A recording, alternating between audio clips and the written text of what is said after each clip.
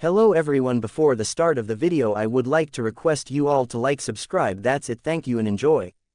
Chapter 121, The Grey Mountain Mines and the Sellsword Company.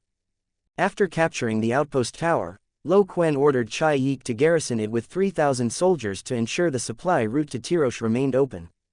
Then, Quen and Gerion led the remaining 4,500 soldiers and 1,200 dragon soul guards deep into the jagged heart of the Grey Mountains. The name suited the range well, everything seemed blanketed in endless ash. Jagged cliffs bit into one another like rows of teeth, and deep valleys split the land open like torn wounds, so narrow that only a few could walk abreast. The soldiers trudged through loose rocks and slippery mud, their heavy footsteps echoing through the deathly silent valleys, their progress painfully slow. It took them 3 full days to crawl, like snails, to the edge of the mining district, at the far end of a river valley pressed between sheer cliffs, where a steep reverse slope rose ahead. When Quen and Gerion climbed to the top, the sight that greeted them stole their breath. Below sprawled a vast, muddy basin. A thick gray haze hung low, swirling with furnace smoke and drifting dust. Countless low, filthy blue canvas tents clustered together, ragged and sagging. Even more striking were the enormous mounds of ore scattered across the basin, like hills formed from congealed black and dark red blood, the raw, unrefined iron ore. To the southwest, a towering range of gray-brown mountains loomed, the true source of the ore. Not a single tree grew on those slopes, only bare rock and gravel.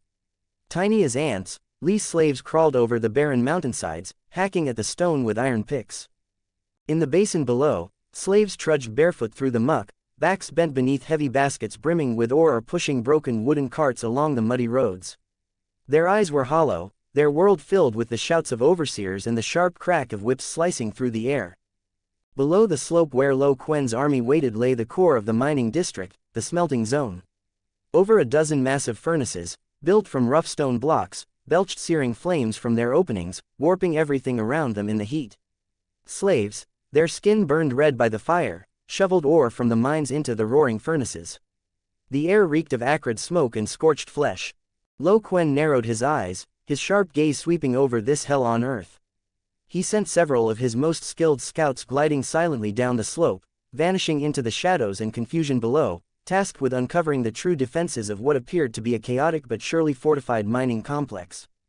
The wait was brief. The scouts returned quietly from the most concealed corners on both sides of the mine with their report. Aside from roughly 1,000 poorly armed slave soldiers patrolling and keeping the slaves in check, the entire area contained nothing but laborers, no organized fighting force. Slaves, and only slaves. Quen gave a dry chuckle. The Licini truly inherited the ways of old Valyria, using slaves to their absolute limit. Without a flicker of hesitation, he issued his orders. Gerion, leave 1,000 men to seal every exit, especially the mountain paths leading deeper into Lee. Not even a bird must escape to carry word. The rest will follow me. Purge the guards and seize control of every slave in the mine. Gerion nodded sharply. She raised her longsword, and 4,500 Tyrosh soldiers surged forward like a flood, following the 1,200 dragon soul guards as they stormed down the slope straight into the chaos below. For a brief moment, the mining district froze, then it exploded into pandemonium. The patrolling slave soldiers, long grown lazy, stared in horror as the oncoming army charged like ravenous wolves. The blood drained from their faces, leaving nothing but terror. Their leather armor was in tatters, their weapons little more than rusted spears and blunt blades. Faced with the fully armed, battle-hardened Tyrosh regulars and the even more fearsome dragon soul guards, they could barely summon the will to fight. After a few panicked shouts and a scatter of arrows, the dragon soul guards struck. Their Valyrian steel blades sliced through leather and flesh alike, flinging blood into the air. Screams rang out, short, sharp, and quickly drowned beneath the thunder of battle cries. It was a massacre. The slave soldiers' pitiful resistance crumbled instantly under the crushing power and shock of the assault. Soon, all resistance within the mining district was completely eradicated. In the end, 300 slave soldiers chose to surrender and were brutally bound. Quen ordered his troops to swiftly clear the battlefield and collect the bodies. Simultaneously, he issued a stern command. All slaves were to continue their labor without interruption, maintaining the normal surface operations of the mining district. Any disobedience would be met with execution. That night, the ravens from the forward watchtower delivered crucial intelligence. Scouts dispatched by Yiti had detected signs of large-scale troop movements to the southeast, bearing the banner of a black cat. They were advancing rapidly along the river valley toward the Grey Mountain mining district. Company of the Cat. Quen's gaze instantly sharpened. He recalled the information about the Company of the Cat from the original text. The Company of the Cat commanded roughly 3,000 warriors, notorious for their ferocity and greed. Their leader, Bloodbeard, was a particularly infamous figure. Surveying the recently captured mining area, a bold plan instantly formed in Quen's mind. He resolved to remain here and ambush the Company of the Cat. Though Quen's forces vastly outnumbered the Company of the Cat, he refused to engage in unnecessary attrition. He ordered his soldiers to swiftly don the captured slave soldiers' leather armor and clothing. The remaining Dragon Soul Guards were secretly deployed along both sides of the narrow river valley at the mine entrance, concealed among the boulders and thickets. He then strictly commanded the slaves to restore the mining area to its pre-attack state, ensuring no signs of battle remained visible. In the distance, the Company of the Cat's marching column trudged laboriously through the muddy narrow valley. Commander, Bloodbeard, stood out prominently atop an unusually tall and sturdy chestnut warhorse. Built like an ox, he wore heavy plate armor. His head was crowned with a braid of fiery red hair, and his face was framed by a thick, flaming red beard. Damn those Lysan whores! Bloodbeard's booming curse echoed through the valley. They make us trek all this way, not even letting us down a single cup of wine, and now we're supposed to defend their mining district. God damn it! He waved his heavy double-bladed battle-axe in irritation. Treasurer Will, riding a plump horse, cautiously followed alongside, his face plastered with a smile. Lord, the Lysan have indeed paid well for the golden dragons this time. You know, those bloodthirsty wolves on the golden fields are surely on their way too. If we don't take this job, it'll just fall into someone else's lap in no time. Do I need you, the accountant, to remind me of that? Bloodbeard glared at him, but the anger on his face softened slightly, replaced by smugness. The Lysan slave soldiers are nothing but clowns. Without our Company of the Cat warriors, most of them would piss themselves in fear at the brutality of the battlefield. He surveyed his men, his voice brimming with pride. But hey, Lee is deep in the pockets. They pay gold, we earn it by the blade, that's how it goes. Once this bottle's over, I'm heading straight to Lee's brothels for a few days of fun. 0 comments 0 vote. Chapter 122, Annihilation of the Company of the Cat. At that moment, an officer in finely crafted chainmail, his expression rigid and severe, rode forward through the ranks. He was Bloodbeard's right-hand man, Lucas. Frowning, his tone carried a hint of unease. Captain, something's wrong at the watchtower. Normally, they'd have sent scouts or messengers to report in by now, but there's been no sign of them at all. Bloodbeard waved him off impatiently. Report my ass. Those Lee fools are as arrogant as peacocks. Let them stay in their tower and tremble for all I care. The contract we signed with the Lysan says we defend the mining district, clear as day. It doesn't say a damn thing about guarding their cursed watchtower. If the Tyroshi want to fight over towers, let them, it's none of our business. Lucas swallowed hard, hesitating. He'd wanted to mention the rumor spreading like wildfire across the disputed lands, how Tyrosh had fallen to a mysterious sorcerer from the east who wielded blasphemous necromancy, raising an army of the dead and even commanding a terrible dragon. But looking at Bloodbeard's indifferent face, concerned only with gold and pleasure, he bit back the words. Sellswords lived by the edge of their blades and trusted only what they could hold, steel and coin. Tales of gods and monsters were just excuses whispered by the defeated. Still, for that Easterner to conquer Tyrosh, his power must be extraordinary. Bloodbeard might have been crude, but he was no fool when it came to preserving his strength. The soldiers of the Company of the Cat continued waving their banner, a languid black cat, as they swaggered down the river valley toward the gates of the Grey Mountain mines. Most wore fierce grins, trading coarse jokes about the gold to come and the women of Lee, blissfully unaware of the trap awaiting them. When the company's massive column finally reached the rough wooden gate of the mining district, the scene that greeted them seemed ordinary enough: a filthy, muddy basin filled with weary slaves, smoke-belching furnaces, and air thick with the familiar stench of rust and sweat. At the center of the camp stood a man in the uniform of a Lee officer, smiling broadly. Bloodbeard looked down from his saddle, surveying the place he despised. His lip curled in disgust, and whatever good mood he'd had from the promise of rich pay vanished instantly. HMPH, he snorted, swung heavily from his horse, and tossed his massive double-headed axe to a burly attendant. Striding toward the Lee officer, he bellowed. Hey, Lysen, get my men a dry camp. And wine, meat, all of it, gods damn it, making me stay in a place like this is pure torture. The officer smiled wider, his calm unsettling. Yes, Lord, the camp is ready, but as for fine wine and roasted meat, I'm afraid you'll be disappointed. Because the dead can't enjoy such things. Bloodbeard froze. A sharp dread clawed through him. His reflexes were lightning fast. His right hand darted for the dagger at his waist as he leapt back.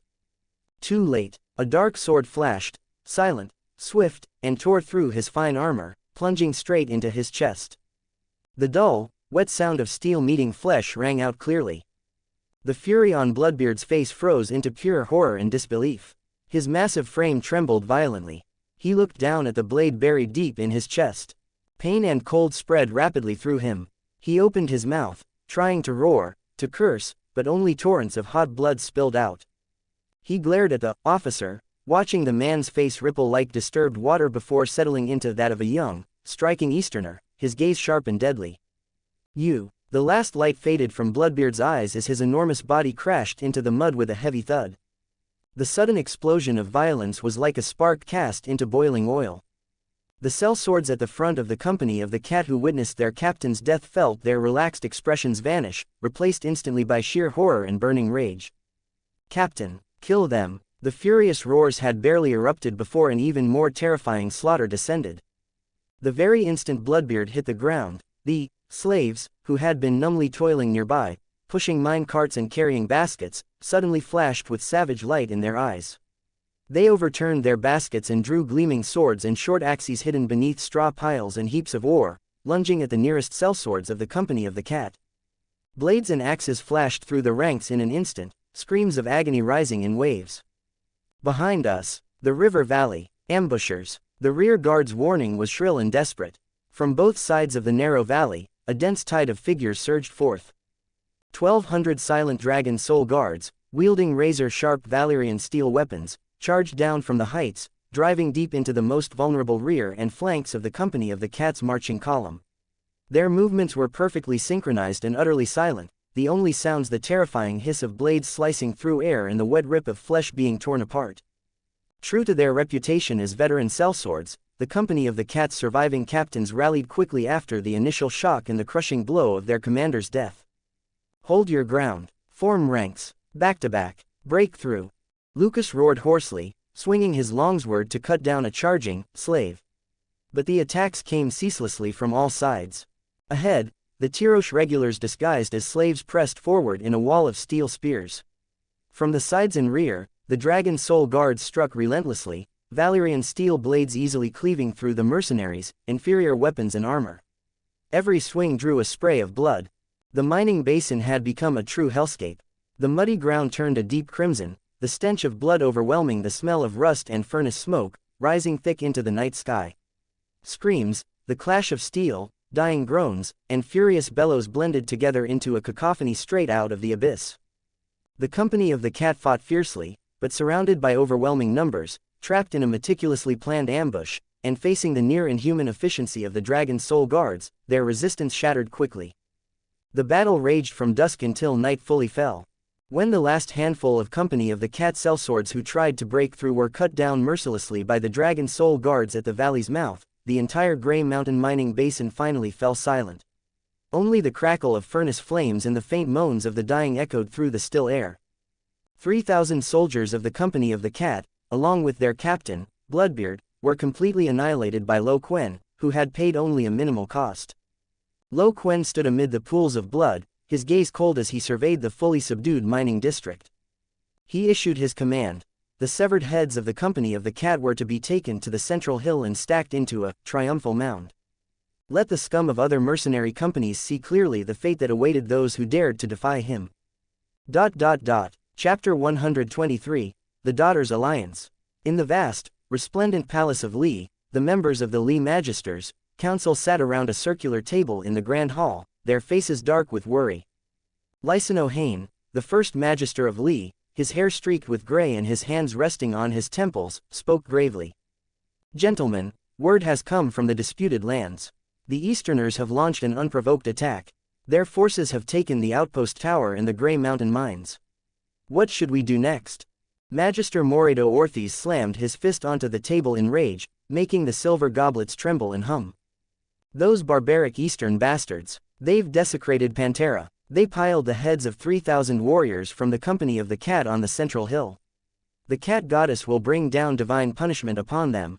This nobleman was a devout follower of one of Lee's deities, the cat goddess Pantera. The founder of the company of the cat had also been a devoted worshipper of this very goddess. Tragar Ormalin shot him a sidelong glance, impatience flashing across his handsome face as he interrupted. "Enough. The company of the cat is gone. What matters now are our estates and lands. Don't forget, besides iron ore, we also hold vast plantations and farms in the disputed lands. Our wine, perfumes, and blankets all come from there. If we don't defend those estates, our wealth will vanish."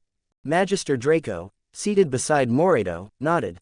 3 days ago, we received letters from the disputed lands. The Windblown Company, the Ragged Standard Company, the Long Lances Company, and the Maiden's Men have all accepted our contracts and are marching here from abroad. Moredo's voice rose sharply, filled with shock and fury. "The Maiden's Men, damn it, Draco, you know how vile their reputation is. If they march into our estates, they'll plunder everything before the battle even begins." Draco sighed helplessly. "What other choice do we have? The Golden Company refused our offer. Without hiring the Maiden's Men, we don't have enough soldiers. Haven't you heard the Eastern King commands an army of tens of thousands?" Moredo was left speechless. The Maiden's Men, for all their infamy, numbered more than 5,000. Combined with the Windblown Company's 2,000 sellswords, the Ragged Standard Company's 3,500, and the Long Lances Company's 800 heavily armored cavalry, their total force would exceed 10,000. Lysano Hain pondered for a while, then turned to Draco, who oversaw military affairs. "How many slave soldiers can we field?" Draco's expression turned awkward, and he gave a strained smile. "Lord Lysano, perhaps you're unaware, though Lee has nearly 1 million slaves, each one drafted means less labor in our cotton fields and perfume workshops. To avoid unnecessary losses, I've already conscripted 15,000 slaves. That's our limit. We'll still need to buy armor for them, which will cost even more." Tragar sneered. "Losses? If the Easterners defeat us, all the gold you're saving will end up in their hands." Lysano nodded in agreement. "Draco, conscript another 10,000 slave soldiers. Their fighting power may be poor, but they'll force the enemy to split their forces. Don't think of them as 25,000 men, even 25,000 pigs would take time to capture." Draco could only nod in reluctant agreement. Just then, a servant's voice came from outside. "Your lordships, the envoy from Myr requests an audience." The magister's eyes turned to Lysano, who immediately said, "Show him in." A black-haired, dark-eyed envoy with deep brown skin entered, bowing respectfully to the governors of Lee. "Your lordships, I bring greetings from Myr." Moredo frowned. "Envoy of Myr, spare us the pleasantries. Get to the point." For 100 years, discord among the three daughters had festered. The once united daughters' alliance was long gone, leaving only rivalry and deceit. Among them, Lee and Tirosh were the most hostile, their open and covert struggles over the stepstones poisoning any chance of trust. But that did not mean relations with Myr were any better. The Myrish envoy smiled, then composed himself. "The Magister's office of Myr has sent me to Lee to rebuild the daughters' alliance. Tirosh has been usurped by the Easterner, who rules with cruelty and dark arts. Many Tyroshi nobles are filled with resentment. They hope Lee and Myr will come to their aid, to overthrow the Easterner's tyranny and restore Tirosh's old order." Tragar rose sharply. "Easy words. The Easterner's blades are aimed at us. While we were recruiting sellsword companies and raising our armies, you Myrish were hiding in your highland fortresses, snickering inside your turtle shells." The envoy did not flinch. "Lord, Myr has already gathered 12,000 slave soldiers and hired the Iron Shields, the Bright Banners, the Second Sons, and the Stormcrows. They will reach the Central Highlands next month to fight alongside the armies of Lee." A heavy silence fell over the hall, so deep a pin could be heard dropping. The magisters exchanged uneasy glances, disbelief mirrored in their eyes. After a long pause, Lysano spoke slowly. "Envoy of Myr, Perhaps it is time for the daughters to set aside their old grudges and unite against the outsider. We shall join forces with Myr. When their armies arrive, together we will crush the Easterner. His voice rang firm and resolute. But then Draco muttered, that Easterner is said to have a dragon, 200 feet long. Tragar Ormalin burst into laughter, shattering the heavy air. A dragon? If you believe those Seven Kingdoms tales, you might as well wave the white flag now. If that Easterner truly had a dragon, 200 feet, you say, he'd have flown over here and burned us all to cinders already. Why would he need to ambush us? The others scoffed as well. None of them believed the Easterner possessed a dragon. Reports from Tyrosh's fall had made no mention of one. A dragon, only the gods would believe that. With the alliance between the two daughters sealed, the Myrish envoy departed, satisfied with his success and ready to return to rally their troops. Meanwhile, the capital of Lee erupted into a different kind of turmoil. Draco could not go against the council's will, forcing him to scrape together the 25,000 slave soldiers demanded. Yet the unease in his heart only deepened. He was certain the destruction of the Westerosi fleet had not been caused by mere storms. He believed, with grim conviction, that the shadow of a dragon was the true cause.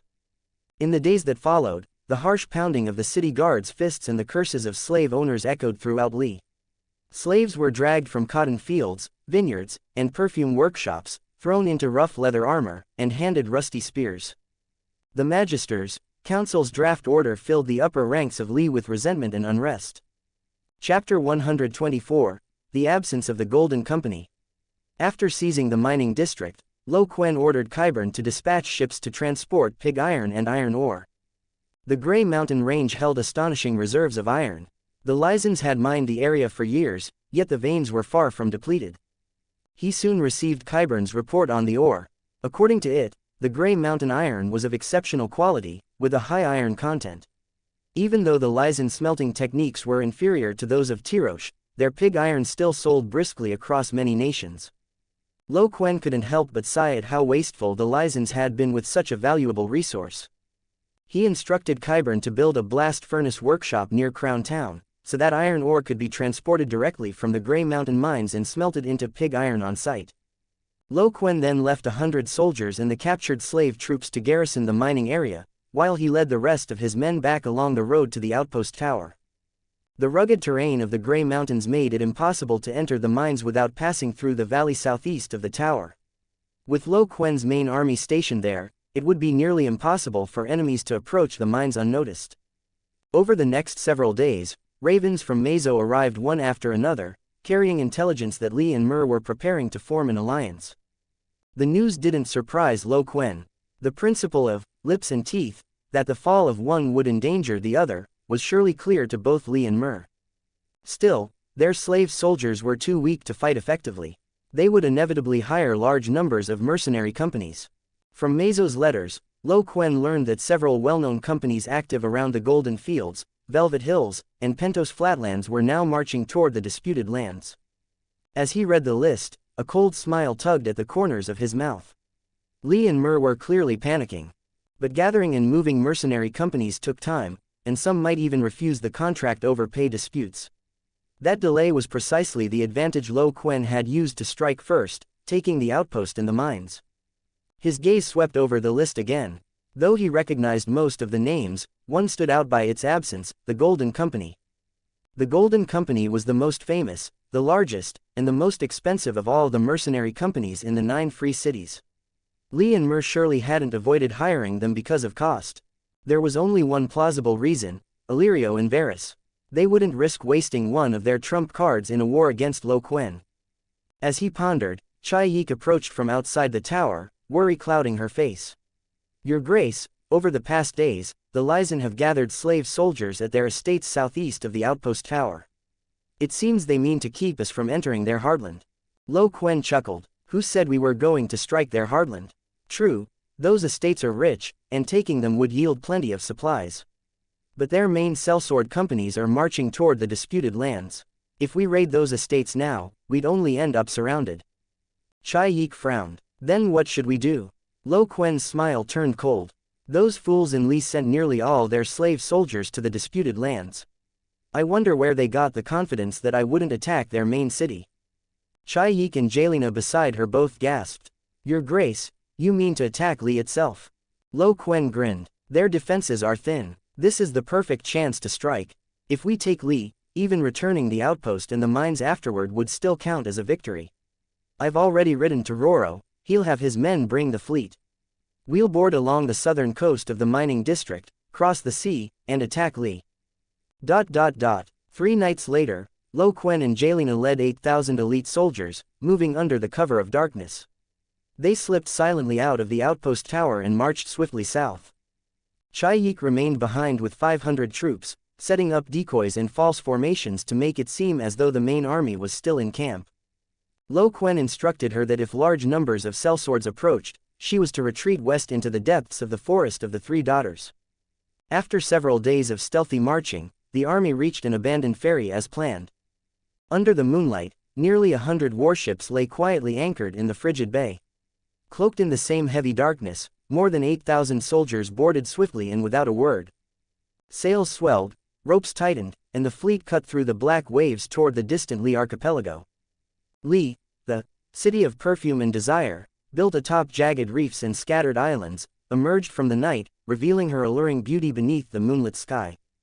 The monsoon winds and ocean currents favored Quen's fleet.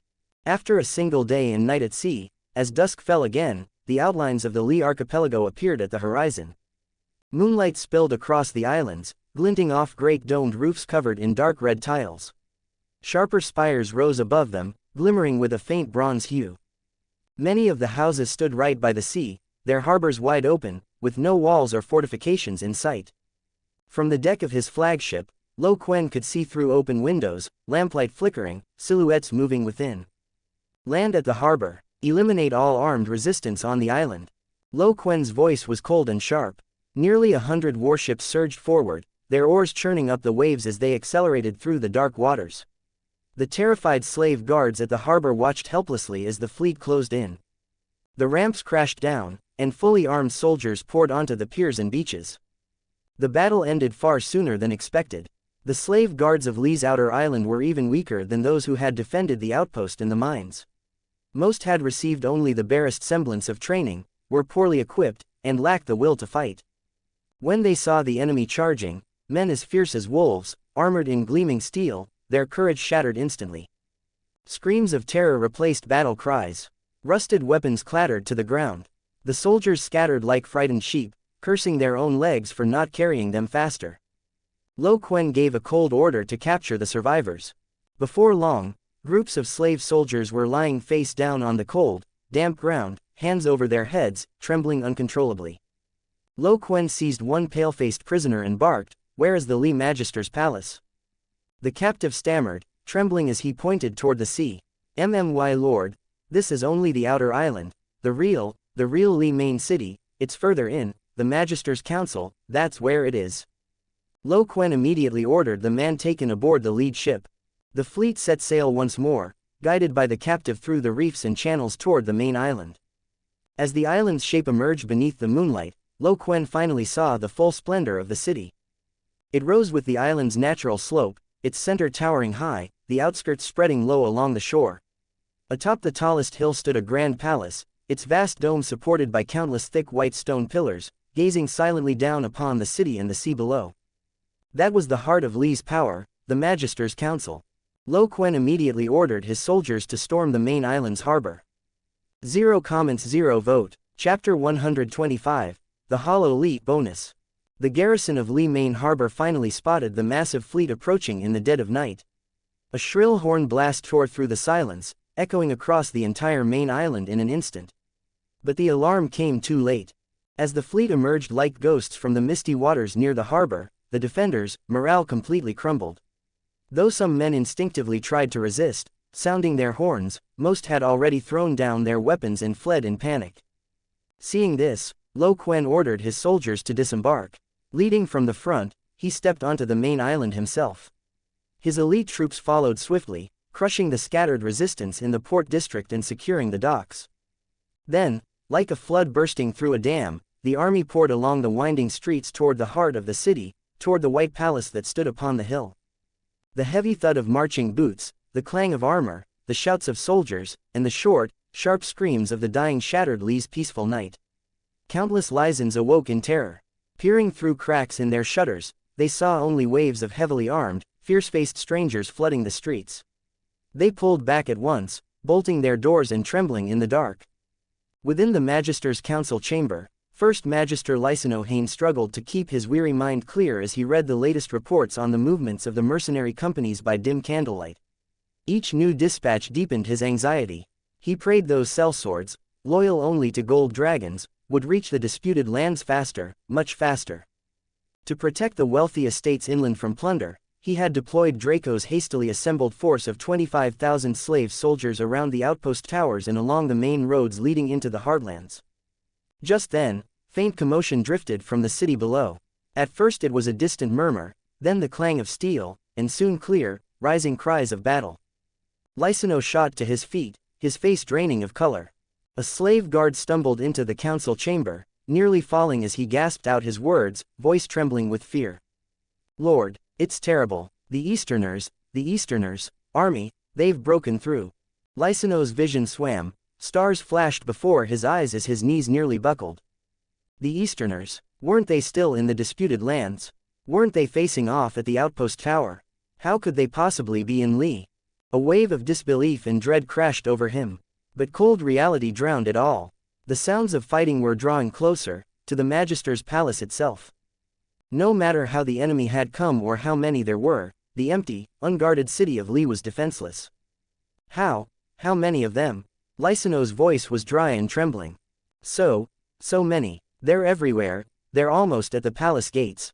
The soldier sobbed. Lysano took a deep breath, forcing down the panic and dizziness clawing at his chest. It's over. Lee is finished. The slave armies were far away in the disputed lands, too far to help. He drew the ornate sword from his waist, its blade gleaming coldly in the candlelight. "Follow me," he barked to the handful of loyal guards still beside him, his voice filled with grim resolve. He had served as Lee's first magister for many years. Facing the enemy, the worst that awaited him was death. At least he knew every hidden passage, every secret door in this city. Through the garden passage, break out. As long as we live, there's still hope for Lee. The palace gardens were a wreck. Lysano and his guards cut down 2 isolated enemy soldiers and slipped into a narrow, shadowy alley. Hope was close. Just beyond this alley lay the relative safety of the old city. But as he reached the mouth of the alley, he froze. In the glow of nearby flames stood a figure that made his heart sink. Draco, a member of the Magister's council, was there, his throat pressed against the cold edge of a soldier's blade. Terror was etched plainly across his face.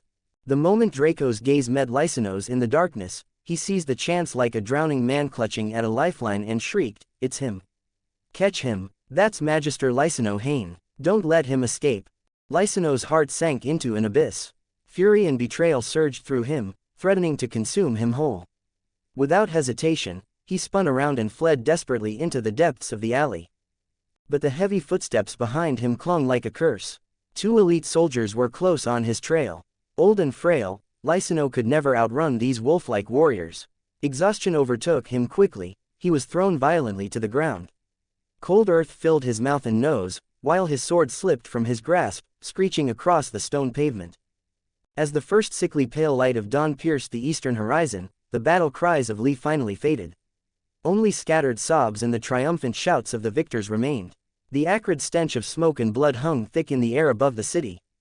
Quen sat in the grand, empty main hall of the Magister's council palace, occupying the ornate, high-backed chair once used by Lysano, its seat draped in fine silk. His gaze swept over the 3 prisoners forced to kneel in the center of the hall. First Magister Lysano, Moredo with anger and humiliation carved into his face, and Draco, trembling like a leaf. The defenses of Lee were more fragile than he had imagined, weaker even than the fortresses of Tyrosh.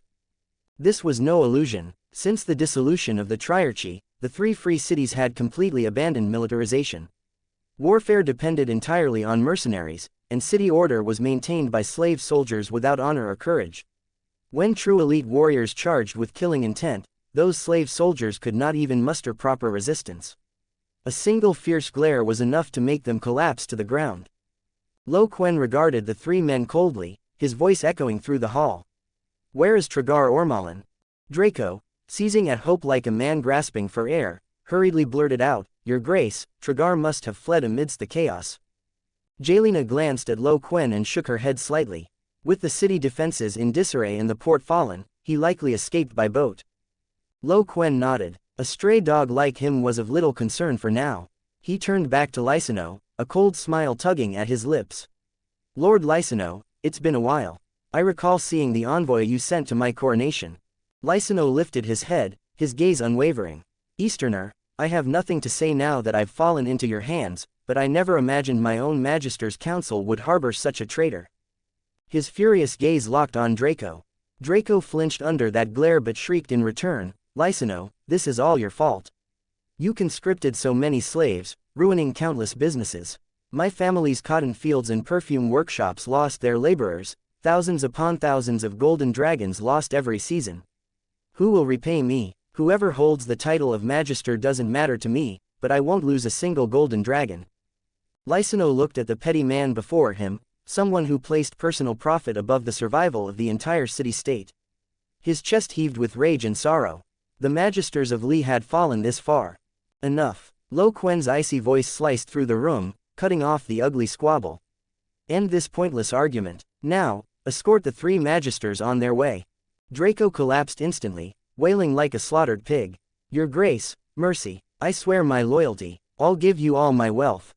Spare me, I beg you." Quen's expression didn't change.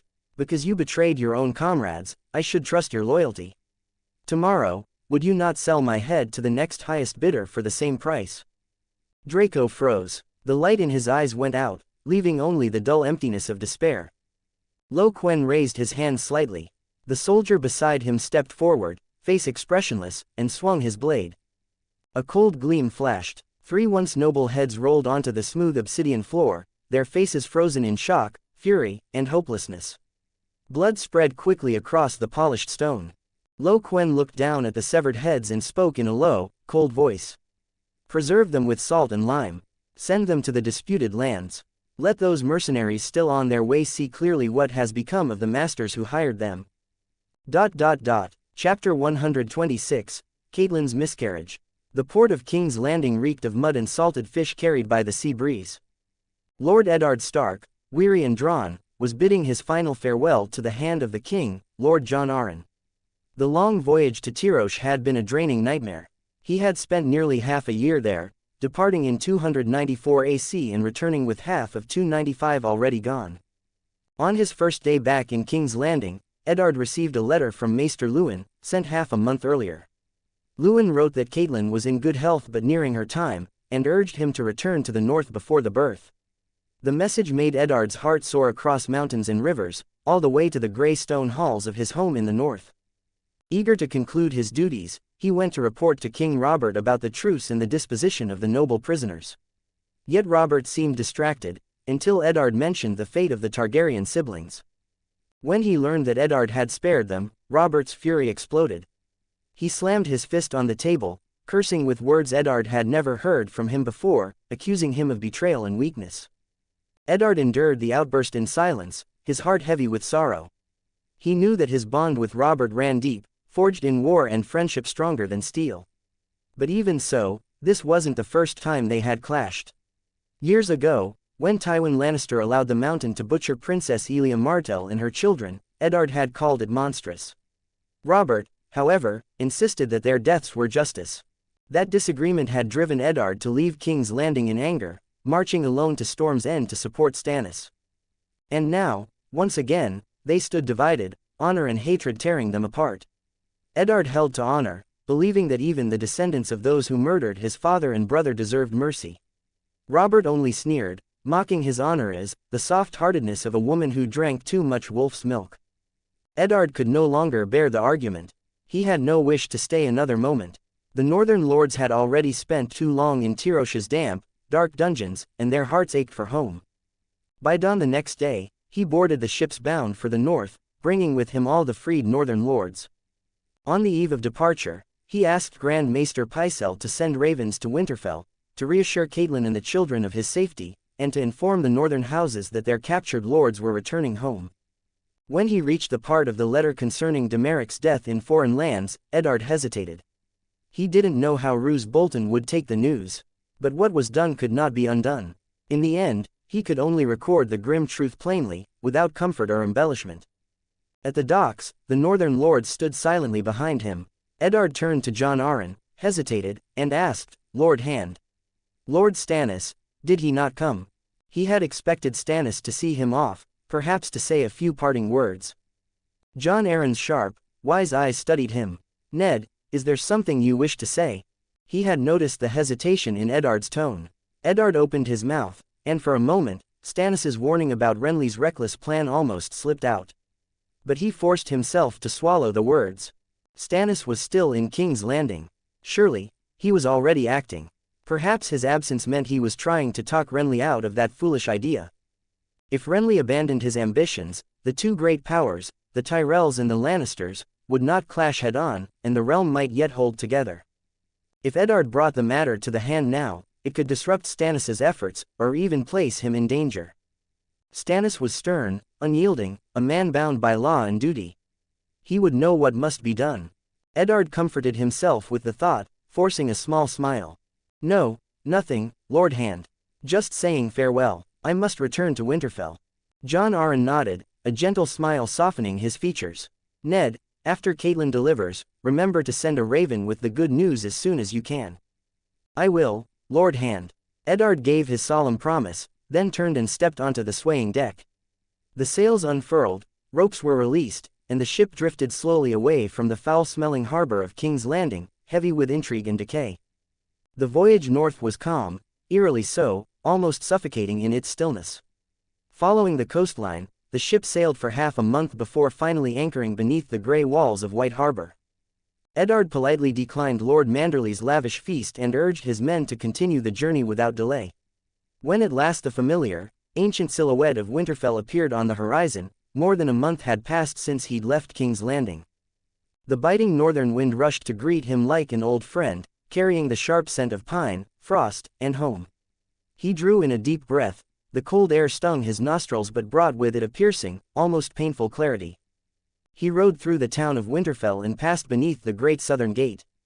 But as his horse's hooves struck the training yard beside the main keep, he was not met by the warm sight of his wife and children. Instead, he found Steward Vayn Poole, Maester Luwin, and Esser Roderick Castle waiting, their faces grave and heavy as iron. A sudden chill seized his heart at the absence of his family. He nearly fell from his horse, his voice trembling before he even realized it. "Catelyn, did she deliver the child? Are they both well?" Vayn Poole and Maester Luwin exchanged a somber glance. At last, the old maester stepped forward, his voice low and full of sorrow. "My lord, the lady suffered a miscarriage yesterday. She's resting now, with the children by her side." Eddard felt as though the ground beneath him had given way, an icy void swallowing him whole. He stumbled into the keep, rushing down the familiar corridors toward Catelyn's chambers. When he pushed open the door, the sight that met him tore through his heart. Robb, Sansa, Arya, and Bran stood gathered around the bed, their faces pale with grief and confusion. Catelyn lay among thick furs, her skin as white as snow, her lips drained of all color. At the sight of her husband, tears welled in her dry eyes, spilling down her thin cheeks in great, trembling drops. "Ned, you're finally back." Her voice was weak, barely more than a whisper. Eddard's tears broke free, hot drops falling onto her cold, fragile hand. He knelt beside her bed, took her hand in both of his, and pressed it to his weathered face. "Catelyn, I'm sorry, I came back too late, far too late." His voice cracked, thick with anguish. Catelyn shook her head weakly, tears soaking into the pillow beneath her. "No, Ned, it's enough that you're back. I thought I'd never see you again. You were in the south, for so long. I was so afraid." She drew a shallow, trembling breath, her eyes filled with unbearable pain and loss. "Do you know, I had already chosen a name for this child. If it were a boy, he would be called Rickon." Unable to bear it any longer, Catelyn broke down completely, her body shaking with sobs as grief overwhelmed her. At that moment, Maester Luwin entered quietly, his face heavy with concern. "My lord, the lady is extremely weak and requires absolute rest." Eddard jolted upright, forcing down the turmoil twisting inside him. He leaned down and pressed a kiss filled with remorse and tenderness onto Catelyn's hand. "My lady, rest well. I'll be right outside. He rose to his feet, gave Robb's tense shoulder a firm pat, then kissed Sansa, Arya, and Bran each on the forehead before gently leading the children out of the room. When the door closed softly behind them, muffling the sound of Catelyn's restrained sobs, Maester Luwin led Eddard across the covered walkway toward the armory. A bitter wind howled through the stone windows, cutting straight to the bone. The maester's voice was low, barely above a whisper. "My lord, I examined the food remnants the lady consumed. She was poisoned." Eddard froze, every muscle in his body tightening. A surge of furious heat shot up through him, and his eyes burned red. Have you found who did this?" Maester Luwin shook his head heavily, his face etched with frustration and guilt. "The poisoner was exceptionally cunning, nearly all traces have been erased. The lady consumed food laced with venom and suffered a sudden hemorrhage yesterday. If not for her strong constitution and unyielding will, she might not have." He didn't finish, but the meaning was clear. Eddard's fists clenched so tightly that his nails dug into his palms, drawing blood. Whatever it took, he would find the one responsible. Just then, from the corner of his eye, Eddard noticed a solitary figure at the edge of the training yard. Jon Snow sat alone on the cold stone steps, his back turned to the keep, his thin shoulders trembling slightly, as though the weight of the entire world pressed down upon him. "Jon." Eddard's heart sank. Maester Luwin sighed deeply, his face filled with quiet sorrow. "The lady has been shattered by the loss, my lord. Her grief has made her cruel. When Jon went to see her, she drove him out." He hesitated, reluctant to say more. Eddard's voice turned cold. "Speak, Maester Luwin." The maester lowered his gaze. "The lady lost control of herself. She screamed at Jon, accusing him of poisoning her, of killing her unborn child." Eddard felt his throat tighten, a bitter ache rising within him until it was hard to breathe. Because of his promise to Lyanna, Jon had been brought to Winterfell as his bastard son, a wound that had never healed in Catelyn's heart. She had never hidden her coldness or resentment toward the boy, seeing him as a shadow over her children's inheritance. Now, stricken with grief, all that long-suppressed bitterness had erupted at once. Eddard looked toward the corner where the boy sat, young, alone, and condemned by those who should have loved him most. Then he turned his gaze to the closed door behind him, and finally out toward the leaden northern sky beyond the window, stretching endlessly into the cold. He had finally returned to Winterfell, the home that haunted his dreams. But what awaited him here was a chill deeper than any southern intrigue and a pain harsher than any storm at sea. The winter wind had never cut so deep. 0 comments 0 vote. Chapter 127, Undercurrents. "What did you say?" "Lord Eddard has already left King's Landing." Renly sat behind his desk, his expression frozen in disbelief. His attendant, Loras Tyrell, frowned slightly. "It's true, he departed this morning, with the hand of the king seeing him off, along with the northern lords." Renly's fist slammed against the wooden desk, anger flashing across his face. "Damn it, why didn't we hear of this sooner?" Yesterday, Lord Eddard Stark and King Robert had quarreled fiercely, parting on bitter terms. Renly had planned to visit Eddard today, to confirm whether Margaery truly resembled Lyanna Stark. He hadn't expected Eddard to leave so suddenly. Loras tried to reassure him. Perhaps the argument between His Grace and Lord Eddard drove him to depart early. Renly considered it, that might have been part of it. Yet as a member of the King's Council and someone who maintained decent relations with Eddard Stark, why hadn't Eddard confided in him the night before? Then Renly recalled the look Eddard had given him upon returning to King's Landing with the captured nobles of the Seven Kingdoms. There had been something deliberate in that glance, something unspoken. Had Eddard discovered something? Impossible. Renly mentally reviewed every step of his plan. No one beyond himself and House Tyrell should have known. Still, he needed to think carefully about how to re-establish contact with Eddard Stark. Loras, ever confident in his sister's charms, offered a suggestion. Why not let Margaery enter the royal court directly, to serve His Grace? With her beauty and grace, she could easily win his favor. Renly shook his head. "No, it's too soon. Margaery hasn't even had her first moonblood. Sending her now would only invite that serpent of a queen's malice." He turned to Loras. "This cannot be rushed. Margaery is still growing, and the Lannister woman grows more arrogant by the day. My brother, he's already grown tired of those fair-haired, blue-eyed creatures. Just give me more time." Renly's eyes gleamed with quiet confidence, a faint smile playing at his lips. Loras met his gaze, his own eyes full of unspoken warmth and allure. The air between them thickened with something tender, dangerous, and electric. Deep within the secret passages of the Red Keep, the air was damp and heavy.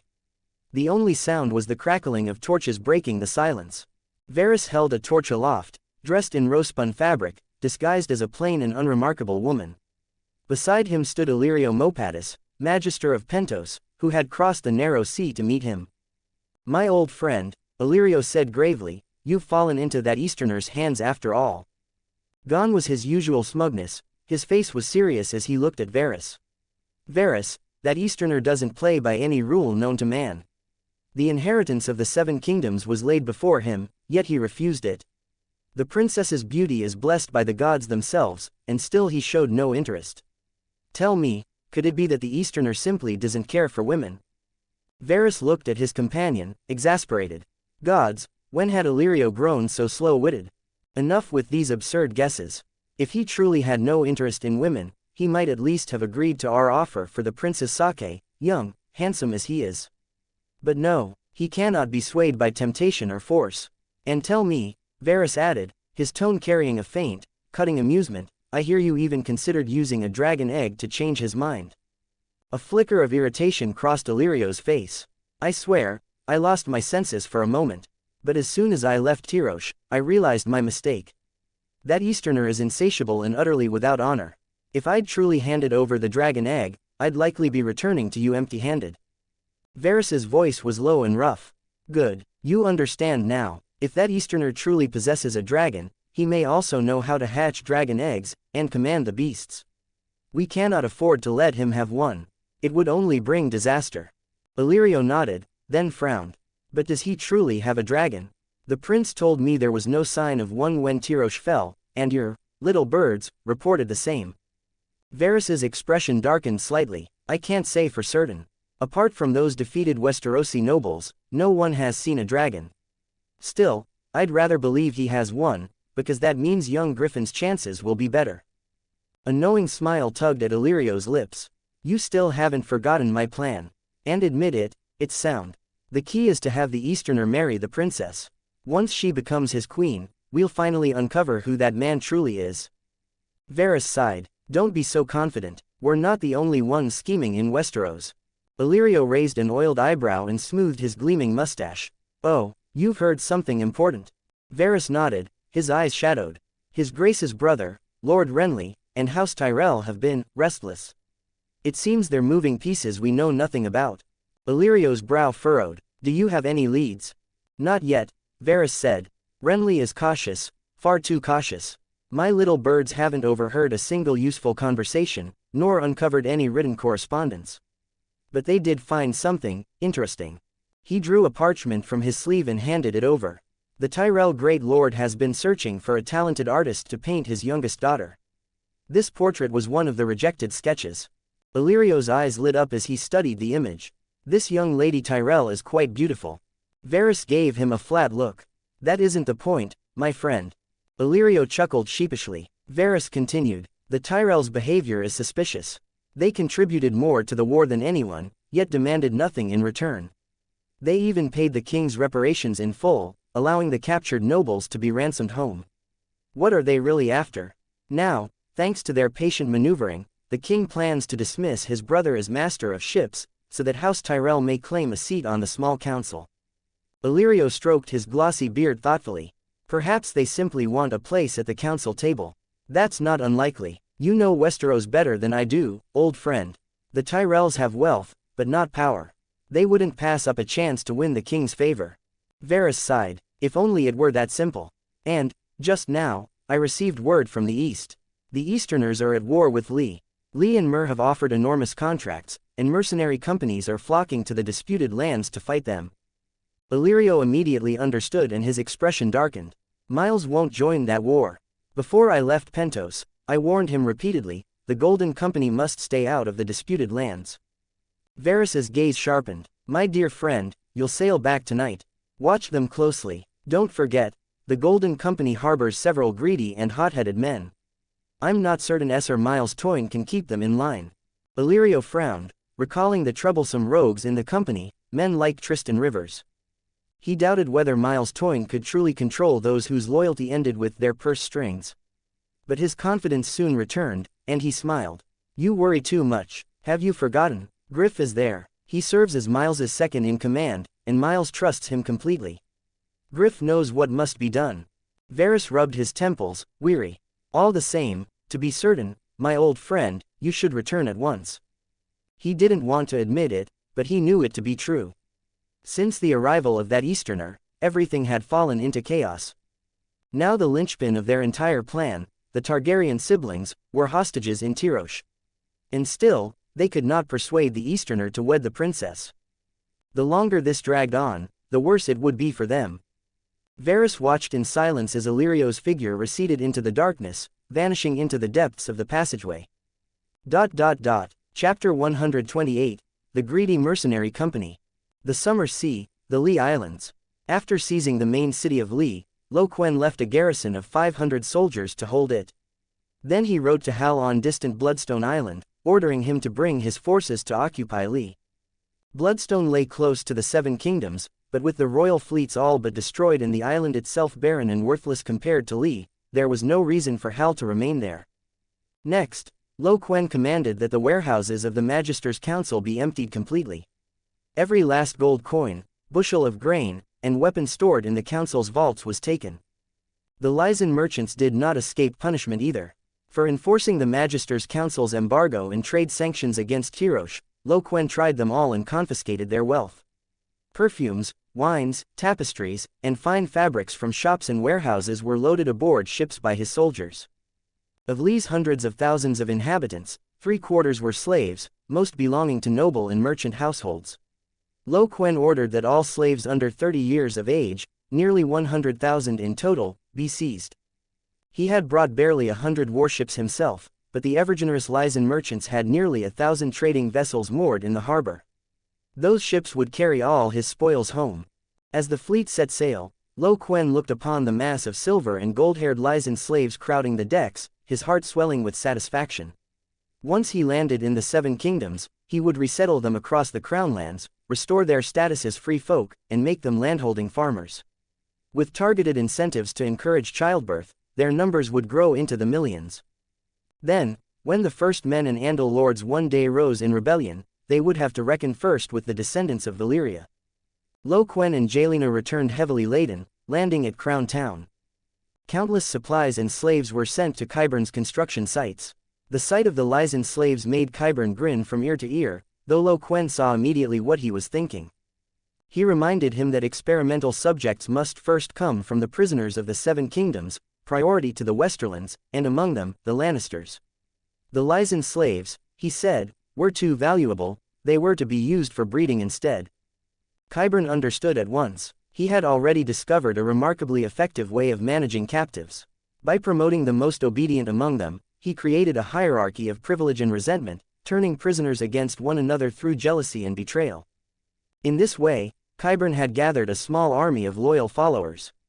Most were commoners from the Seven Kingdoms, once simple, humble folk, timid and easily cowed. But under Qyburn's system of rewards, their basest instincts were drawn to the surface. They began to oppress their fellow captives, taking pride in their cruelty. Seeing this, Qyburn rewarded them further, encouraging others to imitate them. Soon, he rooted out several secret factions among the Westerosi captives and destroyed them before they could take shape. Quen was thoroughly pleased with his methods. He then led his forces toward the outpost tower. The outpost remained calm. The severed heads of Lee's 3 magisters hung from its battlements. While Quen was away, Chayik had been busy. She ordered the camp around the outpost expanded and oversaw the digging of a 30-foot deep trench lined with iron spikes near the slopes of the central highlands. The spikes proved highly effective in halting Lysan assaults. Your Grace, she reported, the mercenary companies and slave legions hired by the Lysans are camped 30 li southeast of the outpost tower. In addition, we've detected movements from Myr. They're gathering slave legions at the Highland fortress, more than 10,000 strong. Quen was not surprised by Myr's response. The fates of the 3 daughters were bound together. If Lee fell, Myr would surely be next. The 2 cities were destined to unite. Still, Quen found himself mildly surprised by how swiftly the Lysans had moved. Those slave soldiers haven't broken yet, even after seeing the heads of their 3 magisters. Chai Yik shook her head. Lo Quen understood immediately. He guessed that Tragar Ormalin must have escaped Li, reached the disputed lands, and managed to steady the soldiers' morale. Still, with Li firmly under his control and Tragar possessing so few ships, there was no way he could send those forces across the summer sea to the Li Islands. Far away in the Lysan encampment, Tragar Ormalin's face was dark with fury. He had fled Li in panic, and upon arriving in the disputed lands, discovered that the mercenary companies hired by Li had already gathered. He promptly called for a war council. He glared at the officers of the Lysan slave legions, his voice low but burning with suppressed rage. Where were you when those damned Easterners struck Li? So many of their troops slipped right under your noses, and you noticed nothing. The Lysan officers stood speechless, unable to respond. The discipline of slave soldiers was abysmal, even nighttime patrols were sparse and half-hearted. How could they possibly notice troop movements from miles away? Carson, captain of the Maiden's men, ran a hand along the curve of his arak, his lips twisting in a mocking smile. Magister Tragar, he said coolly, your fine city has fallen to the Easterners. So tell me, how exactly are we to be paid for our services? At once, the tattered prince of the Windblown, Gilo Regan of the Long Lances, and Weber of the Ragged Standard all turned their eyes toward Tragar. Under their combined gaze, Tragar's face tightened with humiliation. He forced himself to reply, our estate still holds some stores. If that isn't enough, then perhaps we could. Carson cut him off sharply. Let us plunder, then. The Maiden's men don't fight for charity. If you refuse, we're gone. Weber of the Ragged Standard added coldly, agreed. Sellswords don't risk their necks for an employer who can't pay. No gold, no battle, we march away. Seeing their expressions, and the greedy gleam in the other's eyes, Tragar's heart sank. Fine, he said through clenched teeth. When the war is over, the slaves, cattle, sheep, brocades, perfumes, all of it, you may take as much as you wish. The words had barely left his mouth before regret struck him. He saw the triumphant glint in Carson's and the other's eyes. The fertile estates of Li were bursting with riches. If he let them plunder freely, they would gain far more than any contract promised. Damn them all! Rage boiled in Tragar's chest. If not for that Easterner's surprise attack, if not for the loss of every ship, he'd be leading these mercenary companies to retake Li itself, not wasting time assaulting some wretched outpost tower. Grinding his teeth, he asked, then, gentlemen, what brilliant ideas do you have for taking that outpost tower? Gilo Regan, commander of the Long Lances, a middle-aged man with a lisping voice, spoke up. Simple. Have your slave soldiers charge through the arrows and fill the trenches. Once they're level, our men can advance right up to the walls. Tragar's stomach turned. He wanted to cry. That night in Li, he had been drinking himself senseless in a brothel when word came that the Easterners were attacking.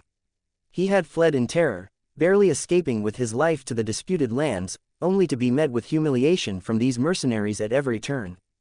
Without his city or its power, he was nothing more than a lamb before the butcher's knife in their eyes. Then the tattered prince, who had remained silent until now, finally spoke. We could use what's around us, build catapults. That tower's too tall and too well built. Filling the trenches won't do a damn thing. Tragar latched onto the idea like a drowning man grabbing at a rope. He turned to the tattered prince and nodded quickly. Yes, we'll build catapults. He couldn't afford to lose more of his slave soldiers. They were property, each one dead was a coin torn from his own purse, and perhaps, in time, the noose around his neck. 0 comments 0 vote. Chapter 129, The Windblown's Rebellion. Tattered Prince shot a sidelong glance at the agitated Tragar. Myr's mercenary company is still on its way here. Shouldn't we wait for them? Building the catapults will take time, too. Why not hold off until everyone arrives? Tragar couldn't afford to wait. Having fled Li in disarray, he now desperately needed a decisive victory to rally all the Li nobles. The plantation nobles and free folk of Li were watching him closely. If he failed to secure a triumph, those nobles might well unite to eliminate him.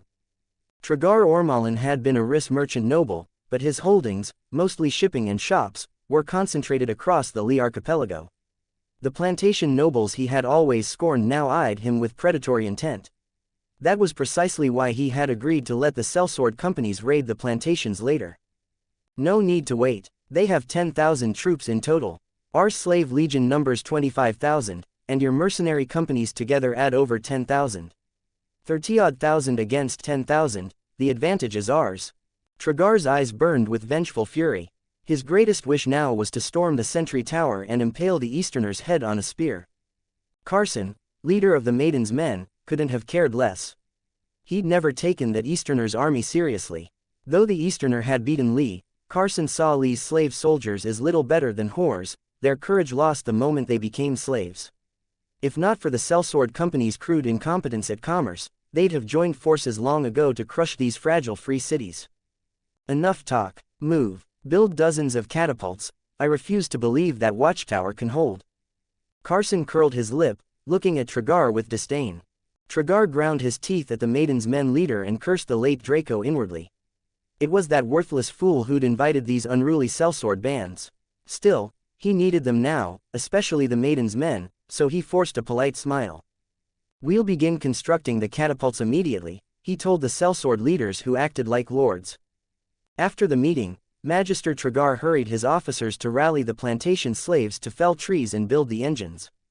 Days passed. Half a month later, Tragar had worked through the nights and produced 30 catapults. Half a month remained before Myr's hired company would arrive. Lo Quen stood atop the tower, peering down through Myr's lens. Giant catapults stood arrayed across the fields, poised and ready to strike the sentry tower. Chai Yik asked, "Your Grace, shall we strike first?" Lo Quen nodded. "The time is nearly ripe. Myr's mercenaries haven't arrived yet, but the Lysan are about to attack us. Clearly, they refuse to wait any longer, they're determined to drive us out. Prepare yourselves. Tonight we launch a night raid on the Lee encampment." Night fell. A thin mist curled around the hills and trees, blurring the faint light of the stars and moon. Within the Lee allied camp, campfires flickered weakly through the fog. Slave soldiers on night watch huddled close to the flames, heavy eyelids battling exhaustion. Only the seasoned sellsword remained alert, their sharp gazes cutting into the wilderness beyond the palisades, swallowed by mist. Beneath the blue and white cross-tailed banner of the windblown company, the tattered prince had not removed his armor. He sat inside a simple command tent, methodically polishing the blade of his longsword with a strip of oiled cloth. His silver-gray armor shimmered faintly under the dim oil lamp. Behind him, the warrior bard, Denzo Dahan murmured softly, "Lord, the night is deep. You should rest. In a few days, we'll be storming that stone tower." The tattered prince lifted his sorrowful eyes. "A pity. I thought the Lysan would be more patient, waiting for their reinforcements to arrive." Denzo shook his head. "No, that Lee Magister lost Lee City. He's gone mad." The tent flap stirred as the interrogator known as Pretty Maris entered. Her tone carried a hint of irritation. "But we can't afford to go mad, my lord. The brothers of the Windblown are whispering in camp, saying our ragged king actually listens to those foolish Lysan." Denzo said bluntly, "Maris, can you shut them up? Tell them, we took their gold, so we'll pay with blood." Maris frowned. "Gold, you saw it yourself. That ruined Lee Magister's home was looted clean. He's got nothing left but a few plantations." Denzo muttered, "Plundering their plantations should cover the cost." The tattered prince rose to his feet. His patchwork cloak, stitched from countless scraps of colored cloth, fell silently behind him. Beneath his mournful gaze glinted a fox-like shrewdness. "Maris is right. Raid the estates. The Maiden's Men will raid them. The Ragged Standard will raid them. The Long Lances too. It'll turn into chaos soon enough. We can't just sit and wait for death. I have a feeling that Easterner isn't someone to provoke. Rumor has it he commands dragons, and an undead legion. Every sellsword company scoffs at those tales, but look at the truth before us. Tirosh has fallen, Lee has fallen. What clearer proof could there be of his strength?" Denzo's pupils tightened. "Lord, what do you propose?" The tattered prince's eyes gleamed cunningly. "I've decided to fight for gold, but it doesn't have to be Lysan gold. Send word to the Easterner. We'll act as his inside men, help him crush the Lysan. Once it's done, he only needs to pay us what the Lee promised." He had seen the disarray among the Lee slave soldiers, and he knew every sellsword company had its own agenda. No one could command so many ruthless men. Denzo volunteered, "I'll go. I can see well in the dark." The tattered prince nodded. The watchtower. A grim tension hung in the air. Lo Quen's dragon soul guards and elite soldiers stood fully armed, their copper-hued armor glinting under the torches. Valyrian steel blades whispered in their scabbards, yearning to be drawn and bloodied. The men silently checked their gear, only the sound of heavy breathing and the faint scrape of metal filled the hall. Then, faint commotion stirred from below the tower. A patrol soldier hurried up, escorting a burly man dressed like a sellsword. "Your Grace, we've captured a sellsword who claims he wishes to negotiate with you." Quen's interest was piqued. He turned his gaze toward the man. The bound, warrior bard, Denzo Dahan, showed no fear. He lifted his head proudly, meeting Quen's eyes through the ranks of armored guards. "Your Grace," he declared, "I am a sellsword of the Windblown. By order of our ragged king, I come to discuss a plan with you." The moment the words left his mouth, Denzo noticed the soldiers around him, tense, weapons ready, brimming with killing intent. His heart sank. They were fully armed and prepared for a night raid. The tattered prince's foresight had been terrifyingly accurate. Cold sweat soaked his back. If the attack began tonight, even if the Lee camp didn't collapse, it would be devastated. Hearing the name Tattered Prince, Quen's interest grew. He remembered seeing the Windblown Company recruiting in Volantis. The Tattered Prince was no stranger to him. Despite his harmless appearance, he was sly, sharp, and perceptive. In the old tales, he had once fought alongside the slave masters of Yunkai, but the moment he sensed their incompetence, he began plotting to side with Daenerys. "What plan? If you can't give me a satisfactory answer, you won't live to see the sunrise," Quen said coldly. Sweat beaded on Denzo's forehead, but he forced his voice steady. "Your Grace, our ragged king sent me here because the Magister of Lee is broke, he can't pay our wages. We wish to serve under your command." Quen smiled inwardly. So, his surprise attack on Lee had stirred quite the ripple. That escaped Tragar couldn't even pay his sellsword companies. No wonder the Windblown were turning. But he still asked, then why aren't the other companies doing the same? Denzo explained, "The Lee Magister promised them that once they defeat your Grace, they could raid the plantations as payment. Our ragged king believes that will only spark fighting among the sellsword groups. That's why he chose to pledge allegiance to your Grace instead." Only then did Quen fully grasp the situation. Tragar truly was stumbling from one blunder to the next. Letting several mercenary bands loot the plantations meant the largest and strongest would claim the lion's share. The Maiden's men had 5,000, the Ragged Standard 3,500, the Long Lances 800 heavy cavalry. The Windblown had 2,000, but with poorer equipment, they'd lose any struggle for spoils. Quen nodded. "Very well, I accept your allegiance. Once the war is over, you'll have your payment." He had already taken plenty of wealth from the Lysan. The Windblown's pay, the Lee had long since prepared that for him. Chapter 130, An Alliance Within and Without. The Lee Alliance camp lay shrouded in a night as thick as ink. The earlier noise had faded, leaving only the crackle of bonfires and the muffled snores drifting from the distant slave quarters. Sellswords rotated their shifts, exhaustion etched into their faces. Soldiers from the Maiden's men and the Ragged Standard sat huddled around several fires, talking in low voices as their vigilance slowly waned. A scar-faced soldier from the Maiden's men licked his cracked lips, greed glinting in his eyes. "Once this battle's over, I'm heading to those damned Lee estates to have some fun. They say Lee women have skin white and smooth as peeled eggs. I'll pick out the juiciest ones and take a few back." A sellsword from the Ragged Standard snorted, patting the money pouch on his belt. "Idiot, if you're gonna take something, take gold, gold that jingles. With that, you can buy any woman you want. Lee's white wine alone could drown you. Just imagine that taste." He smacked his lips dreamily. Just then, a group of yawning sellswords from the Windblown approached, led by a man with messy flaxen hair carrying several wineskins. "Hey, lads, shift change," he called out, tossing the skins toward the men by the fire. "Here," said Straw Dick, "a little something to perk you up." "Dick, you sly fox, where'd you get Lee wine?" The scar-faced man took a wineskin, sniffed it, and laughed as he cursed. Straw Dick grinned slyly and lowered his voice. "Where else? Borrowed a little interest from a nearby plantation, just an advance payment." He winked, and envy flickered across the others' faces as they silently cursed themselves for not thinking of it first. They each tilted their heads back and took a few gulps. The sour bite of cheap wine slid down their throats, leaving behind a fleeting warmth. All right, just a few sips to take the edge off," Dick urged. "Now get to sleep, rest up, You'll need your strength to chop off some Easterners' heads in a few days. Leave the night to us windblown brothers. Grumbling, the Night Watch reluctantly set down their wineskins, staggering to their feet and shuffling off toward their tents. Soon after, every sentry post in the area, and several key nearby positions, was quietly replaced by men of the Windblown Company. As the last figures vanished into the shadows, Dick's grin faded, replaced by an expression of cold tension. He exchanged a silent glance with the others, his hand tightening on the weapon at his waist. The night grew utterly still. Even the insects had fallen silent.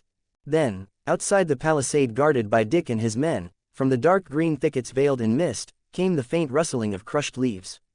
Moments later, it was as though the darkness itself began to move. Figures emerged soundlessly from the shadows. First came the Dragon Soul Guards.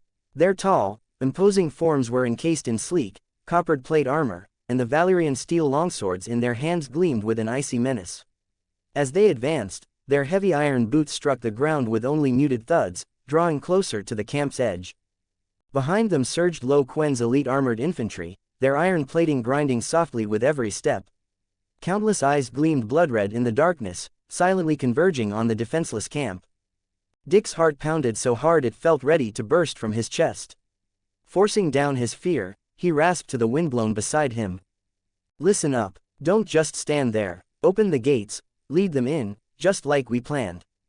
The sellswords snapped out of their stupor, fumbling but moving quickly as they cleared the prearranged barricades and fences, opening several paths deep into the camp. Dick drew a deep breath, pulled his scimitar free, and signaled toward the advancing copper tide before turning to lead a small team of windblown into their own camp. The mist thickened, swallowing the faint glow of the fires. Dick's grip tightened on his blade, his knuckles white. He could hear his own ragged breathing, and the men beside him were just as tense, their eyes darting between the fog and the shifting copper silhouettes. The tattered prince's orders and the promise of gold drowned out the unease that came with betrayal. They were sellswords, men who lived and died for coin, nothing more. Dick led a detachment of Dragon Soul Guards and ironclad soldiers toward the tents of Magister Tragar, the slave officers, and the mercenary captains. Meanwhile, the rest of the Dragon Soul Guards and ironclad elite split into several units, striking hard at the encampments of the Maiden's Men, the Ragged Standard, and the Long Lances. Among them moved the Windblown, their blue and white cloaks the only mark of who they truly were. "Attack!" A command as deep as a beast's roar shattered the dead silence. Woo! A piercing bugle blast ripped through the night sky, the signal from the Windblown. In an instant, the silent camp erupted into chaos. "Enemy attack! Enemy attack!" Sharp shouts rang out from all directions, filled with the terror and disbelief of those roused from sleep. The Dragon Soul Guards struck first. Coppered armor crashed through makeshift tents as Valyrian steel swords traced icy arcs. The slave officers and sellsword captains inside didn't even have time to reach for their weapons before their throats were slit. Blood sprayed across the canvas walls, landing with dull, heavy splatters. The screams were short and desperate, quickly drowned out by the growing uproar. The Magister's tent was the next to fall, breached by several Dragon Soul Guards. Magister Tragar Ormalin jolted upright from his simple silk-covered bed, his eyes bleary, his face still twisted with anger from being roused midream. "Who goes there?" His shout was cut short by the cold tip of a sword pressed against his chest. In the chaotic glow filtering through the tent flaps, he caught sight of the coppered breastplate and the emotionless eyes behind the visor. "You." The word died on his lips as the blade thrust mercilessly into his heart. Tragar's eyes widened in shock, filled with disbelief, resentment, and one last flicker of longing for the wealth of his estate before his body went limp and collapsed to the floor. On the other side of the camp, the fighting was even bloodier. The Dragon Soul Guards and ironclad elite troops stormed into the unsuspecting sellsword quarters. The Maiden's Men's camp descended into utter chaos. Many sellswords, roused by horns and battle cries, were half-dressed, or completely naked. They grabbed whatever curved blades, axes, or spears they could find and charged aimlessly through the confusion like headless flies. Flames danced, shadows flickered, and the heavy fog made friend and foe impossible to tell apart. "Slaughter them all!" A Tirosh officer roared as he swung his sword, cutting down a Maiden's Men sellsword who had just crawled out of his tent.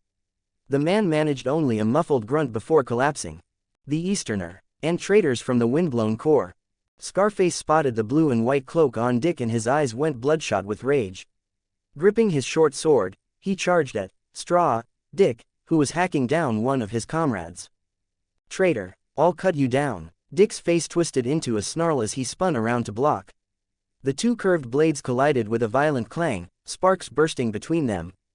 Dick shoved the scarred man back and slashed at his ribs with a backhand swing. The scarred man stumbled aside, but a spear thrust from the flank pierced his abdomen. He let out a beast-like howl of agony. In the Ragged Standard Company's camp, Captain Weber reacted faster than most. He was already in chainmail, swinging his battle-axe as he tried to rally his men. But the confusion of the night raid and the thick fog made orders impossible to carry out. His soldiers fought separately, scattered and surrounded. Gylo's long lances tried to mount their horses, but the terrified animals reared and bolted through the cramped camp, trampling their own riders and men alike. In the chaos of the night raid, the heavy cavalry's advantage vanished completely. Tattered Prince stood atop a small earthen ridge at the edge of the camp, watching coldly as the inferno raged below. Flames devoured the tents one by one.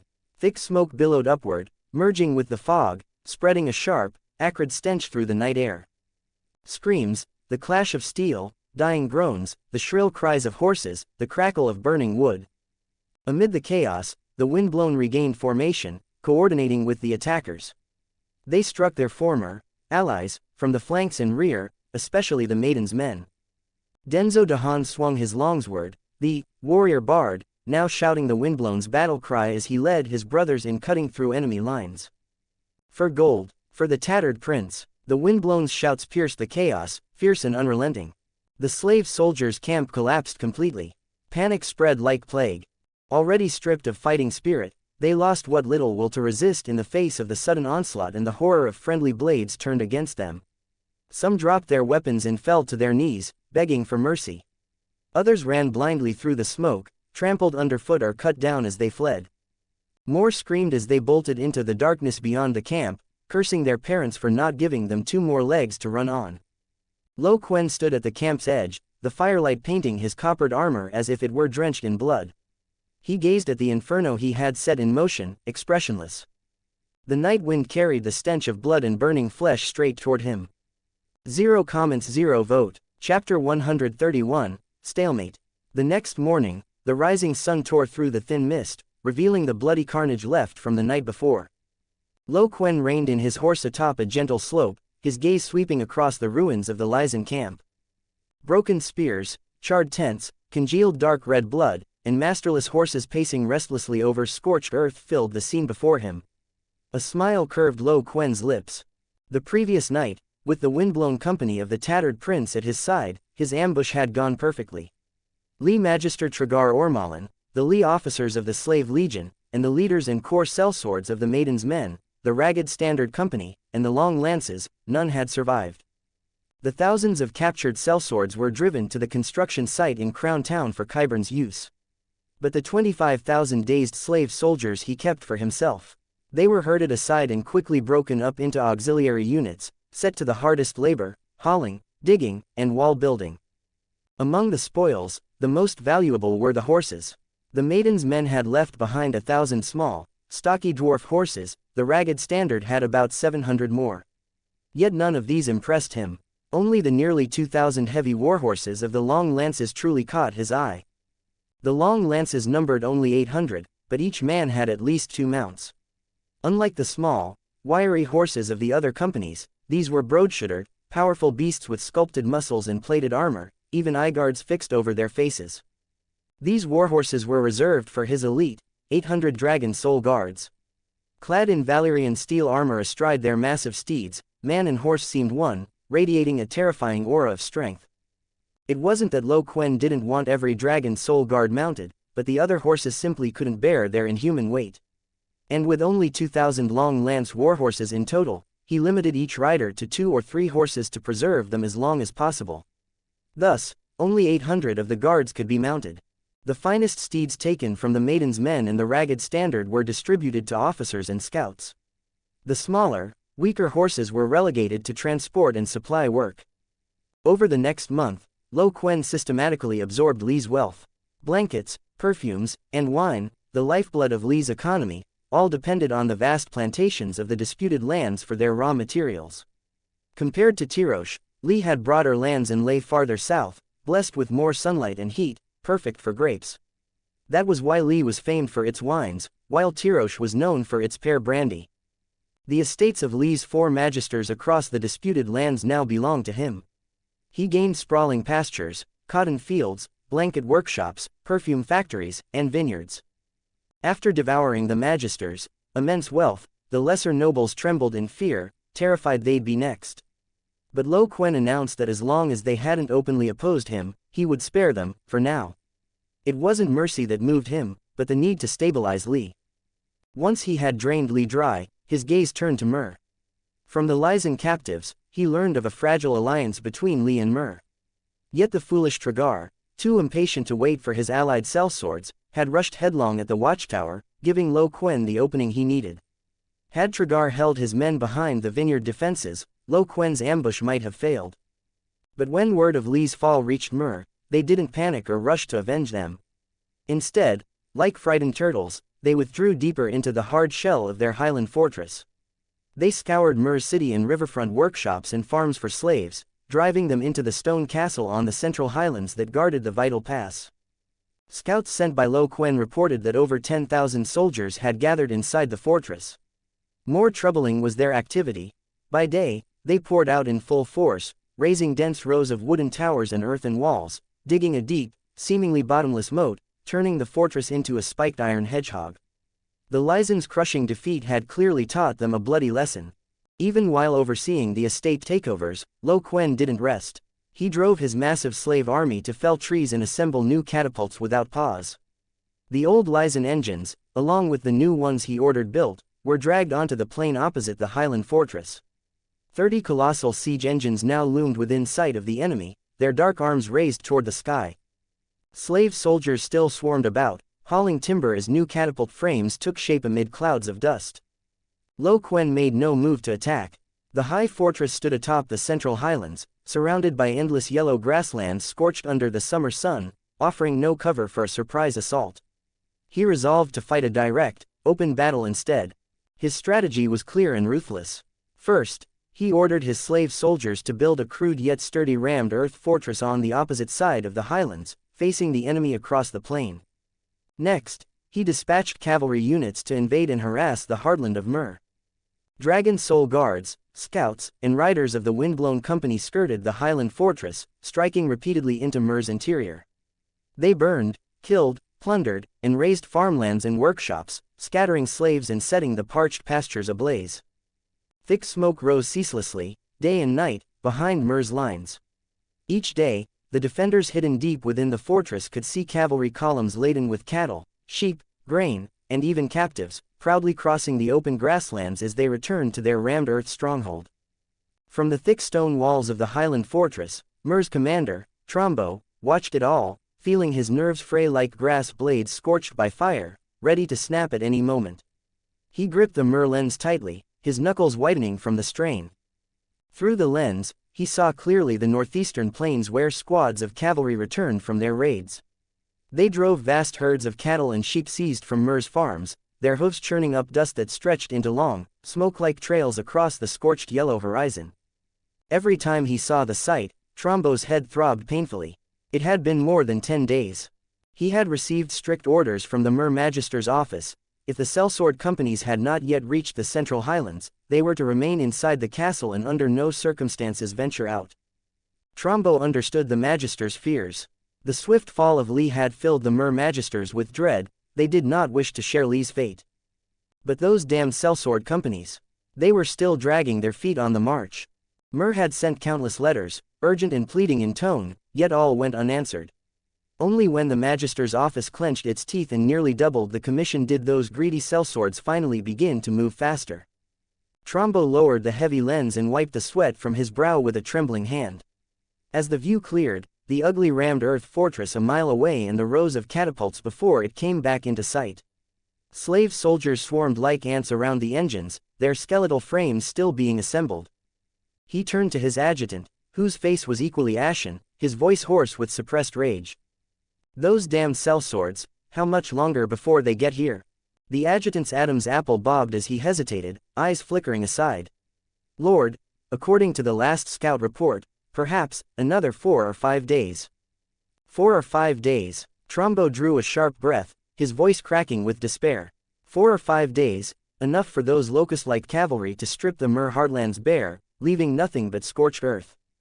Trombo himself was a noble and estate owner of Myr. He could already smell the acrid stench of his vineyards burning, hear the anguished cries of livestock being slaughtered on his family's pastures. The foundation of his house's wealth was being consumed, piece by piece, in these cursed 4 or 5 days. The crushing weight of it all made him dizzy, and he had to steady himself against the cold, rough stone of the parapet. Chapter 132, The Discordant Mercenary Company. Day after day passed. The tormenting wait finally came to an end. 4 days later, the first sellsword company's banner appeared on the horizon beyond the Highland fortress, 4 glowing arrows splitting apart 4 crows. The Stormcrows. Trombo's heart sank. The Stormcrows were fierce fighters, but only 500 strong, a mere drop in the ocean against the Easterners. Soon after came the Second Sons, led by Mero, the Titan's bastard, their numbers about the same as the Stormcrows. It wasn't until the 5th day, when the blazing red banner of the bright banners and the black iron crest of the iron shields appeared on the horizon, vast, thunderous columns rolling forward in a storm of dust that blotted out the sky, that Trombo finally let out the heavy breath he had been holding for days. The bright banners brought 5,000 men, and the iron shields a full 7,000. Now these were companies that could truly sway a battle. The fortress gates opened, and the sellsword leaders were led up to the ramparts. Trombo forced down his irritation and impatience as he stepped forward to greet them. Kov, the commander of the bright banners, was clad in brilliant crimson plate armor. He strode forward with an air of arrogance, his gaze sweeping over Trombo with undisguised contempt. Commander of Myr, where's that audacious eastern rat, the one bold enough to run wild in the lands of the free cities? Which hole is he hiding in now? Trombo's expression stiffened. He swallowed his anger, about to speak, when another voice interrupted sharply. Goghor, commander of the Iron Shields, was built like a tower of iron. Encased in heavy plate, he walked to the parapet, raised a thick finger, and pointed toward the siege engines across the field. Look at those damn things. I don't want to wake up tomorrow to find myself and my men smashed into pulp. Those wooden monsters need to be torn down, now. ...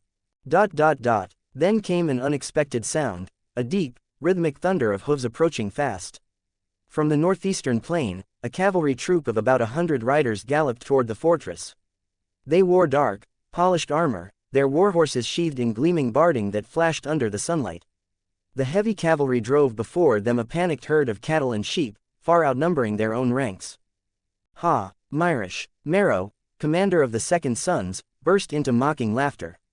Leaning lazily against the battlements, he stroked his red-gold beard and gave Trombo a taunting look. Look at you soft fools. Letting them stroll through your farms like it's their own backyard. Can't even guard your livestock. Ha! His laughter echoed along the ramparts, thick with smug delight. Trombo's face flushed crimson, shame, fury, and humiliation tangled within him, choking his breath as he glared at the strutting heavy cavalry below. Wait, a voice with a lilting Tyroshi accent cut in, smooth yet teasing. Dario Naharis, one of the 3 commanders of the Stormcrows, had appeared at the parapet without anyone noticing. He wore no armor, only a brightly colored, flamboyant coat. One hand idly caressed the ornate dagger at his hip, but his eyes, sharp as an eagle's, were locked on the cavalry's equipment and harnesses. These heavy cavalry, their armor and horse gear, look familiar. Aren't those from the long lances? Every gaze turned toward the returning Dragon Soul Guards. The arrogance froze on Mero's face, then gave way to stunned disbelief. He whipped around to face Trombo. So these heavy cavalrymen's horses and equipment were all looted from the long lances. Damn it, does that mean the rumors are true? That eastern bastard really conquered Lee, annihilating the Maiden's men, the ragged standard, and the long lances entirely? He fixed Trombo with a piercing stare. The long lance's heavy cavalry enjoyed legendary renown among the free cities, and the shockwaves from their annihilation were beyond imagination.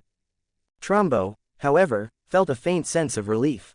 His greatest fear had been that these arrogant sellsword companies would underestimate Quen's strength. He nodded quickly, his tone grave. Yes, Captain Mero, the Easterner is cunning and ruthless, and his soldiers are the cream of the crop, especially those heavy cavalrymen who seized the long lance's warhorses. Our current situation is dire. Not only do they outnumber us, but they also possess numerous catapults and highly mobile cavalry units wreaking havoc in our rear. We must devise a foolproof strategy immediately to break this stalemate. Kov snorted arrogantly. HMPH. What's there to strategize? Our numbers match theirs. Right here, on this open field, we'll deploy our forces with honor and courage, crushing them with blades and bravery. Let that Easterner see what true warriors are made of. Hiding in this stone box admiring the scenery only lets a sellsword's courage go moldy. That's easy for you to say, Captain Kov.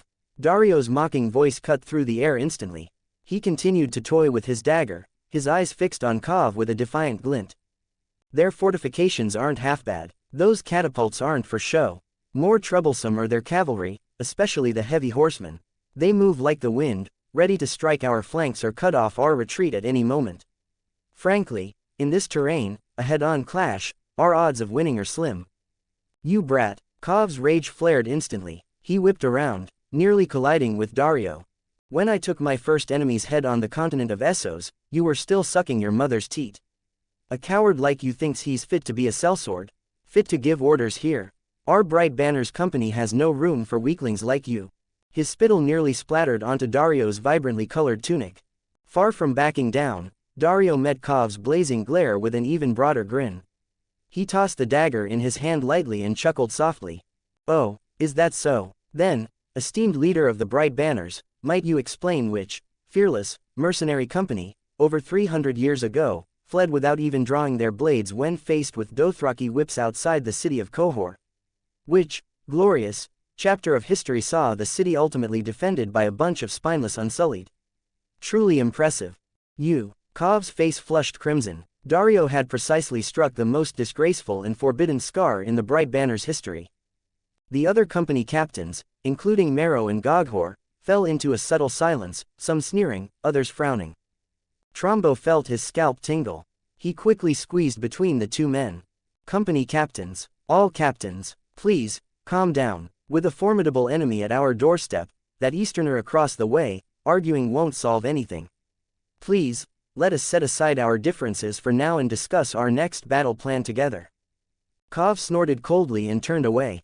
The wind atop the city walls seemed to grow stronger, whipping the colorful banners of the various sellsword companies into a loud, snapping roar. 0 comments 0 vote. Chapter 133, The Death of Jon Arryn. Disputed Lands, Central Highlands. From the rough tower atop the rammed earth fortress, Quen's gaze cut through the thin mist and fixed upon the walls of the Mer stronghold. Now, along with the Mer garrison's banners, the emblems of various mercenary companies fluttered there, burning red flags, heavy black iron shields, a raven pierced by 4 arrows, and a broken sword. Scouts had reported that the mercenary companies hired by Mer had arrived at the Highland fortress. Tens of thousands of sellswords crowded the stronghold, casting a grim and suffocating tension over the entire Central Highlands. Quen brushed his fingers across the rough, sandy edge of the wall. His eyes swept over the opposite fortress, the newly reinforced wooden towers, the layered earthen walls, and the deep trenches. The enemy's defenses were formidable. How could he break through Mer's ironclad line? Quen's mind raced, weighing every possible stratagem to shatter the stalemate. Just then, a faint creak echoed from below, the sound of wood straining under light footsteps. Chai Yik's lithe figure ascended the crude wooden ladder fixed to the outer planks, emerging onto the platform atop the tower. She handed Quen a scroll sealed with dark wax. Your Grace, from Tyrosh, an urgent dispatch from Lord Mazo. Quen's eyes flickered in surprise. A letter from Mazo. At this moment, could it be news from King's Landing? He quickly took the scroll, broke the seal, and scanned the familiar ciphered lines. A faint smile surfaced on his otherwise calm face. Jon Arryn was dead. It had been barely a month or two since Eddard Stark and Stannis Baratheon had departed from Tyrosh. The great lord of the Eyrie, the hand of the king who held sway over the 7 kingdoms, had, as Quen foresaw, finally met the end woven for him by fate. That night, when Quen had assumed Eddard's form, he had entrusted Stannis with the shocking secret of Robert's children's true bloodline. Upon his return to King's Landing, Stannis would surely, as in the tale he remembered, begin investigating alongside the Hand, Jon Arryn. Jon Arryn, ever the dutiful Hand, would likely reopen that long-forgotten tome, the lineages and histories of the great houses of the 7 kingdoms, and uncover the truth that would drive the realm's lords to madness. Robert's 3 children bore no Baratheon blood, they were Lannister bastards. In his letter, Mazo mentioned Jon Arryn's dying cry, "The seed is strong." Everything matched Quen's memories. He drew a deep breath. With Jon Arryn dead, Eddard's journey south was already set in motion. It was time for him to act again, to weave his hand into the Game of Thrones. "Bring me paper and ink. I must reply to Mazo at once." Quen turned to Chayik, a faint smile tugging at his lips. The north, Winterfell. The bitter north wind whistled and moaned through the ancient stone walls of Winterfell. Eddard Stark stood alone on the covered bridge connecting the main keep to the armory. From the training grounds below came the clear, ringing laughter of children at play. Robb patiently coached Bran in wooden sword practice while Arya darted about like a nimble fawn, and Bran stumbled clumsily in pursuit. Watching the long mist, bright smiles returned to the children's faces, a heavy, lingering shadow weighed upon the depths of Eddard's gray-blue eyes. Under Maester Luwin's careful care, Catelyn's body had gradually regained some strength, and life seemed to return to a semblance of calm. Yet this fragile peace had not yet fully soothed the wounds when a messenger raven from King's Landing delivered another crushing blow. News of Jon Arryn's death. Eddard had forced himself to accept the brutal reality of his wife's miscarriage and the loss of their unborn child, locking his grief deep within a fortress of stoic silence. His heart was painfully settling into a numb calm. But this dreadful news struck once more at the raw wound in his heart. Jon Arryn was not merely the hand of the king. In Eddard's youth, Jon had sheltered him and Robert as their foster father. After Eddard's father, Lord Rickard, and his elder brother, Brandon, were brutally murdered by the Mad King, Aerys II, the king demanded Jon Arryn hand over Eddard and Robert. Jon refused and raised the banner of rebellion. That debt of gratitude and filial devotion remained unforgettable to Eddard, who regarded Jon as his own father. Now, this mountain of reliability had suddenly collapsed. Eddard felt as though a great pillar supporting his world had shattered. A dull ache of grief and helplessness seized him. Bad news followed relentlessly, threatening to crush him. Maester Luwin appeared at the end of the bridge, wrapped in a heavy fur cloak. His voice was gentle. "My lord, His Grace's vast army is expected to reach Winterfell within days. Regarding the arrangements for their reception." Eddard turned wearily, his weathered face etched with exhaustion. "Yes, Robert, his bold and unrestrained kinsman, the king whose every journey resembled a mobile court. Retainers, knights, servants, minstrels, half the realm followed him in a vast procession. As the king's northern resting place, Winterfell must prepare a reception and provisions befitting his stature." Yet, utterly drained, he was unwilling to burden Catelyn, whose health had only just begun to improve, with these tedious arrangements. "Let Vayn Poole handle it. He knows the castle's affairs. He should manage." Eddard's voice was low and hoarse. A look of unmistakable awkwardness flashed across Maester Luwin's face. He stepped forward, his voice hushed even lower. "My lord, the lady, this morning gave orders that she herself would oversee all welcoming arrangements." Eddard's eyes snapped up, his gray gaze filled with shock and worry. "Catelyn, her health simply cannot endure such exertion." Maester Luwin nodded gravely. "Yes, my lord, since that incident, the lady has become exceedingly restless. She has lost patience with many matters, yet stubbornly insists on overseeing this grand welcoming ceremony. Her purpose can only be one." He paused, his meaning clear. Eddard's heart sank. He understood. Jon Snow, his nominal bastard son. Even in her weakest, most delirious moments, Catelyn had never ceased pouring out her suspicions and resentment toward Jon. She was convinced Jon had murdered their child through unspeakable means. Eddard knew this was nothing but Catelyn's unfounded delusion, born from immense trauma. Yet he dared not reproach her, offering only hollow words of comfort time and again. He was consumed by crushing guilt over Catelyn's miscarriage, convinced his absence had failed her as a husband and warden, leading to the tragedy. Yet his remorse did nothing to soothe her pain. Instead, it poured fuel on the fire, fanning the flames of her paranoia and resentment into an even fiercer inferno. Chapter 134, The Bastard's Future. At this moment, she was forcing herself to stand despite her illness, insisting on presiding over the king's welcoming ceremony as the mistress of Winterfell. Her intent was unmistakable. She sought to declare her unshakable position to everyone, especially Jon, cutting off any unwarranted thoughts he might harbor. Eddard's voice was heavy with anguish and helplessness. "What should I do?" Master Lewin, please, give me some advice. Maester Lewin lowered his wrinkled eyelids. After a moment of silence, he spoke slowly. Perhaps, sending Jon away from Winterfell is the only way to ease the lady's heart and put an end to her unrest. No. A surge of fierce resistance rose instantly within Eddard. Send Jon beyond the north, exposing him to the hungry eyes that watched from every corner. If anything were to happen to him, Eddard would never forgive himself. As if sensing his hesitation, Maester Lewin lifted his head, his calm gaze carrying quiet persuasion. What of the wall? Let him join the Night's Watch. Your brother, Lord Benjen, is now the first ranger. With him there, Jon's safety would at least be somewhat assured. The wall, the Night's Watch. Eddard murmured those cold words, his brow tightening. The Night's Watch, a neutral order beyond the petty struggles of the Seven Kingdoms, men bound by oath to devote their lives to the frozen wilderness. There, Jon's identity would be forever buried beneath the black cloak. And with Benjen watching over him, it seemed the only choice that could protect Jon, soothe Catelyn's anger, and keep him far from the dangerous whirlpool of southern politics. The pros and cons battled fiercely in Eddard's mind. In the end, his concern for Jon's safety outweighed all reluctance. He exhaled a long, heavy breath of frost, as though casting off a burden that had pressed upon him for far too long. Agreed. Eddard's voice was weary. Master Lewin, please write immediately to Castle Black. Ask my brother, Benjen Stark, to return to Winterfell at once. He shall escort Jon to the wall. Even with this heavy decision made, Eddard felt no relief. Instead, an even greater weight settled upon his heart. The king's journey north made his intentions plain, an invitation for Eddard to travel south to King's Landing, to fill the vacancy Jon Arryn had left and serve as Hand of the King. After enduring Catelyn's miscarriage and Jon Arryn's sudden death, Eddard felt an instinctive aversion to the south, that blood-stained nest of intrigue. He wanted only to remain in Winterfell, to protect his family, who had only just begun to heal, and stay far from the deceit and power games of the capital. Yet how could he refuse Robert? How could he turn away this king who had once called him brother?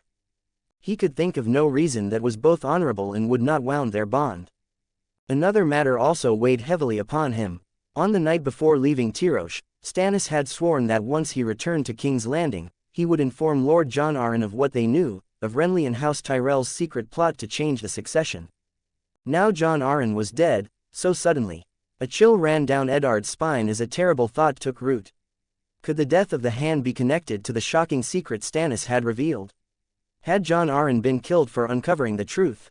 In an instant, a storm of dark suspicions and tangled conspiracies flooded his mind, threatening to drown him. He forced himself to push the suffocating thoughts aside. He resolved that when Robert arrived, he would test the waters carefully, drawing out what truth he could about the capital from the king himself. Eddard waited, burdened with endless thoughts as the days slipped by, until at last, the king's massive procession, like a moving castle, appeared across the bleak, frozen fields outside Winterfell. King Robert Baratheon's face, plump with age and indulgence, still bore his booming, infectious laughter. He swung down from his horse, covered in dust and reeking of wine, and crushed Eddard in a suffocating bear hug, as if their fierce argument in the Red Keep over the Targaryen orphans had never happened. Eddard managed a faint smile. That was Robert's nature. His anger flared quickly and faded just as fast. Robert eagerly inspected the Stark children, slapping Robb on the shoulder, teasing the shy Sansa, and laughing heartily at Arya's wildness. When he came to Catelyn, his tone softened, and he offered sincere condolences for her loss. But the moment the lively welcome ended, Robert impatiently dismissed the attendants and pulled Eddard toward the deepest, coldest place in Winterfell, the crypts. The heavy stone door shut behind them, sealing away the noise of the world above. Only the flickering torches cast restless light over the cold, solid steps and the black stone coffins of the Stark forebears. Robert's heavy footsteps echoed across the frost-hardened floor, each breath he exhaled turning to mist that vanished swiftly in the freezing air. Ned, Robert's voice thundered through the silent crypt, echoing off the cold stone walls with commanding authority. You know why I've come. Come south with me to King's Landing. Be my Hand of the King. I'll put the whole realm in your hands. He stopped and turned. His heavy frame loomed large in the wavering torchlight, casting a massive shadow as his sharp gaze locked onto Eddard. A bitter sigh welled up inside Eddard's chest. Meeting Robert's eyes, he steadied his voice, sincere, but firm. Your Grace, I cannot accept. You know Caitlin, she has suffered such misfortune, she's utterly exhausted in both body and spirit. I cannot leave her now, not at a time like this. Robert dismissed the protest with a sweep of his hand. Then bring Caitlin south with you. King's Landing is warm, full of sun, it's a far better place to heal than this damned north. Stay here, and the biting wind will only wear her down. His tone shifted abruptly, growing somber and urgent as he drove straight to the point. Jon Arryn, he's gone, Ned. I've never seen anyone's health fail so quickly. Those damned maesters were useless. Now Lisa's run back to the Eyrie with her little whelp, and no amount of reasoning could stop her. HMPH. Let that woman be, but my kingdom cannot rule itself. The 7 kingdoms need a strong hand to guide them. He stepped forward, his broad figure radiating pressure, and spoke with the unshakable force of command.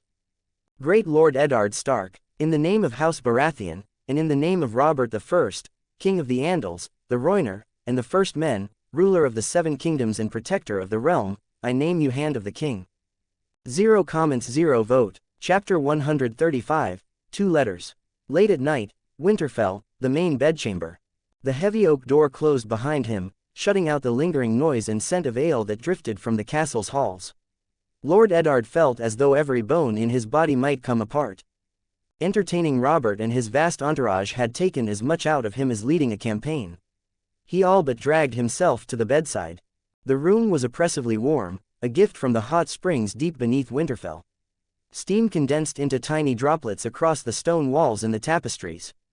The dying embers in the hearth glowed a deep red, their light casting restless shadows that danced across the room.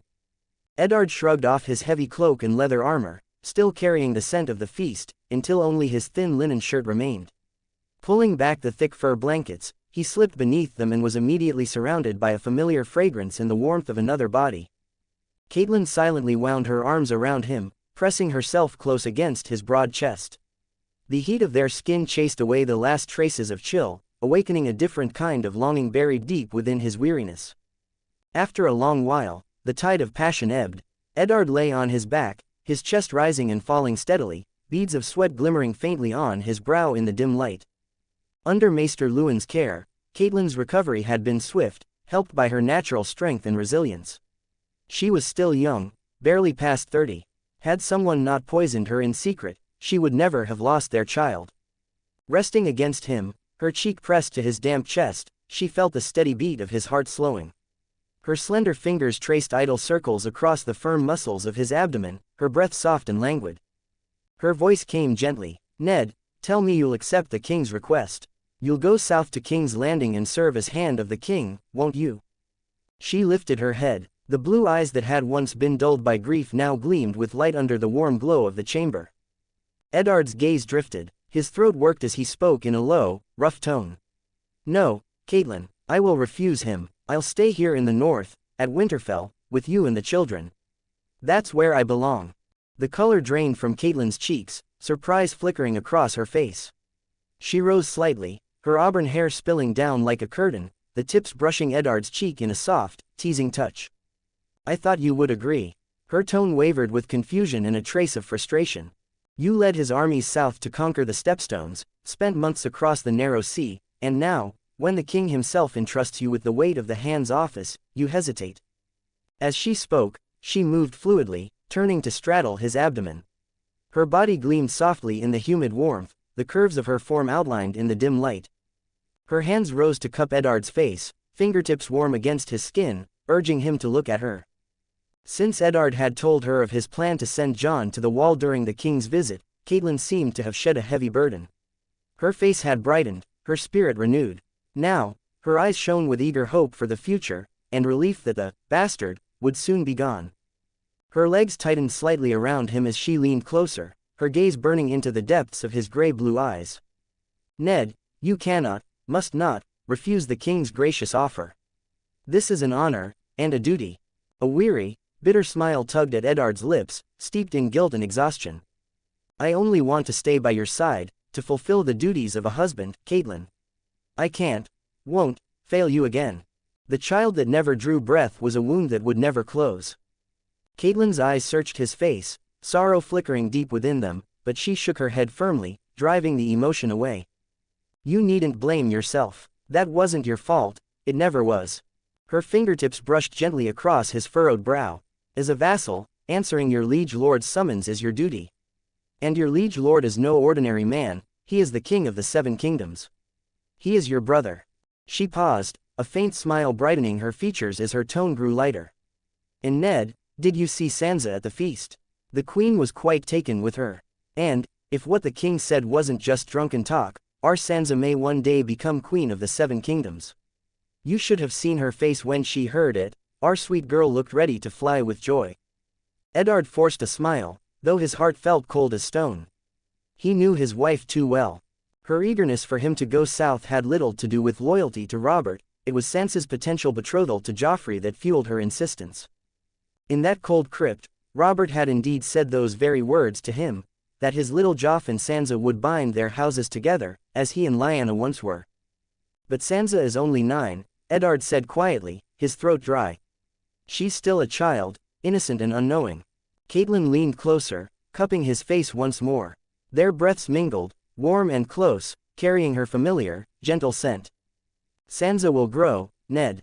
The betrothal can be arranged now. Do you have any idea how many noble girls across Westeros dream of marrying the heir to the Iron Throne? If Sansa weds Joffrey, their children will one day rule from the Wall to the mountains of Dorne.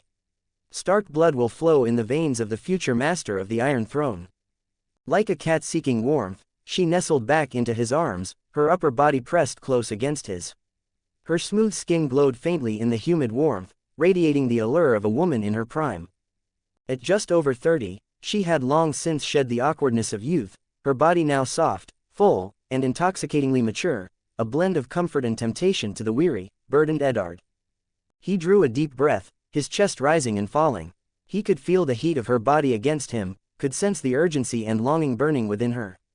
Yet, no matter how he tried to focus on her touch, the image of that golden-haired prince from the feast refused to leave his mind. Joffrey Baratheon, that boy had inherited all his mother's arrogance, the curl of disdain that never left his lips, the cold cruelty that gleamed in his eyes. He was nothing like the gentle, noble Prince Sansa imagined him to be. Eddard's expression darkened as he struggled to find the right words, a refusal that could soothe Catelyn without betraying his conscience. But Catelyn gave him no chance. Her voice came again, low and unwavering. For me, Ned, you must go. His throat tightened, the words he'd prepared dying before they could leave his lips. He saw the determination in her eyes, the fierce resolve of a mother who would give anything for her daughter. Her love for Sansa knew no limits. How desperately she longed to see her child wear a crown, to see her husband rise to power beside the throne. At last, Eddard let out a long, heavy sigh, his face carved with fatigue and reluctant surrender. Triumph flared instantly in Catelyn's eyes. Her slender arms wrapped tightly around his neck, her long legs entwining his waist, enveloping him in a soft, suffocating embrace. Her voice was a breath against his ear, warm and pleading. Promise me, Ned, let our Sansa marry the future king. Just then, the muffled voice of the guard, Desmond, came from outside the door. My lord, forgive the intrusion. Maester Luwin is outside, requesting an audience. He says it is urgent, he must speak with you at once. Eddard's brow tightened instantly. Exhausted in body and soul, all he wanted now was to sink into the silence of dreamless sleep. Any interruption grated against his already frayed patience. He was about to refuse when Desmond's voice sounded again, more insistent. My lord, the maester, he insists. He says the matter is of great urgency. A chill of unease rippled through Eddard. With a weary sigh, he gently disentangled himself from Catelyn's embrace and swung his legs over the bed. The cold stone floor bit sharply at his bare feet, driving away what remained of his drowsiness.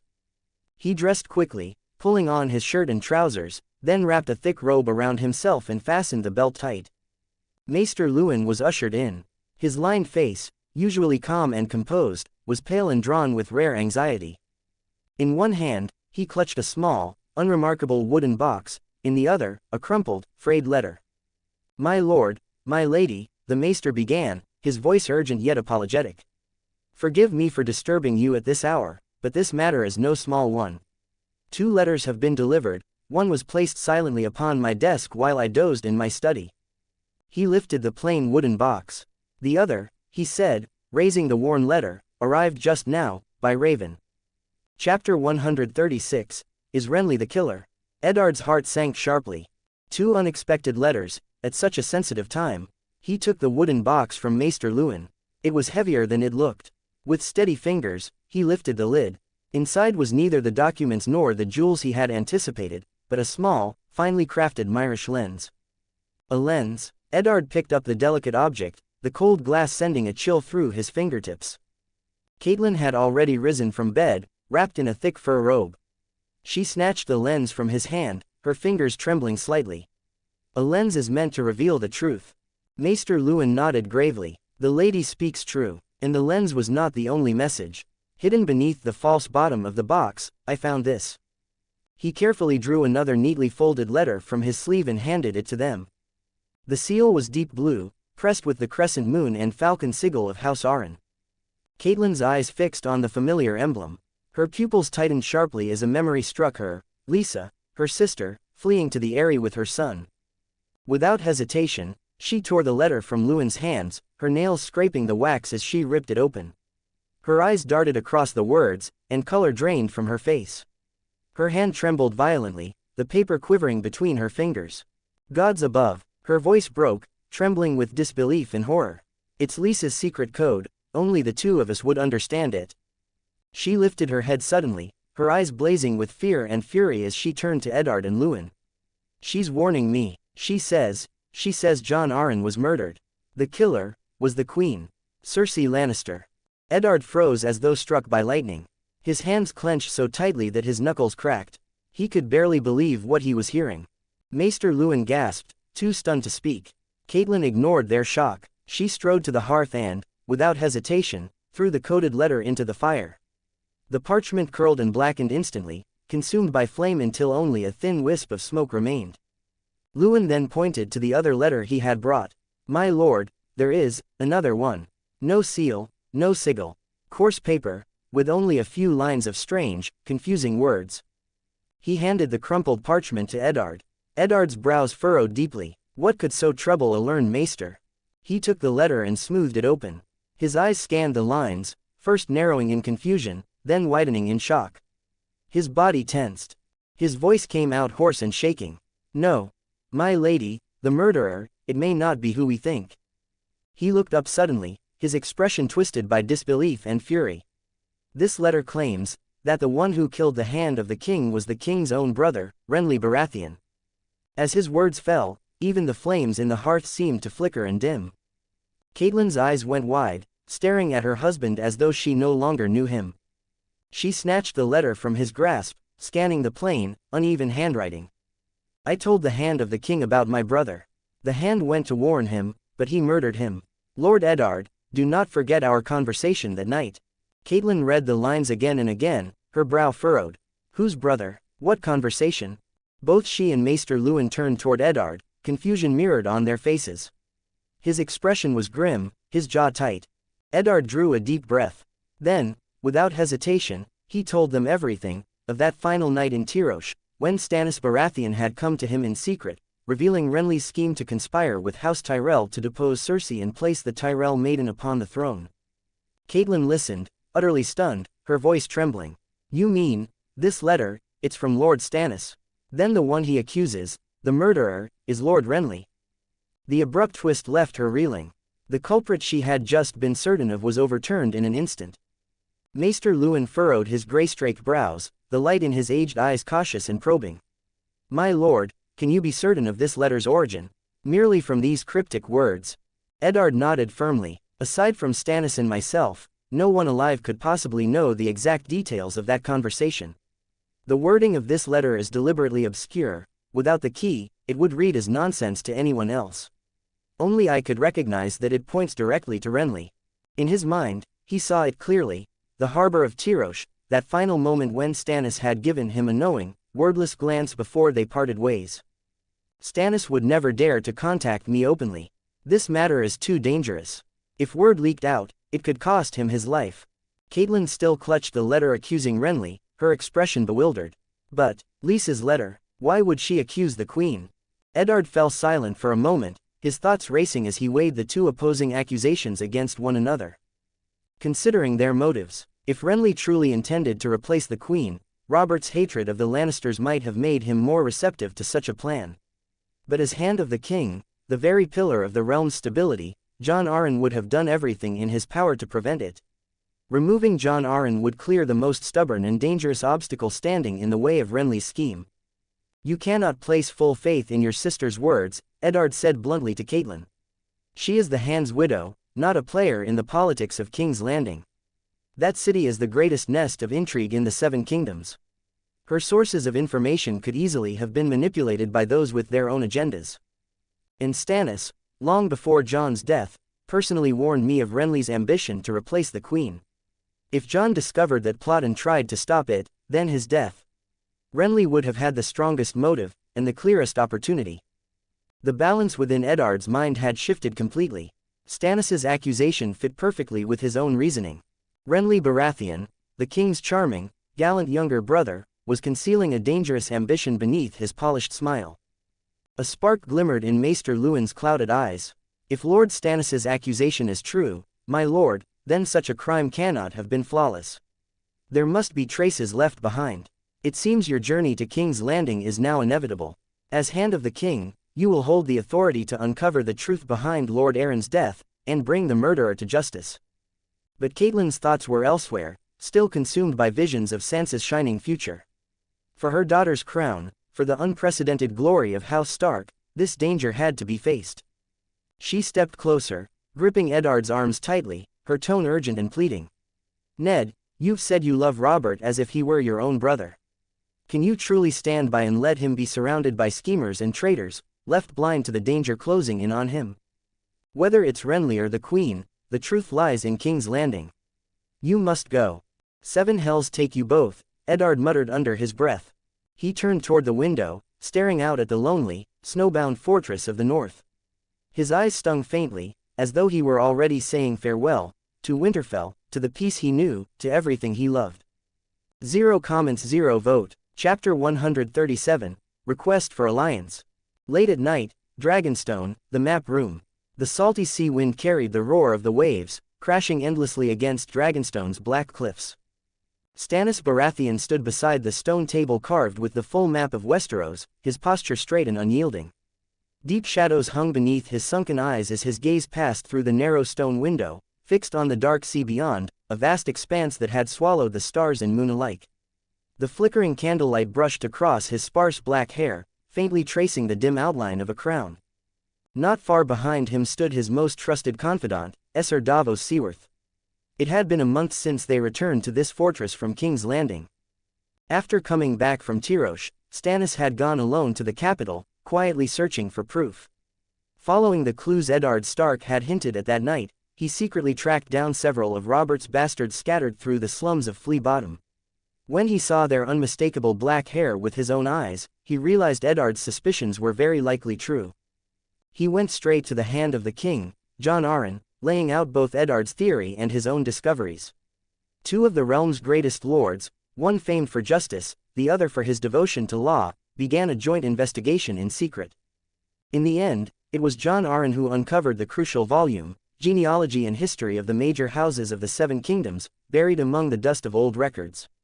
The yellowed pages contained cold, irrefutable facts. Among all known descendants of House Baratheon who had intermarried with other families, black hair was an unshakable trait.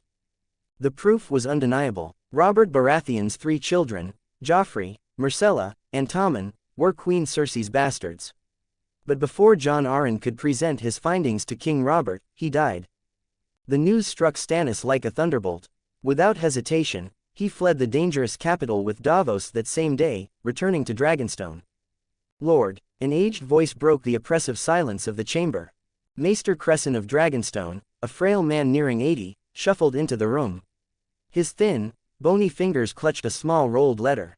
"A raven just arrived, my lord. No wax seal, no sigil." Esser Davos stepped forward at once, respectfully taking the letter from the old maester's trembling hands before turning to offer it to Stannis. Stannis lifted his hard jaw slightly and unrolled the plain scroll. His eyes moved over the page, only a few lines of text. He read in silence. Time seemed to stand still. Only the crackle of candlelight and the distant roar of the sea filled the hall. At last, he passed the letter to Davos without a word. Esser Davos took it, looking awkward. He couldn't read. He turned to Maester Cresson for help. Cresson leaned closer, squinting through his dim eyes, and read aloud in a hoarse, trembling voice. Lord Stannis, I believe you have uncovered the truth. I must ask, was the hand of the king's death connected to this matter? If my suspicion is correct, then no matter what happens, I will remain your loyal ally. Do not forget that night. When he finished, Maester Cresson looked up, confused. My lord, this, Davos, too, was at a loss, unable to make sense of the message. But Stannis's gaze suddenly sharpened, and his lips tightened in the faintest frown. It's Eddard Stark. Only I can understand this cipher. The suspicions about the king's children not being his own, it was he who first told me. Esser Davos's face was etched with shock. Lord Eddard had such keen insight. Davos had spoken with Eddard in Tyrosh. To him, Eddard was the very image of a reserved, honorable Northman, a man who wouldn't even strike down the Targaryen siblings when given the chance. But when he learned the letter was written by Eddard Stark, his image of the great lord shattered in an instant. Out of the corner of his eye, Stannis caught the shock on Davos's face. I know what you're thinking, Esser Davos. You believe Eddard Stark to be a Northman who valued old, rigid honor above his own life. But do you truly think that mere integrity and honor alone could have kept the North standing for thousands of years? That they alone could make the vassals and mountain clans bow their heads? Do not underestimate that Lord Stark. Though Stannis spoke those words, his heart was trembling as well. The fact that Eddard Stark's suspicions had proven true was astonishing enough. But what unsettled him even more was how, after discovering such a terrifying truth, Eddard had chosen silence, keeping it hidden, biding his time, and revealing it only to him, the rightful heir. Eddard Stark, what was it that he truly wanted? Do not forget that night. Stannis murmured the final, decisive words from the letter. Every detail of that night in Tyrosh was burned vividly into his memory. Eddard Stark had told him that if the truth of Robert's childlessness were ever exposed, then he, Stannis Baratheon, would become the undisputed first heir to the Iron Throne. Eddard's decision to entrust such a fatal secret to him, the heir, could not have been clearer. It was an offering of allegiance. Eddard Stark sought to form an alliance with him, a coalition of power against the Lannisters, and perhaps against future rivals as well. What he sought was the greatest advantage the North could gain once Stannis claimed the Iron Throne. In that moment, Stannis's entire view of Eddard Stark changed. The silent direwolf of the North was not the straightforward, wooden man he had seemed. Beneath that calm surface lay deep calculation, a mind that knew how to hide in the shadows and strike with deadly fangs at the perfect moment. Hey, what a cunning Stark, truly, remarkable. Stannis let out a cold, inward laugh. Yet, despite himself, he realized he could not reject this pledge of loyalty. He looked around at his own situation, isolated on the lonely island of Dragonstone, his strength thin and scattered. He had no choice but to accept Eddard's offer of alliance. His position was weak. The Stormlands and the Reach were bound by Renly and the Tyrell alliance, while the Westerlands remained under the watchful eye of the Lannisters. Above all, to claim the throne, he would have to prove that Robert's 3 children were bastards. That alone would make the Lannisters his mortal enemies. Surrounded by powerful foes on all sides, Stannis had no choice but to join hands with the Starks. His shadowed gaze drifted once more toward the dark, lifeless waves beyond the window, his thoughts already carried far away. 0 comments 0 vote. Chapter 138, Does she look like Lyanna? The heavy two-handed greatsword, Ice, fell for the final time, ending the life of the direwolf known as Lady. Eddard sheathed his sword numbly, the harsh scrape of metal echoing through the deathly still courtyard. The air was thick with the scent of blood and silent grief. His legs felt as heavy as lead as he dragged himself step by step toward the temporary chambers prepared for him within the castle.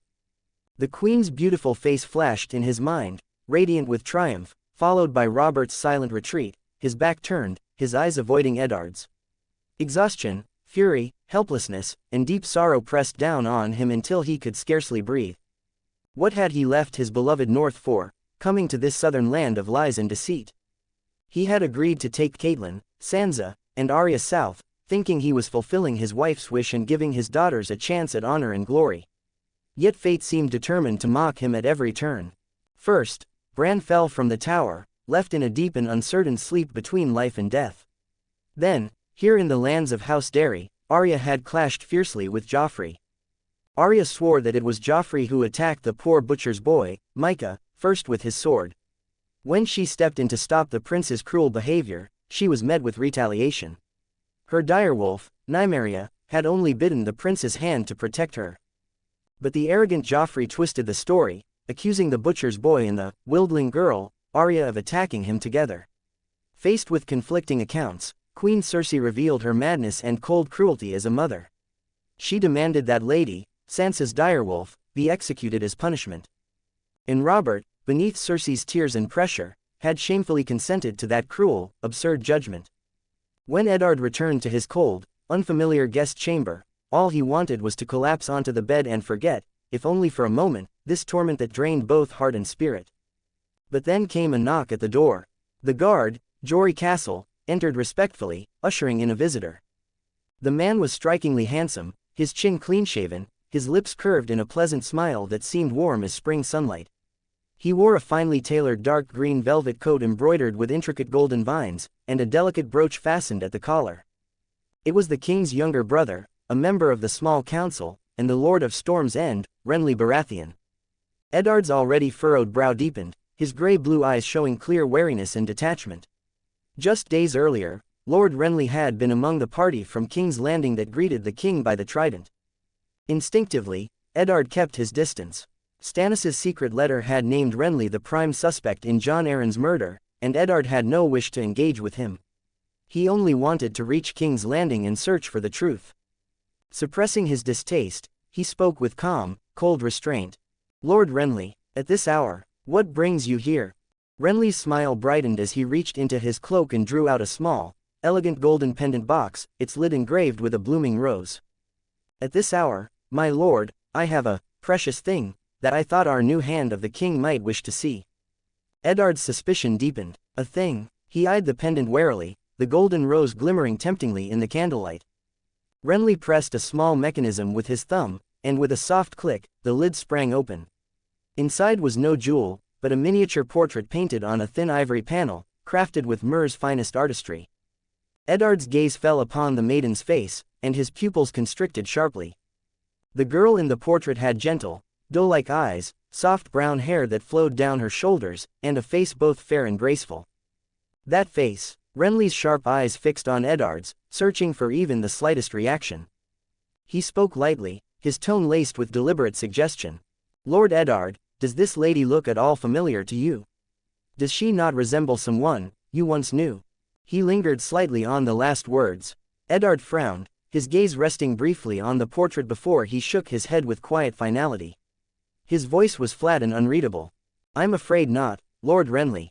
I see no resemblance to any acquaintance of mine." The perfect smile on Renly's face faltered for an instant, and a fleeting trace of disappointment flickered in his eyes. He exhaled softly, as if steadying his emotions, before speaking again in a tone that was still light but no longer as eager as before. "Lord Eddard, this is the jewel of Highgarden, Miss Marjorie Tyrell." He paused, his eyes sharpening as they locked on Eddard's face, delivering the real thrust. "I've been told she bears a striking resemblance to your sister, Miss Lyanna Stark." His gaze never wavered, watching Eddard intently for the slightest flicker of reaction. At those words, Eddard's body stiffened almost imperceptibly. Like Lyanna, he studied the portrait again, the young woman's soft brown hair, her gentle, doe-like eyes, her refined, delicate beauty, and found the thought absurd. Lyanna's beauty had been wild and untamed, like a winter rose blooming defiantly in the cold. She had carried the fierce spirit of the north, the freedom of a galloping horse, the fire of a storm barely contained beneath her calm surface. The girl in the portrait, Marjorie Tyrell, was indeed beautiful, but she was a carefully cultivated summer rose, docile and exquisite, carrying the warm sweetness of the Reach's sun and honey. The two could not have been more different. He shrugged slightly and shook his head. "I'm afraid whoever told you that must have been mistaken. Lyanna doesn't look like that." The last trace of forced cheer drained from Renly's face. He was silent for a moment, then smiled again, smooth and unruffled, as though his brief disappointment had never existed. "I see. Then I was misinformed. My apologies for disturbing you, Lord Hand. Sleep well." He bowed with polished grace, turned, and left the room. Eddard stood by the door, his brow furrowed, watching Renly's figure fade into the dim light of the corridor. Unease filled his heart, a deep wariness toward this calculating brother of the king. He shut the door and leaned his back against the cold wooden panel, trying to make sense of Renly's sudden visit. Then, all at once, a realization struck him. At Tyrosh, Stannis had personally told him that Renly intended to ally with House Tyrell, depose Cersei, and have Robert wed Margaery Tyrell as the new queen. In Robert, the man who had loved and mourned Lyanna all his life, was still haunted by her memory. That was why Renly had shown him Margaery's portrait and asked if she resembled Lyanna. Renly was testing him, trying to gauge whether Robert might be swayed by that faint resemblance, whether the ghost of Lyanna could be used to move his heart once more. He planned to exploit Robert's obsession with Lyanna as leverage for his scheme to replace the queen. All the clues fit together in an instant, forming a single, seamless chain of logic. Stannis had not deceived him. Renly's plan to replace Cersei was real. A chill crept up Eddard's spine. When he had first read Stannis' secret letter accusing Renly of Jon Arryn's murder, he had doubted, keeping cautious reserve. But now, after this encounter, he could almost be certain, Renly Baratheon was the true culprit. A powerful impulse surged within him. He nearly wanted to storm into Robert's chambers that very moment and expose the whole vile conspiracy, the betrayal, the brother's ambition, the murder of a loyal hand, to that man who drowned himself daily in wine and pleasure. But reason caught him by the throat. Evidence. Everything depended on evidence. To accuse the king's own brother, a powerful lord and member of the small council, based only on Stannis' secret letter and his own deductions. That would be madness. It would only alert the enemy and invite ruin upon himself. No, the clues, the proof, they could only be found in King's Landing. Eddard's expression hardened with resolve. This journey south was not only for Sansa's betrothal or for Catelyn's hopes, it was for Jon Arryn's justice. He exhaled deeply, as though forcing the weight of anger and grief from his chest. If only Stannis had not already left King's Landing for Dragonstone, he would have sought him out for a private talk, to share what they knew and plan their next move together. But Stannis' choice to reach out in secret only confirmed how dangerous this truly was, how deep the conspiracy ran. Any open contact would mean certain death. Eddard could not know that far to the north, while he struggled with weariness in the south, the winds over Winterfell had turned ominous once more. Lady Catelyn, the steadfast mistress of Winterfell, driven by grief and fury over Bran's attack, had already made a bold decision. She would sail from White Harbor in secret, accompanied by her loyal master-at-arms, Esser Roderick Castle, to travel to King's Landing and tell Eddard herself of the attempt on their son's life. Chapter 139, The Alchemists, Guild, Central Highlands, Rammed Earth Fortress. Quen stood atop the highest watchtower of the fortress, a secret letter from Mazo clutched in his hand. His gaze drifted across the parchment, taking in the detailed report of Westeros's recent upheavals, Jon Arryn's sudden death, Eddard Stark's journey south to serve as Hand of the King. A faint smile tugged at his lips. Just as expected. Eddard Stark had gone south after all. He must have received the letter Quen had sent him. The ravens brought from the citadel by Qyburn and Marwyn were well acquainted with the route to Winterfell. Quen's purpose in provoking conflict between Eddard and Renly was simple, to ensure that House Stark and Renly Baratheon would never find common ground. In his eyes, Littlefinger's scheme held one fatal flaw. Without the Red Priestess's intervention on Stannis' behalf, Renly would likely have swept through to King's Landing unopposed and crowned himself king. After all, there had been no deep or irreconcilable conflict between House Stark and House Baratheon, cooperation between them was entirely possible. Though Robb had later declared himself king in the north, that came only after the Lannisters executed Eddard Stark, something unrelated to the Baratheons. In fact, Catelyn had even been sent as an envoy to Bitterbridge, hoping to form an alliance with Renly. Renly would, of course, be slain by the Red Priestess, but the Tyrells would remain. And Quen intended to sow discord between House Tyrell and House Stark. He had recently received word that Stannis had been stripped of his title as Master of Ships by King Robert, with Lord Mace Tyrell appointed in his place. Lord Mace had contributed greatly to Robert's campaign on Bloodstone Isle and had personally paid the war reparations owed to the Iron Throne, earning himself the king's favor. The appointment of the Lord of Highgarden, who knew little of naval matters, instead of Lord Paxter Redwyn, made it clear just how much Robert valued him. At first, the Tyrells had been pleased with this royal favor. But after Jon Arryn's death, When the king bypassed Mace Tyrell and instead journeyed north to invite Eddard Stark to serve as Hand of the King, it was an unmistakable slap in the face to House Tyrell. Thus, a rift had already formed between the Starks and the Tyrells. Drawing Eddard into Renly's scheme to replace the Queen would only deepen that divide until it erupted into a full-blown struggle for power. Once Eddard exposed Renly and the Tyrells' conspiracy, how would House Tyrell view him then? And how would House Lannister view the Tyrells? As for House Stark and House Lannister, Littlefinger hardly needed a dagger to sow discord. Once Cersei's secret was exposed, House Lannister would become the target of every noble house. Almost all those who had once supported the Baratheons, claim to the Iron Throne would turn against the Lions of the Westerlands. Of course, merely planting doubt in Eddard's mind about Renly's plans would not be enough to spark lasting enmity between House Stark and Renly. Quen's greater designs were still unfolding. Just then, Chayik entered, bearing another message from Mazo. Your Grace, Lord Mazo writes that the free cities seem to have taken notice of the ongoing war in the disputed lands. The Triarch of Volantis claims that our presence has become a destabilizing force across all of Essos. Quen fell silent in thought. He had long anticipated that the other free cities would turn their attention to the war in the disputed lands. After all, hiding his movements was no longer possible. With Tyrosh and Lee already conquered, the fall of Myr would mean the unification of the Triarchy under his rule. Such dominance would undoubtedly threaten the balance of power across the free cities. He doubted they would intervene directly to aid Myr, but caution was still necessary. Over the past 2 months, he had launched several probing assaults on the Myrish stronghold in the Highlands. Slave soldiers operated dozens of captured and newly built catapults, raining boulders and incendiaries day and night against the fortress's massive stone walls. The thunder of impact echoed without pause, smoke and dust blotted out the sun. Yet despite the endless bombardment, the results remained disappointingly meager. The catapult stones striking the towers might have some effect.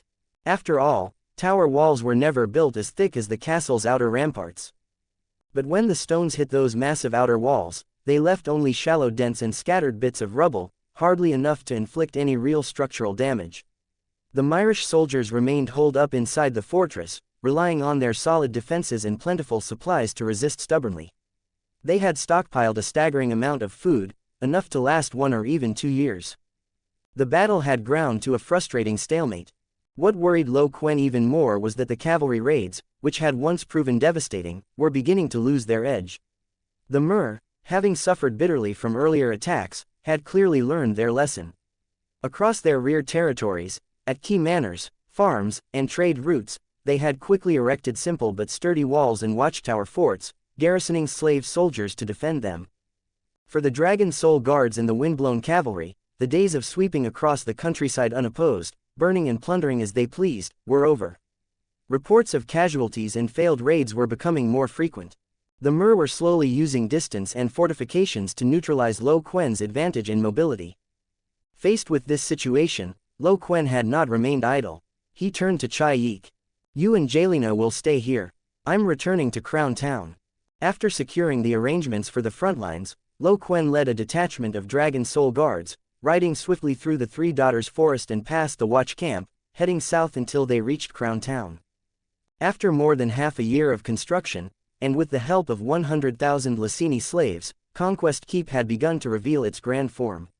The main tower, built of pristine white marble, was already complete. The remaining work now focused on the curtain walls and the construction of the inner roads. He summoned Qyburn from the armory. With an abundant supply of iron ore, the armory had expanded to include 10 weapon forges and 5 armor workshops. But Quen's visit this time was not to inspect their progress. He went instead to the deepest section of the armory, a massive stone hall filled with men wearing yellow hoods, their faces solemn and focused. Upon their robes was embroidered a symbol of a green flame. They were pyromancers of the Alchemists' Guild. Quen had invited them from Lee and Tyrosh. The Alchemists' Guild was not confined to King's Landing. These madmen had branches scattered across Essos, even as far as Asshai. Now, more than 100 pyromancers crowded the workshop, engrossed in a perilous undertaking. They were crafting wildfire. When Quen first faced the impregnable fortresses of the Myr, wildfire had immediately come to mind. Wildfire, a ghostly green, volatile liquid that burned for an unnaturally long time. Once ignited, It devoured everything it touched. It could seep into cloth, wood, leather, even steel, setting them all ablaze. Its uncanny ability to burn even while floating on water made it a near-perfect weapon of war. Quen planned to load the wildfire into catapults and hurl it into the fortress, letting those mercenaries cowering behind stone walls feel what it meant to be consumed by fire.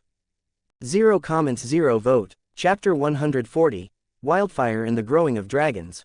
The Alchemists' Guild, once a glorious and feared order, had long held the secrets of destruction powerful enough to command awe across the known world.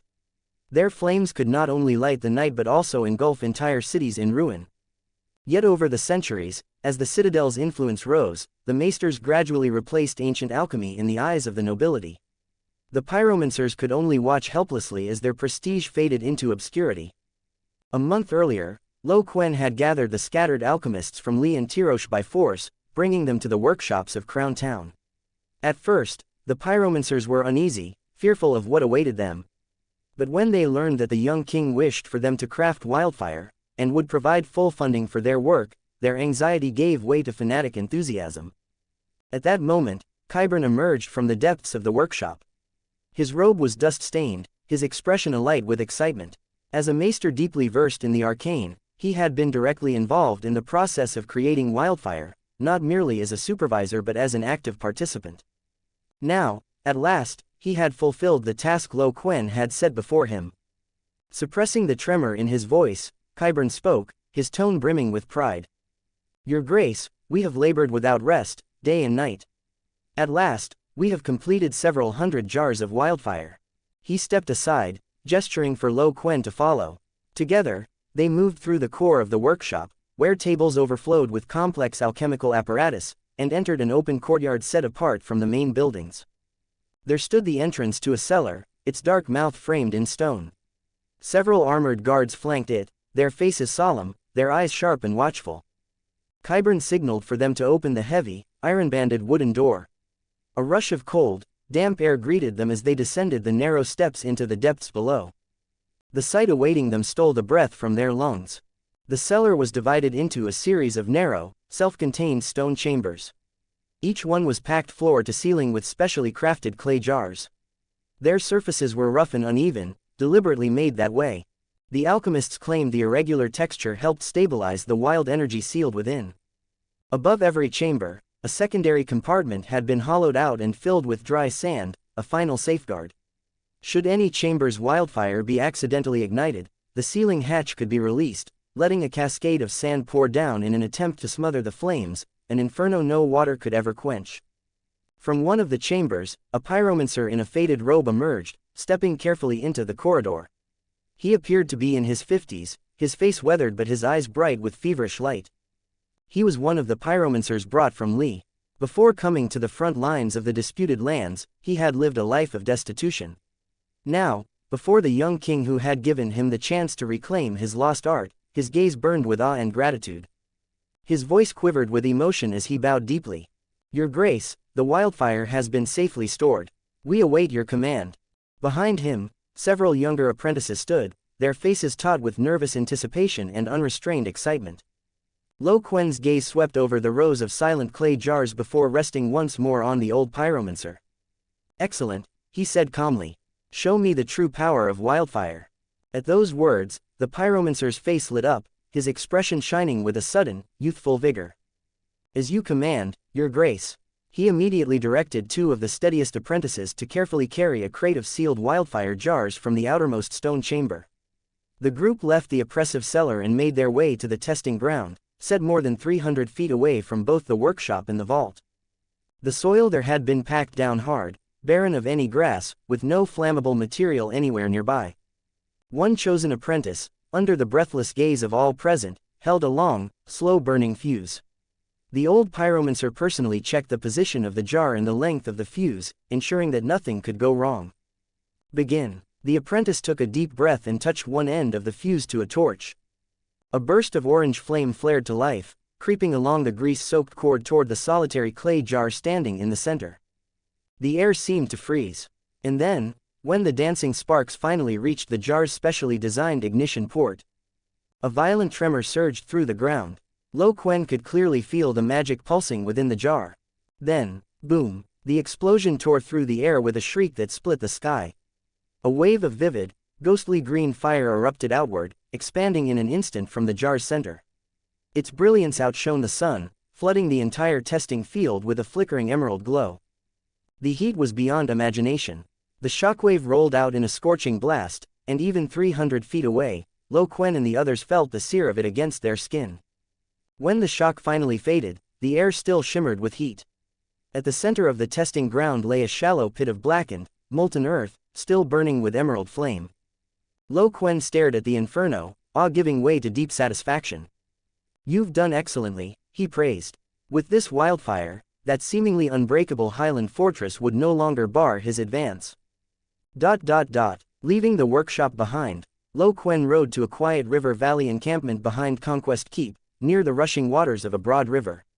The place was lush and tranquil, the murmur of water forming a stark contrast to the grim austerity of the armory. Janice stood by the riverbank, her gaze tenderly following three massive shapes playing near the edge of the green forest. After only a few months apart, the growth of the three young dragons astonished Quen all over again. Blooddancer had shown the greatest promise. Its long, powerful body had already grown to nearly 8 meters, its crimson scales gleaming like molten metal beneath the sunlight, like living fire turned solid. It stood proud and regal, wings flexing with effortless strength, each beat sending gusts of wind through the trees, setting the leaves whispering in waves. Duskshadow was slightly smaller, about 5.5 meters long, its deep violet scales shimmering like flowing night under the shade. At that moment, it was chasing a startled deer through the underbrush, scattering smaller creatures in every direction. Silverfall was close in size to Duskshadow, just over 5 meters, its body sheathed in scales that shone like liquid silver, glinting brilliantly in the sun. It seemed more interested in the river, striking the water with its foreclaws and sending sheets of spray into the air. From time to time, it would swoop low, snatch a fat salmon from the surface with its long neck, and rise gracefully again, moving with the poise of a creature born to both air and water. A flicker of surprise passed through Quen's mind. Their growth rate was astonishing, far beyond what he had expected, even in an age when magic had yet to return in full force. In the original history, Daenerys's Drogon had only become large enough to bear a rider at 2 years old, and that was after the return of magic. But soon, his surprise gave way to satisfaction. The faster they grew, the better. If fortune favored him, the dragons might gain real combat strength before the Red Comet arrived. Janice walked up to him and said softly, "Your Grace, since your lesson with Blooddancer, it hasn't quarreled again with Duskshadow or Silverfall." Quen smiled. "Looks like the little one's finally learning some discipline." Perhaps hearing their voices, Blooddancer, still on the far bank of the river, lifted its long, sinuous neck and turned toward them, curiosity flickering in its eyes. The two couldn't help but laugh at its guilty look. After spending a little while playing with Janice and the dragons, Quen finally excused himself and rode away. Chapter 141, Linus's Request. He left the riverbank and rode back into the depths of the camp. Ever since he had first tasted forbidden fruit with Lady Hightower, that searing, bone-melting pleasure had burned itself into his senses, leaving him addicted to its memory.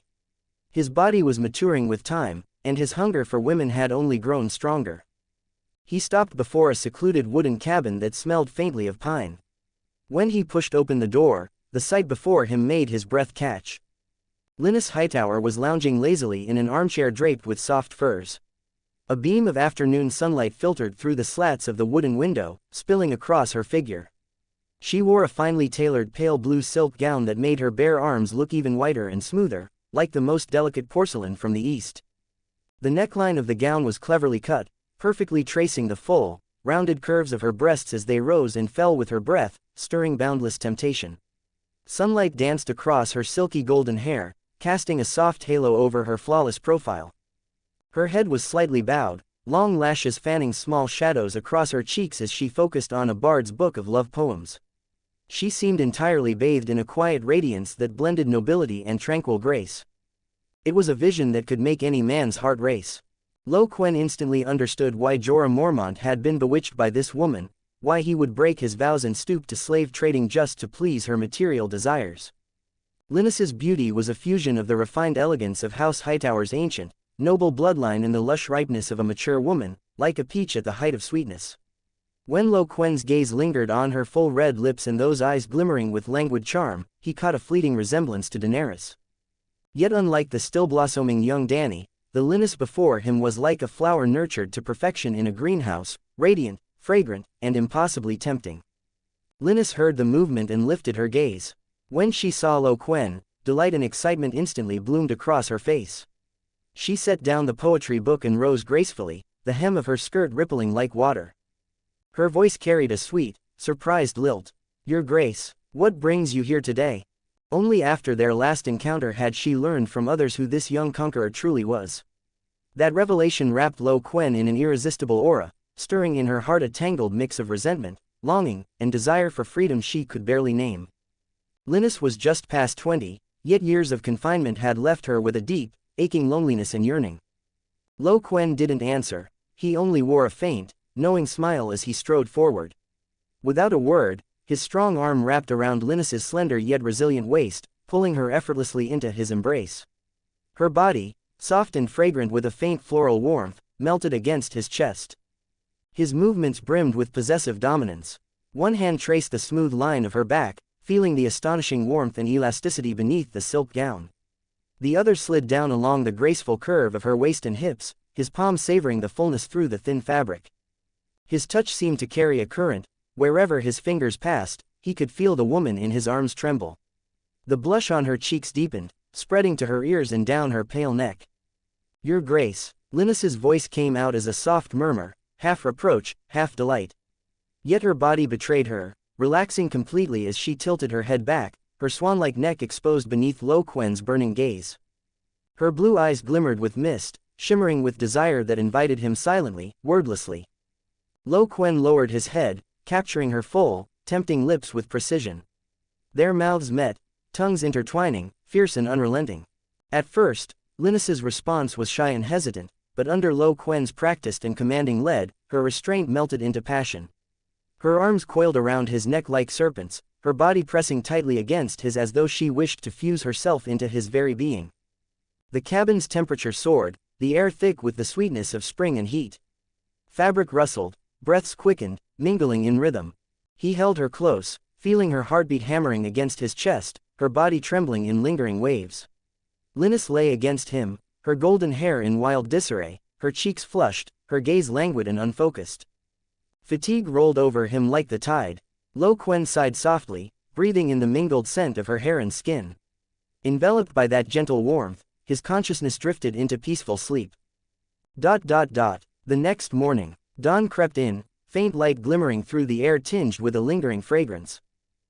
Quen's first sensations were not of sight, but of scent and touch, an embrace spun from warmth and softness. A unique aroma, a blend of feminine sweetness, the fading trace of last night's passion, and the cool freshness of morning, stirred faintly against his senses. It was Linus's scent, like the petals of a summer rose crushed and steeped in snowmelt, infused with the gentle warmth of her skin and the sweetness of ripe fruit. The fragrance wound into his senses, gently rousing him from the edge of sleep. Then came the feel of her body, her soft, silken back pressed against his broad chest. Her skin was impossibly smooth, like the finest silk flowing in dawn's light, alive with heat and life. They lay entwined, skin to skin, warmth passing between them. Linus stirred at his movement. Her hazy blue eyes fluttered open as she murmured, "Your Grace, you're awake." Quen started to move, but paused when he saw her brows knit slightly, a flicker of discomfort crossing her face. The memory of the night before came rushing back, and he couldn't help but smile. Perhaps too many years on campaign had left him a little restrained. When he stopped, Linus gave a soft giggle, her smooth, pale body shifting against him. Only when his expression softened did she rest her head against his chest and whisper, "Your Grace, may I go with you to the front lines? I wish to stay by your side, it might make things go faster." Seeing the flush on her cheeks, Quen fell silent in thought. She was right. Thinking of his future plans for the north, he nodded. "Later, you'll come with me to the Central Highlands." He then recalled Jorah, who had been imprisoned for far too long. It was time to draw out the last of his worth. 0 comments 0 vote. Chapter 142, Wildfire from the Heavens. Quen stayed in Crown Town for only a day and a night before hastily returning to the Central Highlands with Wildfire and a group of pyromancers. The darkness before dawn was at its thickest, shrouding both opposing camps in the Central Highlands with a deathly chill. The Highland fortress crouched atop the ridge, its stone walls glimmering cold and hard beneath the sparse starlight. Only a few scattered campfires flickered atop the towers, where sentries moved sluggishly behind the battlements. Behind the curtain wall, the sellsword camp was filled with the sound of snoring. By day, their nerves were stretched taut, fearing Quen might lead his forces to storm the castle. Only at night could these weary warriors find a moment's respite. Across the entire hilltop, the only sounds were the rustle of wind through dry grass and the occasional distant howl of wolves. At Quen's rammed earth fortress, however, the atmosphere was entirely different. No campfires, no clamor, only a cold, oppressive stillness charged with anticipation. 3 specially modified giant catapults loomed in the dark, their outlines grim and menacing. Their throwing arms had been thickened and reinforced, wrapped with grease-soaked ropes. The winch systems were strengthened as well, capable of bearing loads far heavier than ordinary stone projectiles. Most crucially, the launch ends had been equipped with special attachments, no longer simple leather pouches, but multi-layered nets woven from tough vines and thick canvas, lined with moss and cork shavings to cushion the wildfire clay pots. Pyromancers murmured final instructions beside the catapults. Squadrons of carefully selected soldiers, responding to their office's low commands, worked in pairs to slowly and steadily unload each specially crafted clay pot from the transport racks. Every pot was thickly wrapped in straw and damp cloth. As each was placed into the net pouch, those nearby instinctively stepped back. Quen stood atop the fortress's highest watchtower, draped in a dark cloak, his gaze piercing the blackness as he locked onto the Highland fortress's silhouette. Yiti stood quietly beside him, her breathing deliberately soft. "Loading complete, Your Grace." The pyromancer's report came softly through the messenger.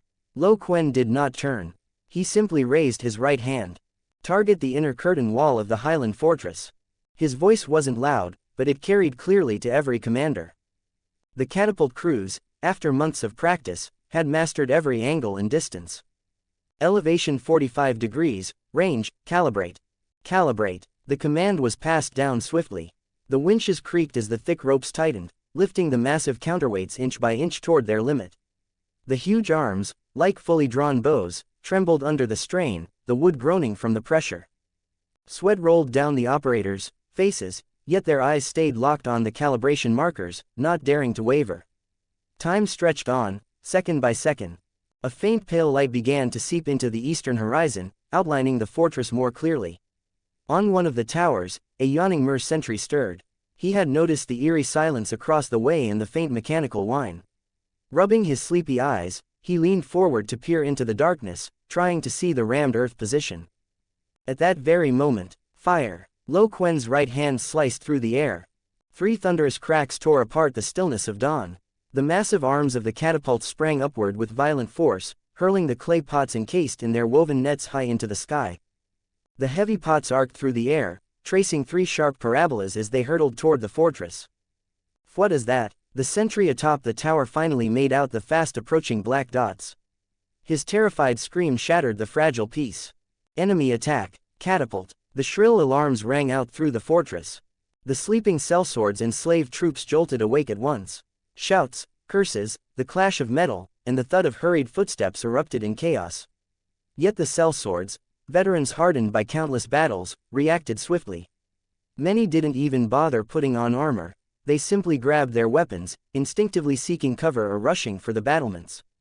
Still, confusion and a touch of scorn lingered among them. Catapults again. Had that Easterner still not given up? For the past 2 months, the projectiles had done little more than make noise and scatter debris, utterly incapable of damaging the fortress. To prevent stones from striking inside the curtain walls and injuring soldiers, they had even strung up several layers of netting above the courtyard to absorb the impact. Their camps were also set up directly beside the walls to avoid being hit. Captain Kov of the Bright Banners Company bellowed at the chaos as he roughly tightened the straps on his breastplate. "What's the panic for? They're just worthless rocks. Shields ready, archers to the walls. If those eastern rats dare come." He stopped mid-sentence, because the 3 boulders were already soaring overhead. "No. This isn't right." Dario Naharis of the Stormcrows was nimbly climbing the wooden watchtower when his sharp instinct screamed of mortal danger. Those things flying through the air weren't stones. His pupils shrank as the eerie green glow from countless clay jars reflected in them. "Get down. Find solid cover." His shout was instantly swallowed by the rising chaos. The first clay jar crashed hard onto the watchtower atop the main keep. The sound wasn't of stone breaking, but a heavy crack followed by the dull splash of liquid bursting free. A wave of viscous, jade-green fluid splattered across the tower's summit, spraying out in a violent, radiating pattern. The thick green substance clung to the cold stone walls, the wooden beams, and the startled soldiers, slowly oozing and spreading as it shimmered with an ominous light. For an instant, the entire battlefield fell into a chilling silence. The soldiers doused in the liquid stared at their glowing, sticky arms in horror. Thinking it some deadly poison, they panicked, frantically trying to wipe it away, only for the green slime to smear further with every motion, their terrified screams piercing the still air. Soon, however, they realized it wasn't poisonous. Aside from its cold, slimy touch and foul stench, the liquid seemed harmless. Below, the confusion rippled through the sellsword camp. Ha, ha, Goghor, captain of the Iron Shields, froze for a moment before bursting into a loud, rough laugh of relief. "Look at you cowards. Those Easterners are just putting on a show." Marrow of the Second Sons exhaled, wiping the sweat from his brow before curling his lips into a sneer. "Told you, those Eastern sorcerers love their little tricks." Their laughter spread through the ranks as they looked down on the green liquid, convinced that Quen was merely trying to scare them. Dario of the Stormcrows approached, dipped a finger into the strange fluid, and brought it to his nose. The stench was awful. He frowned. The smell was strangely familiar, like something he had seen before. Chapter 143, Sea of Green Fire. On the opposite side of the battlefield, Quen watched the wildfire jars arc into the castle's interior, a cold smile curving his lips. "Loose, your grace, allow me." The tattered prince stepped forward. Striding to the front lines, his sword-worn hand reached steadily toward a startled soldier. The man hurriedly offered him a well-kept sellsword bow and a quiver filled with fire arrows wrapped in thick, oil-soaked cloth. The tattered prince tested the bowstring. It gave a low, resonant hum. He drew an arrow and calmly lit it from a nearby torch. Flames flickered in his deep, steady eyes. He didn't look toward the tower or the walls. His gaze was fixed entirely on a stretch of stone where thick, viscous green liquid clung to the surface, seeping down through the mortar lines. That spot was where the fluid had gathered most densely, flowing the strongest. The tattered prince stood motionless, like a carved statue. In his world, there was only the bow, the burning arrow, and that flowing green wall. The bow curved like a full moon. The arrow flashed like a falling star. No shout, no wasted motion. The flaming arrow leapt from the string with a sharp, slicing whistle, tracing a brief, deadly streak of crimson light through the air. At last, the flame touched the viscous, icy green liquid. SSSHHH, crack. The point of contact erupted instantly in a dazzling, unnatural flare of emerald sparks. Then, boom, a deafening explosion split the dawn. Centered on the impact, the section of wall drenched in green liquid, along with the debris stacked behind it and the soldiers nearby, was consumed and vaporized in a heartbeat by a torrent of searing emerald fire. Boom, boom, boom, boom, boom, boom, all across the Highland fortress, wherever the wildfire concentrate had splashed or seeped, the effect was the same. Each patch ignited like a colossal powder keg, erupting one after another into thunderous blasts and towering pillars of green flame that tore through the air. The top of the main keep's tower, already soaked with the substance, burst into blazing inferno. Flames cascaded wildly down the walls, spreading like liquid fury. On the eastern side, the sellsword camp, tents, supplies, barricades, even the very soil, soaked in the green mixture, became an unending sea of fire, pulsing with that eerie, otherworldly glow. Boom, boom, two even larger explosions erupted in the midst of the packed camp. The shockwaves tore through everything within dozens of feet, tents, fences, men, ripping them apart and flinging them into the air. The thick green flames surged outward from the blast points, rolling and spreading in all directions, unstoppable. This time, the sellswords saw it clearly, the true horror of this fire from hell. "Water! Douse it with water!" A squad leader of the Iron Shields bellowed, his voice breaking. Several soldiers scrambled for buckets, splashing water over a comrade wreathed in green fire. SSSHHH. The moment the water hit, the flames didn't die, they roared higher, shooting upward with a fierce hiss, burning even more violently than before. The soldier drenched in water let out a blood-curdling scream as the flames surged over him, his body swallowed whole in an instant, becoming a blazing green fireball. Useless. Water's useless. Terror swept through the ranks like a storm. They watched helplessly as their comrades rolled on the ground, trying desperately to extinguish the flames. But the thick green fire clung to skin and cloth like maggots to flesh, burning ever fiercer until it consumed its victims completely, leaving behind only blackened, twisted husks that reeked of charred meat. Even more horrifying was how fast the fire spread. It flowed through the camp like a living river, and wherever it passed, everything turned to ash and warped cinders. No, my brothers, my bright banners. Kov, commander of the bright banners, roared, his eyes wide with grief and fury. He watched his proud red banner devoured by the green tongues of flame, watched his battle-hardened veterans struggle and scream in agony within the inferno, until all that remained were ashes. He tried to charge into the blaze, but his personal guards seized him, dragging him back by force. Captain, you can't. That's the devil's fire, touch it and you're finished. Retreat, out of the camp, fall back into the fortress. Goghor, commander of the Iron Shields, bellowed, trying to rally the chaos. He ordered his men to raise their massive tower shields, forming a wall to block the advancing flames. But before the flowing green fire, the shields might as well have been made of paper. The flames latched onto the metal surfaces, burning with terrifying intensity. The heat seared through the steel, splitting open the soldiers' palms. Screaming, they dropped their shields, and the fire poured through the gaps, igniting the men packed tightly behind them. The so-called defensive line collapsed in an instant beneath the emerald tide. Marrow of the Second Sons had long since lost his earlier mockery. His red-gold beard was singed by the heat, his face blackened with soot, and terror shone plainly in his eyes. Damn it, damn those eastern sorcerers, he cursed, kicking aside anyone in his path as he fled, desperate to escape the burning hell that surrounded him. Dario Naharis stood atop the wooden tower, staring at the green inferno spreading below. For the first time, all color drained from his handsome face. His blue eyes reflected nothing but raw, unfiltered fear. Without a second thought, he turned and sprinted toward the inner fortress, away from the fire. Sellsword honor, a commander's duty, none of it mattered before the instinct to survive. Inside the fortress, the camp of the Mer Slave Legion had descended into chaos. Though the wildfire pots hadn't struck their crowded barracks directly, the green flames pouring down from the burning main tower, and the deafening explosions and screams echoing from the eastern sellsword camp, had already thrown them into panic. This is the gods' punishment. That Easterner has summoned the dragon's breath. We're all going to die. Burned alive. The gates are sealed. The slave soldiers huddled together in the narrow, filthy barracks, trembling uncontrollably.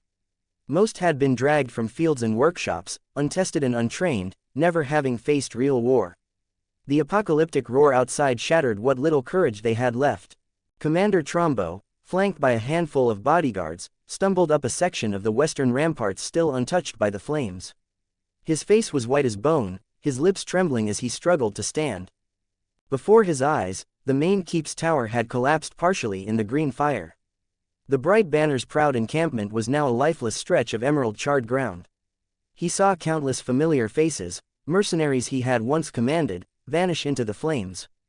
The mighty steel wall of 10,000 sellswords he had relied upon melted away before that unnatural green fire like snow under the sun.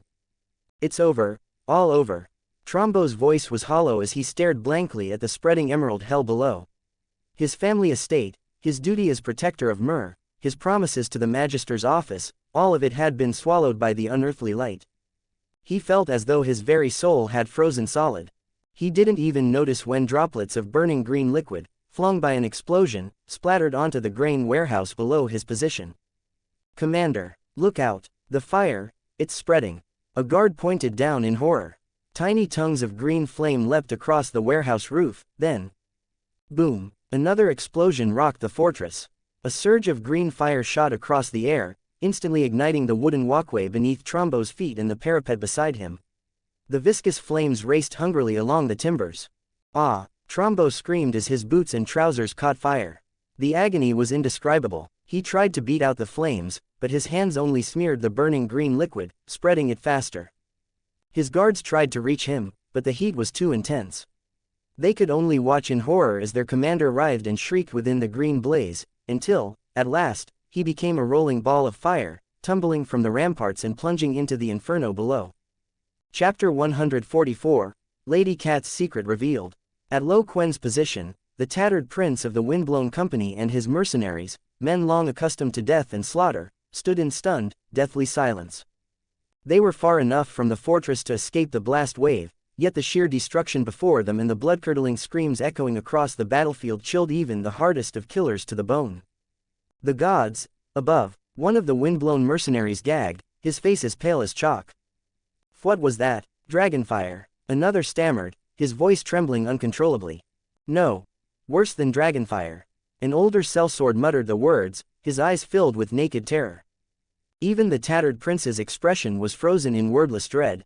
He had always prided himself on his worldly experience, having crawled and clawed through the shadows of Essos for half a lifetime. Yet never, had he witnessed such horror. He turned his gaze toward the distant figure of the young king standing upon the lookout platform. For the first time, he felt a deep, unmistakable awe, and a chill that seemed to seep into his very bones. This Easterner wielded a power that could burn cities to ash and annihilate entire armies. To make an enemy of such a man was to seek death itself. The catapults did not fall silent. After the first devastating strike, Qyburn and the old pyromancer calmly coordinated the next barrage, judging the flames spread in the fortress's weak points. More wildfire jars were loaded and launched, each one arcing through the smoke-filled air toward the fortress's vital supports, its storage depots, and the last pockets of resistance. Every impact brought with it another collapse, another wave of death. The Highland fortress, the steel bastion upon which the Mer had placed their last hope, had become nothing more than a blazing tomb bathed in sickly green light. The once unyielding stone walls glowed red with heat, cracking and falling apart. Towers tilted, crumbled, and vanished into the inferno. Columns of thick black smoke and ghostly green firestorms rose into the heavens, blotting out the sun. The fire burned for an entire day and night. By the following dusk, as the dying rays of the sun struggled to pierce the dense smoke, the mighty Highland fortress that had once dominated the central highlands was reduced to a vast field of charred ruin, still smoldering, still whispering with heat. The acrid stench of burnt flesh carried for miles. Twisted shards of metal, glassy stones melted and hardened again, and layers of ash blanketing the ground painted the outline of a man-made hell. Among the ruins, one could still glimpse blackened, contorted corpses curled in on themselves, no longer human, only shadows of what they had been. Quen immediately ordered his dragon soul guards and soldiers to enter the ruins and begin the search. The windblown mercenaries followed, stepping into the still-hot wreckage behind his army. Even the bravest among them turned pale as they entered, choking back the urge to vomit. King's Landing, brothel. The air was thick with a cloying perfume, sweet to the point of nausea, mingled with the sour tang of aged wine and sweat. The heavy scent hung stagnant in the richly adorned room. Velvet curtains shut out most of the noise from the streets, leaving only the dim, flickering glow of candlelight to cast suggestive shadows across the walls. Gaudy murals depicted the gods, debauched revels, and in the corner, an oversized bed lay in disarray, its tangled silk sheets a silent testament to the room's trade. Eddard Stark glanced around, his every bone seeming to creak with discomfort in the face of such decadence. He had just escaped the torment of the small council meeting, and it had nearly broken him. The kingdom's coffers had long since been emptied by Robert's reckless extravagance, leaving behind debts soaring into the millions of golden dragons. The sheer weight of those numbers pressed on him like a stone, stealing his breath. And yet, despite the ruin, Robert still insisted on hosting a grand tournament in honor of his new hand. But what unsettled Eddard most was not the king's folly, it was the fact that Petyr Baelish had brought him to this den of filth. And here, against all expectation, he found his wife, Catelyn Stark, who should have been hundreds of leagues away, guarding Winterfell. Catelyn rested against him, her body pressed close to his chest. They had been apart for only a month, yet the longing between them was heavy and deep. Her face was thinner, her eyes shadowed with fatigue from long travel and the remnants of fear. She leaned close and whispered in his ear, "Ned, I told Petyr everything we suspect about Jon Arryn's death. He promised to help you uncover the truth, he has many sources here. The moment she spoke, Eddard felt something inside him crack. Bran's stabbing had already weighed on his soul, but this quiet confession chilled him to the marrow. She had told their secrets tied to the highest powers of the realm, to this man before him. The man with the narrow smile and shifting eyes. This was no relief, it was a catastrophe. Eddard turned sharply toward her, his gray-blue eyes boring into hers, full of disbelief, reproach, and a deep, gnawing worry. He wanted to cry out, to demand of his lady, "My dear Catelyn, what were you thinking? Do you know what you've done?" Littlefinger watched his near-speechless shock with quiet amusement. Reclining lazily on the opposite couch, he twirled a silver goblet of crimson wine between his fingers, that familiar thin smile playing on his lips. "My dear Lord Eddard," he said smoothly, "your lady has indeed placed great trust in me. She has not only shared your mutual concerns regarding Lord Jon's death but also revealed the contents of those two rather interesting letters you received." At that, Eddard's face went pale. Those letters, Stannis's and Lysa's accusations about Jon Arryn's murder, held secrets that could shake the Seven Kingdoms and drown them in blood. How could she have been so reckless, entrusting such things to this man, this schemer who had built his standing in King's Landing through deceit and betrayal? If Eddard was reeling in silence, Petyr Baelish, when he had first heard Catelyn speak of Renly's plan to depose Cersei and crown a Tyrell maiden as queen, had been struck by his own wave of astonishment. The value of that revelation far exceeded his expectations. And when he realized that Eddard now suspected Renly of murdering Jon Arryn, Petyr could barely contain his laughter. For Littlefinger knew exactly how Jon Arryn had died. It was his masterpiece, brought about through Lysa Arryn's trembling hands. He had planned it all, using her letter accusing Cersei and the conveniently lost Valyrian steel dagger to ignite a war between Stark and Lannister, those eternal enemies, and watch them tear each other apart. But now, Catelyn's mention of Renly's conspiracy had opened new doors in his mind. This unexpected gift of information made him hunger to rewrite his game entirely. Stark, Lannister, Tyrell, Renly, four powers, circling each other in suspicion and hate. A perfect storm, a feast of chaos, bestowed by the gods themselves. He could move through it all with practiced ease, pulling strings, stoking the fire, making the blaze burn ever brighter. On one hand, he continued to swear to Catelyn in earnest, insisting that the dagger used by Bran's would-be killer undoubtedly belonged to Tyrion Lannister, directing the Starks' wrath squarely toward the Westerlands. On the other, his calculating mind was already racing, plotting how to turn Renly's explosive, queen swap, scheme to his advantage, how to pit the Lord of Storm's End against the other powers of the realm. Littlefinger knew he would need to pay Renly a visit, very soon. Facing her husband's stunned and furious gaze, Catelyn seemed strangely detached. Instead of remorse or unease, she lifted her face, speaking softly in a tone laced with old affection. "Ned, don't look at Petyr that way. He's as close to me as a brother. He would never harm me. Besides, Petyr knows everything about King's Landing.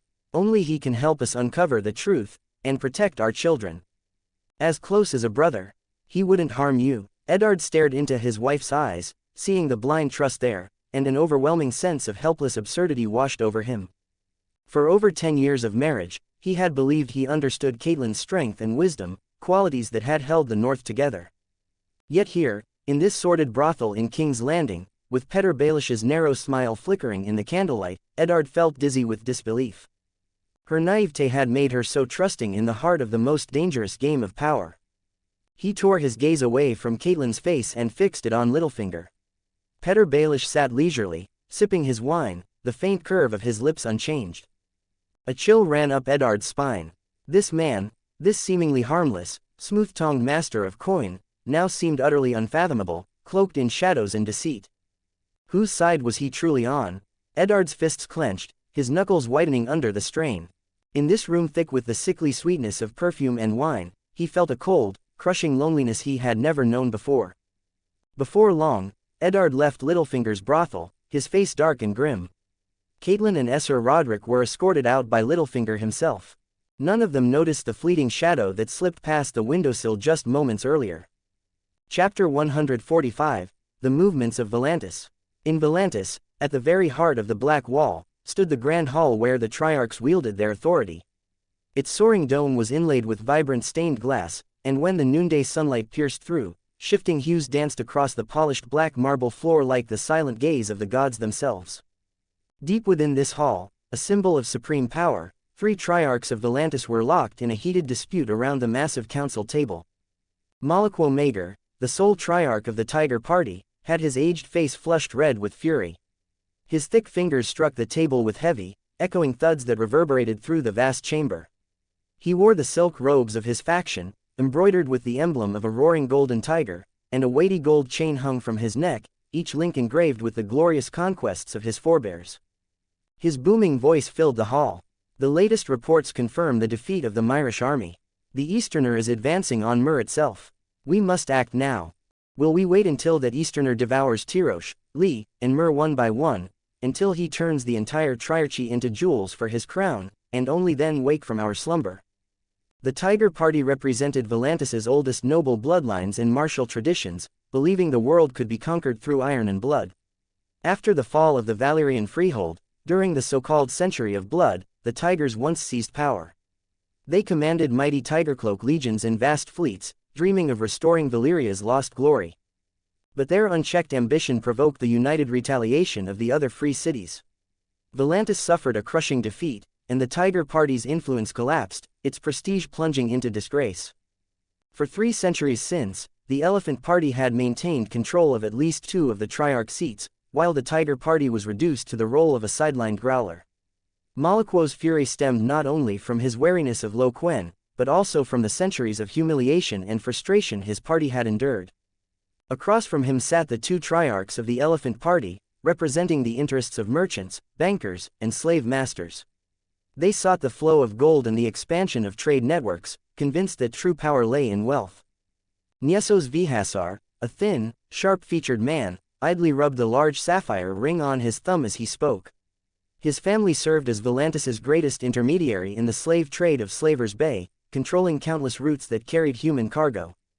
Lord Malaquo, he said smoothly, anger blinds the eyes of wisdom. This Easterner, yes, he has stirred up storms in the disputed lands. But consider this, after conquering Tyrosh and Lee, he did not dismantle their slave systems. Quite the opposite, war has only deepened the hunger of nobles and workshop owners for more slaves. Over the past year, the number of slaves sent to the disputed lands has risen by 40% compared to times of peace. Wealth is flowing ceaselessly into our coffers. At such a time, provoking a powerful force that poses no threat to our trade routes would be folly. We should first observe him, perhaps even establish mutually beneficial trade relations. That is the path the Elephant Party would take. Donifos Painamian, the other Elephant Triarch, was a portly man whose round face always carried a genial smile. His family's wealth rested on a broader base, commodities ranging from eastern spices and silks to western timber and ore. Lord Essos speaks true, he said cheerfully.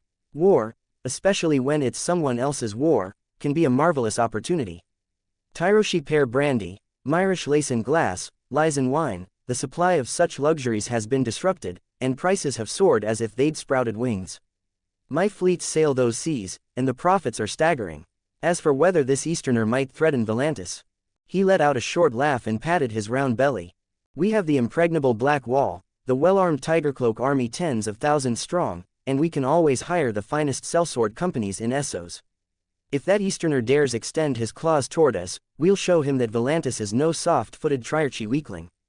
Malaquo stared at his 2 colleagues, lost in their illusions of wealth and security, and a suffocating mix of helplessness and rage welled up within him. He forced down his rage, his voice trembling slightly from the strain. You short-sighted fools, you see only the gold glittering before your eyes, yet fail to recognize the colossal beast the Easterner will become once he consolidates the resources of the 3 daughters. His army, tempered in wildfire, and his ambition, boundless, will never stop at the Myr River. When he has digested his victories, sharpened his claws and fangs, and marches upon your gates, you will regret this. Essos remained unmoved, even gracefully lifting his crystal goblet to sip the chilled red wine. The loyalty and combat prowess of the Tiger Robes are beyond question, Lord Malaquo. You worry too much. The 3rd daughter's defeat stemmed from her own weakness and division, not from some invincible foe. Volantis will not repeat that mistake. Donifos nodded in agreement, his plump fingers drumming lazily on the tabletop. Precisely. Lord Essos speaks the truth. The third daughter couldn't even muster a proper army, her defeat was inevitable. We of Volantis have the Black Wall, the Tiger Robe Army, our fleet, and unmatched wealth. That the Easterner is no threat. Seeing the two remain unmoved, a flicker of grim resolve passed through Malakwo's eyes. He knew that the Tiger Party's strength alone could not force intervention. Taking a deep breath, as if steeling himself, he drew a wax-sealed letter from the inner pocket of his silk robe. Since both lords are so convinced Volantis stands impregnable and have no interest in taking the offensive. Malakwo's voice turned icy again. He slammed the letter down onto the dragonbone tabletop and pushed it toward them. Then perhaps you should see this. A proposal, from Braavos. Donifos's smile froze. With a trace of reluctance, he picked up the letter, muttering suspiciously. Bravo C. What new trick are they plotting now? Don't tell me they're trying to coax us into joining forces to provoke that harbinger of doom. He unfolded the parchment and scanned its contents quickly. Seconds later, his muttering stopped dead. His shrewd merchant eyes widened, the usual genial smile replaced by stunned disbelief. He snapped his head up to stare at Malakwo. The Bravo C, they actually want to do this. Essos, noticing Donifos's reaction, immediately reached for the letter. His sharp, hawk-like eyes swept over the words, and his usually calm face betrayed visible shock, tinged even with a hint of pain. This, how much would it cost to employ those people? Wouldn't the price be too steep? Seeing the two finally shaken, Malakwo's taut nerves eased slightly. He let out a cold snort. Compared to mobilizing the Tiger Robes and hiring a massive fleet to march deep into the disputed lands for open war against the Easterner, what are a few golden dragons? This is the best non-intervention plan the Bravo C could conceive. It costs us not a single soldier, spares us from direct entanglement in the conflict, and yet removes that unsettling threat. Isn't that far more effective than your fantasies of pacifying a conqueror with trade and the Black Wall? Donifos and Essos exchanged a long look. Silence spread through the vast hall, broken only by the silent gaze of the gods above the dome. Finally, Donifos gave a slow nod. Essos pondered quietly, his fingers absently rubbing the sapphire ring on his thumb, a silent sign of consent. Malakwo watched their reluctant compromise without a trace of satisfaction, only disdain for the short-sightedness of his Elephant Party colleagues. If not for Braavos's unexpected proposal, Volantis might well have stood idly by while the Easterner grew to full strength upon the ruins of its neighbors. 1 comments 0 vote. Chapter 146, Renly's Shock. Meanwhile, along the banks of the Mur River 1,000 miles away, the midsummer sun poured its golden warmth across the fertile lands. Quen's army, like a precise and unstoppable machine of harvest, swept through the southern bank of the Mur River with crushing momentum after seizing the last stubborn fortress on the highlands. The hastily assembled slave guards of Mur, upon seeing Quen's forces tear down the highland fortress and advance toward the city's heartlands, had already lost all will to fight. Even when they attempted to resist on the open plains, relying on the river and hastily built rammed earth defenses, they were as fragile as paper before Quen's legions in the blazing wildfires. In less than a month, the vast and bountiful lands south of the Mur River had all fallen under Quen's control. Only after taking stock of the Myrish wealth did he realize the spoils exceeded all expectations. Now, Quen resided within a luxurious estate situated by the Mur River Bay, one that had been fully secured. Once a summer retreat for a Myrish noble, the estate combined Mur's signature elegance and refinement. White stone columns encircled a central fountain, and the gardens flourished with exotic flowers and rare plants from distant lands. Seated on a terrace bench carved from a single block of rosewood, Quen toyed with a recent prize from the estate's workshop, a piece of Myrish lace. This lace was among the most exquisite jewels of Mur's famed craftsmanship. Thinner than a cicada's wing, lighter than mist, it was woven from the finest lamb's wool using ancient techniques long thought nearly lost. The pattern was a marvel of precision and grace. Tiny blossoms and vines outlined in silver thread adorned the delicate mesh, shimmering with a pearlescent glow beneath the sunlight. Its texture was impossibly soft, as smooth as flowing silk. Such lace was the envy of noblewomen across Westeros and Essos alike. Some daring courtesans even made entire gowns from it, the faint transparency revealing more than it concealed, teasing the eye with artful allure. Quen's long fingers brushed lightly over the priceless fabric, a faint smile tugging at his lips. His thoughts drifted to Linus Hightower, the precious jewel of Aldtown he had hidden away in his golden chambers. He imagined this dreamlike lace draped over her snow-white, voluptuous body. The image alone was enough to stir his heart. The glory of conquest and the tenderness of beauty mingled within him like a sweet, intoxicating summer wine. Just then, light yet hesitant footsteps echoed across the terrace. Shyvana appeared beneath the arched doorway. She had shed her armor, now dressed in a finely tailored light blue silk gown that accentuated her tall, graceful figure. Her gaze first fell upon Quen before drifting to the white lace in his hand. A faint flush colored her cheeks before she quickly turned her eyes away. Ever since Lady Linnis of House Hightower had arrived at the front lines, and been assigned to a villa unusually close to his Grace's own chambers, Shyvana, with her perceptive nature, had sensed the unmistakable intimacy between them. His Grace was still so young, yet already so powerful. And still, he had no queen by his side. In the ancient traditions of Yiti, the celestial emperor took 100 wives, all sharing in his divine glory. Then what of his Grace? An audacious thought surfaced unbidden. If she could become one of his wives, perhaps she could wield that supreme power to restore the Yellow Dynasty, perhaps their child could one day reign as the God Emperor of Yiti. The notion sent her heartbeat fluttering, her cheeks warming further. She quickly suppressed the thought, forcing herself back to the matter at hand. Bowing slightly, she spoke, her voice carrying an unusual tension. Your Grace, the estate's reception and the initial inventory have been completed. The artisans in the workshops remain calm and compliant. When shall we march on Myr? Quen, unaware of the turbulent emotions hidden behind her composure, looked at her and said, Issue orders to the entire army. We rest here for 3 days, take stock of supplies, prepare the equipment. After 3 days, we cross the river and march on Myr. Shyvana straightened her back and answered firmly. As you command, Your Grace. King's Landing, the hand of the King's tournament camp. The air was thick with the aroma of roasted meat, the musk of horses, and the stifling heat of a restless crowd. Colorful tents clustered like mushrooms after the rain around the tournament field. Knights' polished armor gleamed under the sunlight, attendants hurried to and fro, and noblewomen's skirts swayed lightly in the summer breeze. Beneath the festive clamor, unseen undercurrents stirred. Renly Baratheon's tent was among the grandest in the camp.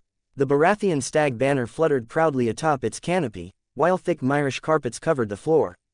Low tables overflowed with fresh fruit, roasted peacock, honey-drenched almond cakes, and fine golden wine from the arbor. Renly himself wore a perfectly tailored silver-gray velvet doublet, a golden rose pinned to his collar. Surrounded by young knights from the Stormlands and the Reach, he laughed and chatted easily, his handsome face alight with charm and confidence, as though the troubles of the realm were none of his concern. A squire entered, bowing deeply. My lord, Lord Petter Baelish requests an audience. Renly's smile faltered, a flicker of wary curiosity flashing in his eyes. Littlefinger, at this hour, he waved the young knights away. Show Lord Baelish in. Petter Baelish slipped inside like an eel, his gray-green eyes darting around the now empty tent before settling into a calculating smile. Good day, Lord Renly. Your tent truly is the most delightful oasis in this tournament. Why, even the air seems perfumed with the scent of golden roses. He bowed slightly, his manner smooth and practiced. Renly motioned for him to sit and poured him a cup of wine himself. His tone remained light, though his eyes were sharp. Petter, what wind blows you to my little oasis? Don't tell me losing those golden dragons to me this morning wasn't enough for you. Or is it that you've come bearing some interesting news? Littlefinger accepted the cup, his fingers lazily tracing its rim as his smile deepened. Indeed, he said softly, lowering his voice. I have come across certain private thoughts of the hand of the king. I thought you might find them worth hearing. Renly leaned forward slightly, the easy smile fading from his face, replaced by a hint of alertness. About Eddard Stark, what thoughts of his could possibly bring you to me? Littlefinger took a slow sip of wine, as though savoring it, or perhaps weighing his words. Lord Renly, Lord Eddard suspects, no, he is almost certain that you murdered Lord Jon Arryn.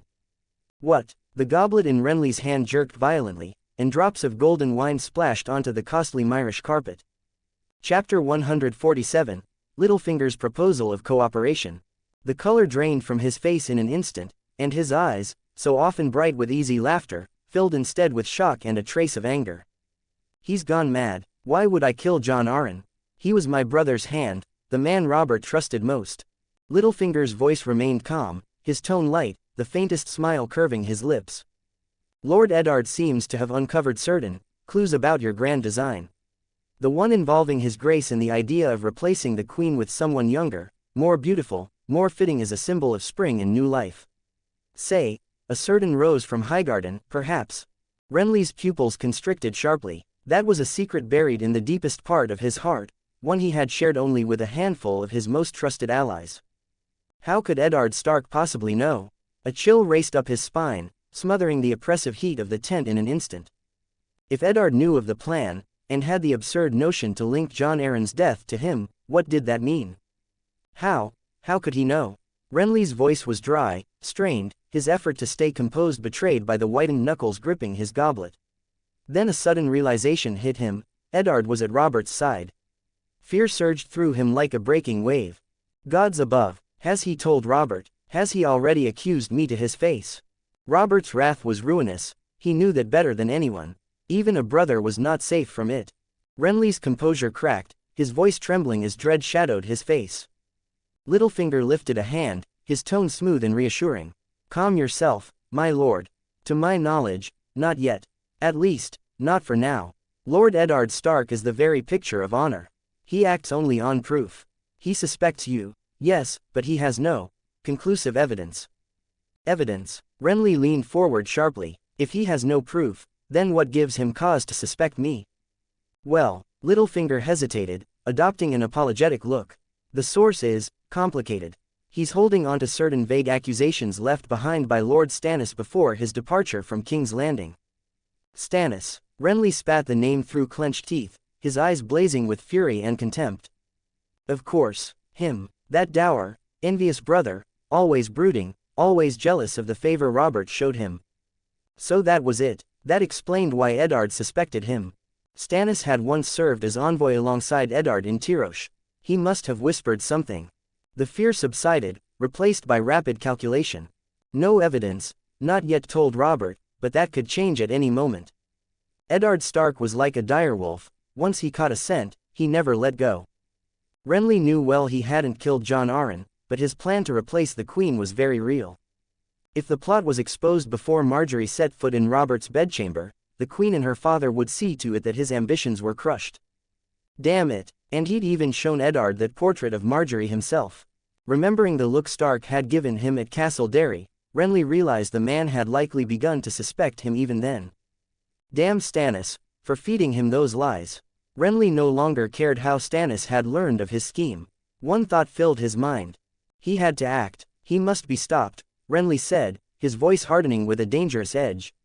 Before he finds his so-called evidence, or before his cursed sense of honor drives him to confess everything to Robert. I must strike first. Littlefinger finished smoothly, the words slipping in like a whisper of silk, echoing the thought Renly dared not speak aloud. He leaned forward slightly, his voice rich with persuasion. A wise notion, my lord. But how? To move openly against the hand of the king? To accuse him yourself? That would be most unwise, especially while your plans remain delicate. It would only place you in greater peril. Renly's eyes narrowed. You have an idea, don't you, Petter? Don't tell me you came all this way just to frighten me. Littlefinger smiled, sharp, sly, and cunning as a fox. Of course I'm here to assist you, Lord Renly. We share common interests. I too believe that Lord Eddard's presence in that seat is rather uncomfortable for many. He's too upright, too rigid, he doesn't understand how the game is played in King's Landing.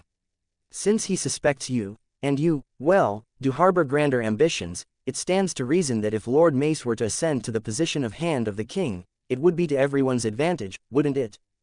Renly studied him for a long moment. House Tyrell and he were bound tightly together. Littlefinger was clearly angling to advance his own standing. And how, pray tell, do you intend to push him aside?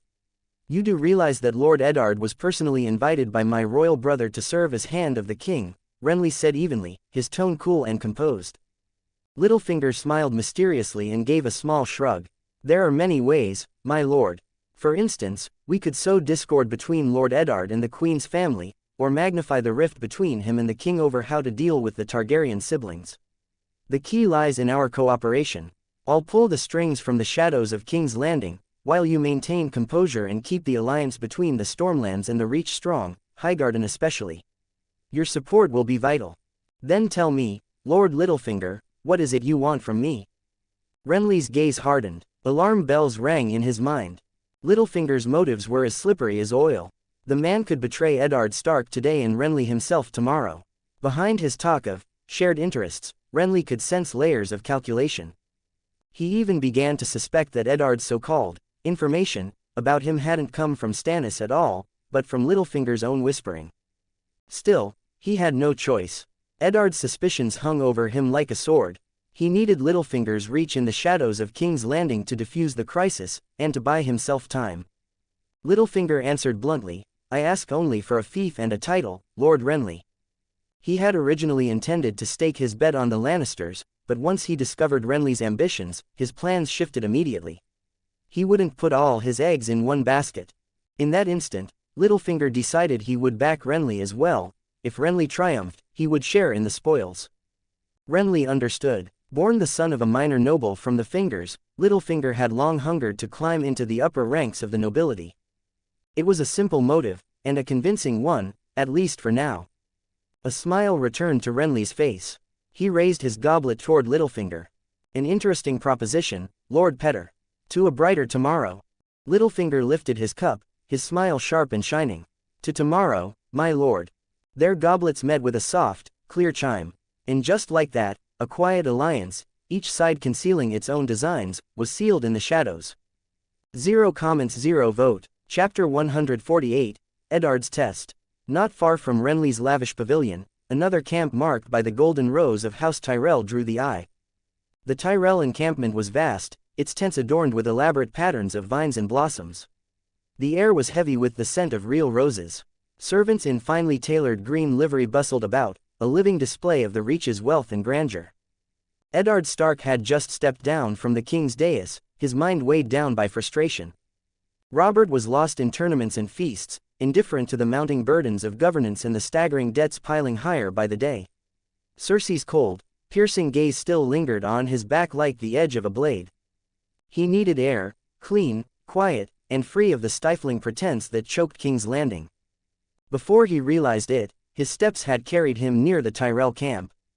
The sight of the golden rose banner fluttering in the wind brought back the image of Renly's handsome face, and his words about Marjorie Tyrell resembling Lyanna.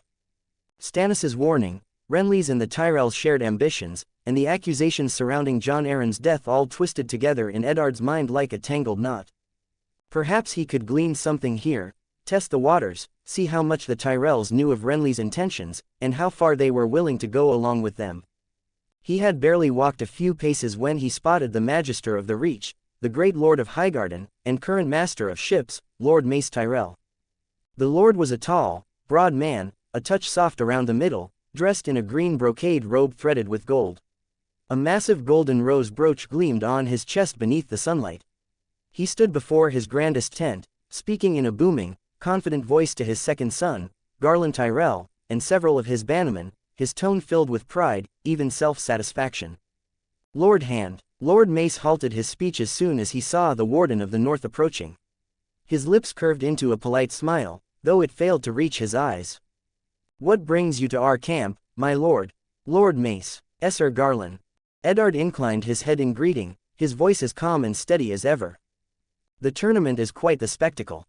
I was merely taking a walk." His gaze lingered briefly on Mace's lavish robes and his self-satisfied expression, and his unease deepened.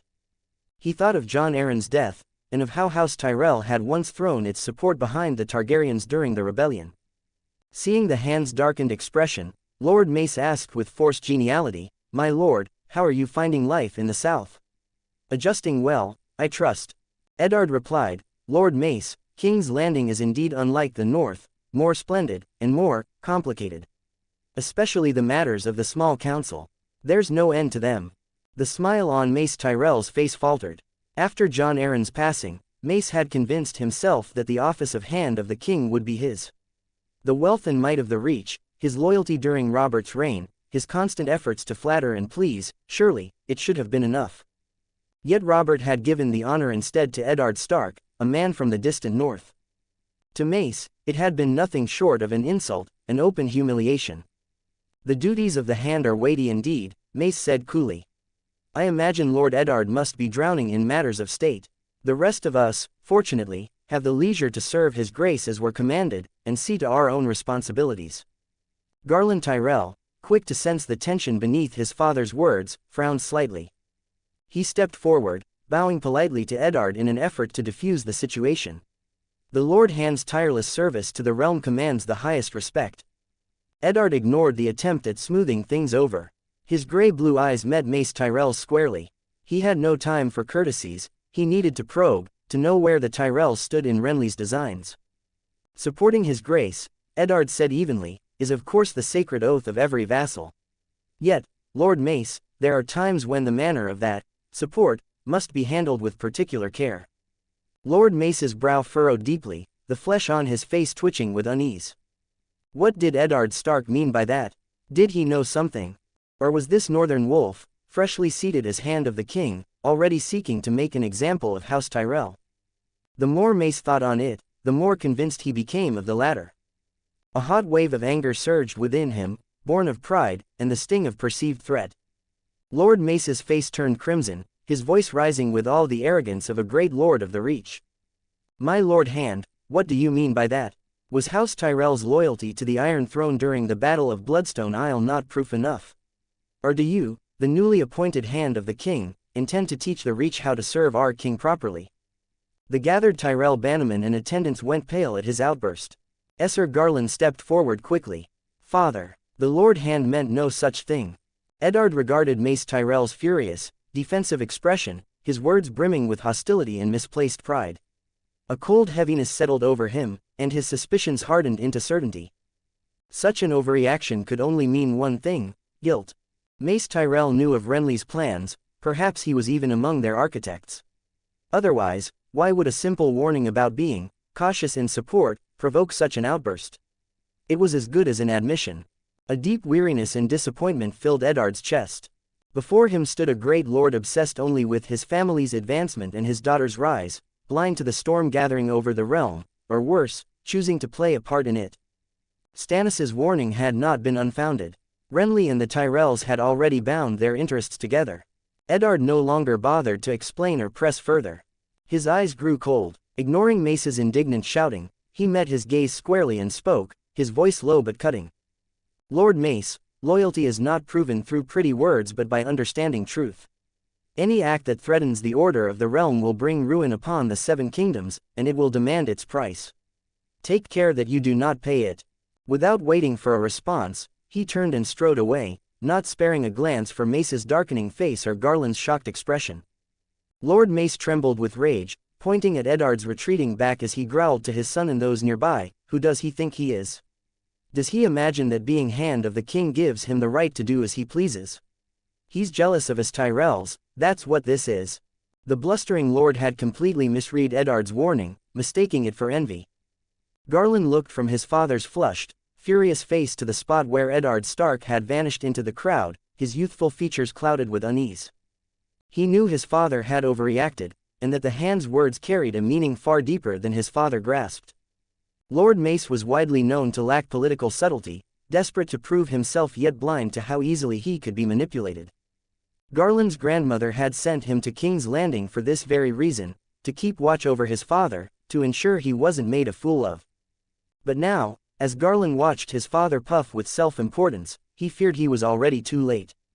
Eddard walked along the edge of the tournament grounds, the roar of the crowd washing over him in waves. The clash of lances and hooves thundered like distant storm clouds, but his heart was heavy. Littlefinger's loyalties were uncertain, yet he already knew too much through Catelyn. Renly's ambitions were sprouting like weeds. Mace Tyrell's pride and greed, Cersei and the Lannisters' unchecked arrogance. King's Landing was a spider's web, vast and glistening, and he, a direwolf from the north, was caught deep within it. Around him, every thread quivered with danger, spun by enemies whose fangs dripped with venom. Stannis was far away on Dragonstone, leaving him nearly alone in this struggle. And the only lead pointing toward Renly now lay shrouded in confusion, made even more perilous by Mace Tyrell's foolish anger. What was he to do? Eddard's face was shadowed with sorrow and helplessness. Chapter 149, The Siege of Myr, Renly's Resolve. The city of Myr, the last surviving jewel of the three daughters, was now completely encircled by Quen's vast host. The once bustling port, once bathed in the warmth of summer breezes, now lay in utter silence. The sea was littered with the shattered hulls of sunken ships, severing all hope of rescue or supply from the water. On land, Quen's army had spread like an iron forest, surrounding the great city by the bay so tightly that not even a mouse could slip through. The tall, proud walls that had once guarded Myr were now torn and battered, covered with gaping wounds and jagged craters. Massive catapults roared without pause, day and night, hurling boulders that screamed through the air before crashing against the stone defenses. Each thunderous impact shook the earth, showering the walls with debris and dust, carving new pits and web-like cracks into their battered faces. Quen's supply of wildfire had long been spent. He had already ridden to Qyburn, ordering the production of a new batch to be sent to the front. But until it arrived, he had no intention of letting the Myrish rest easy. He commanded the catapults to keep up their bombardment, grinding away at the enemy's resolve. From the top of a hill overlooking the battlefield, Quen stood with his hands clasped behind his back, eyes sweeping across the besieged city, his brow furrowed. It was not the battle itself that troubled him, but the stubborn tenacity of his foes. His forces had swept through every manor, workshop, and outlying fortress around Myr, cutting the city off completely. By all reason, the Myrish magisters, deprived of land, resources, and hope, should have understood that resistance would only multiply their losses. Surrender was the only sane path. Yet the reality before him said otherwise. The city walls bristled with the figures of slave soldiers. Most bore warm olive or deep brown skin and stood tall and lean, the unmistakable traits of Rhoynar blood. The Myrish were not like the Licini, who claimed Valyrian ancestry, but rather shared distant kinship with the Rhoynar. Now, these slaves were being driven onto the battlements by Lysan officers under the Magister's command, their flesh and blood serving to plug the gaps in the walls. Their armor was a patchwork of scavenged gear, rusted chainmail, coarse leather, and, for many, nothing but tattered hemp tunics. They trembled beneath the rain of stone fragments that filled the air. Their weapons were crude spears with rough wooden shafts and dull, sharpened tips.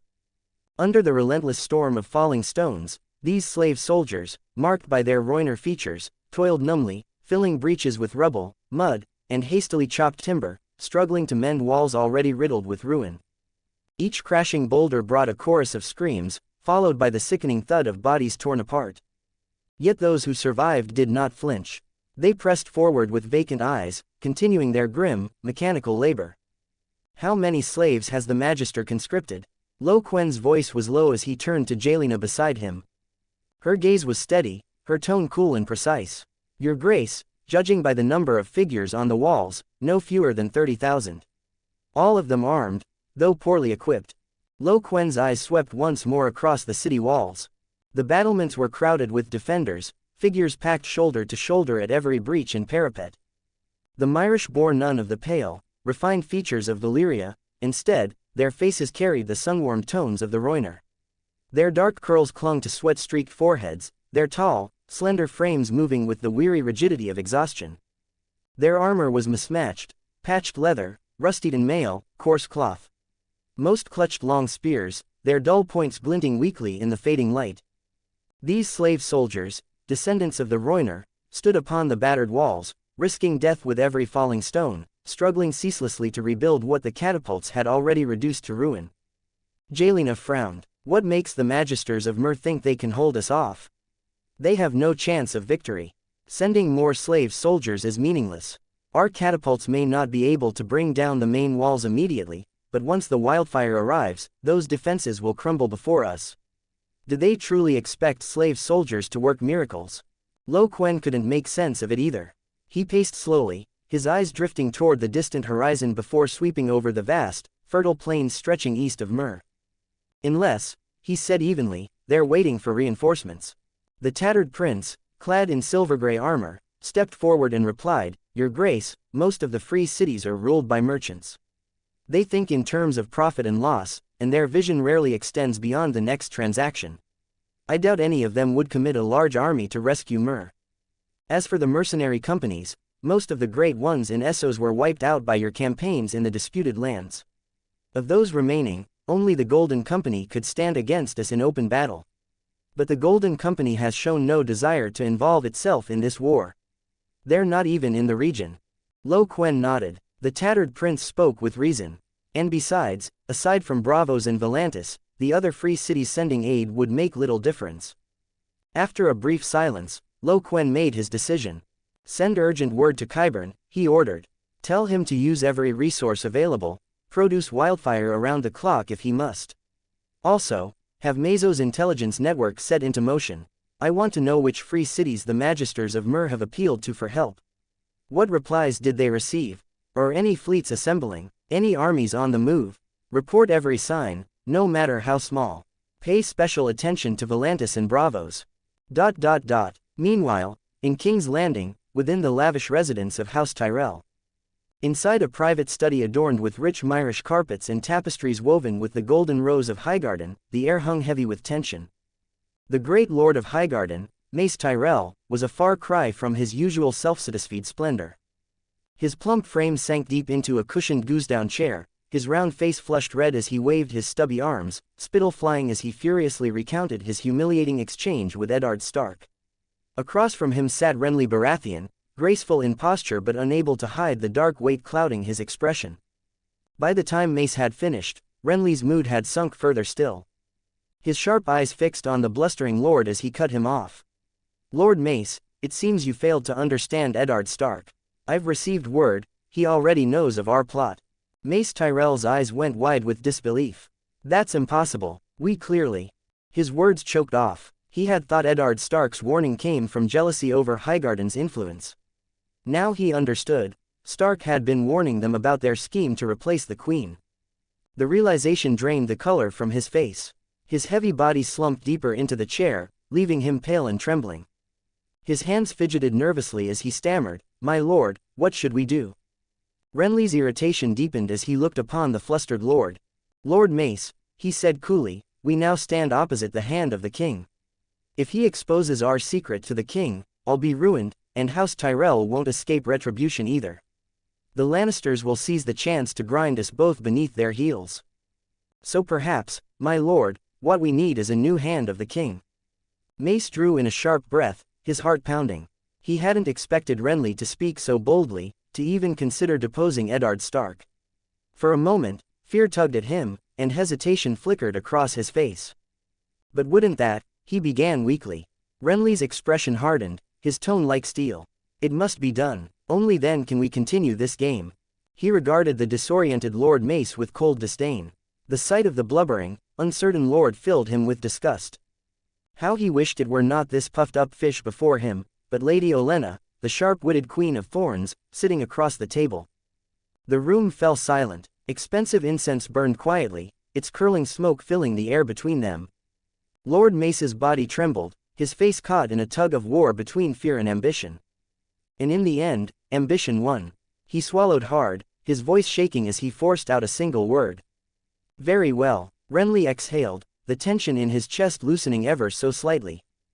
0 comments 0 vote. Chapter 150, Eddard's Resignation. When Renly entered the Red Keep's solemn council chamber, he slipped back into his mask of elegant composure. King Robert Baratheon's massive frame was crammed into his chair, his face unusually sullen. Grand Maester Pycelle was nodding off. Mace Tyrell, master of ships, had lowered his head in feigned slumber. Varys, master of whisperers, wore a calm expression as he silently studied the intelligence documents spread across the table. Petyr Baelish, master of Quen, wore his trademark faint smile, his eyes darting imperceptibly across the faces of those present. And the new hand of the king, Lord Eddard Stark, sat at Robert's right hand, his back straight, his expression composed, though deep within his gray-blue eyes lingered an inescapable weariness and worry. Seeing everyone present, Robert slammed his fist on the table, sending cups and plates clattering. His drunken voice dripped with savagery. "Varys brings word that 2 Targaryen bastards still skitter about in Tyrosh across the narrow sea. They must be eliminated. Send assassins. I want their heads, now, immediately." Eddard Stark's heart sank. He recalled the terrified silver-haired girl and the arrogant yet equally fragile boy he had seen in Tyrosh. A surge of honor welled up within him. He lifted his head, his voice clear and firm as he countered, "Your Grace, with all due respect, this will enrage the Easterner. It will bring needless and terrible vengeance upon the seven kingdoms. And to hunt down 2 children to the last is no honor. Honor. Robert's rage was fully ignited. His face flushed crimson as he glared at Eddard like a raging stag, bellowing, "Ned! You speak to me of honor. Have you forgotten how Rhaegar treated Lyanna? Have you forgotten what the Targaryens did to our house? They are dragons, the spawn of a madman. As long as a single Targaryen lives, there will be those who raise their banner in rebellion. They must be eradicated. This is for the stability of the realm, do you understand?" The atmosphere in the council chamber instantly turned to ice.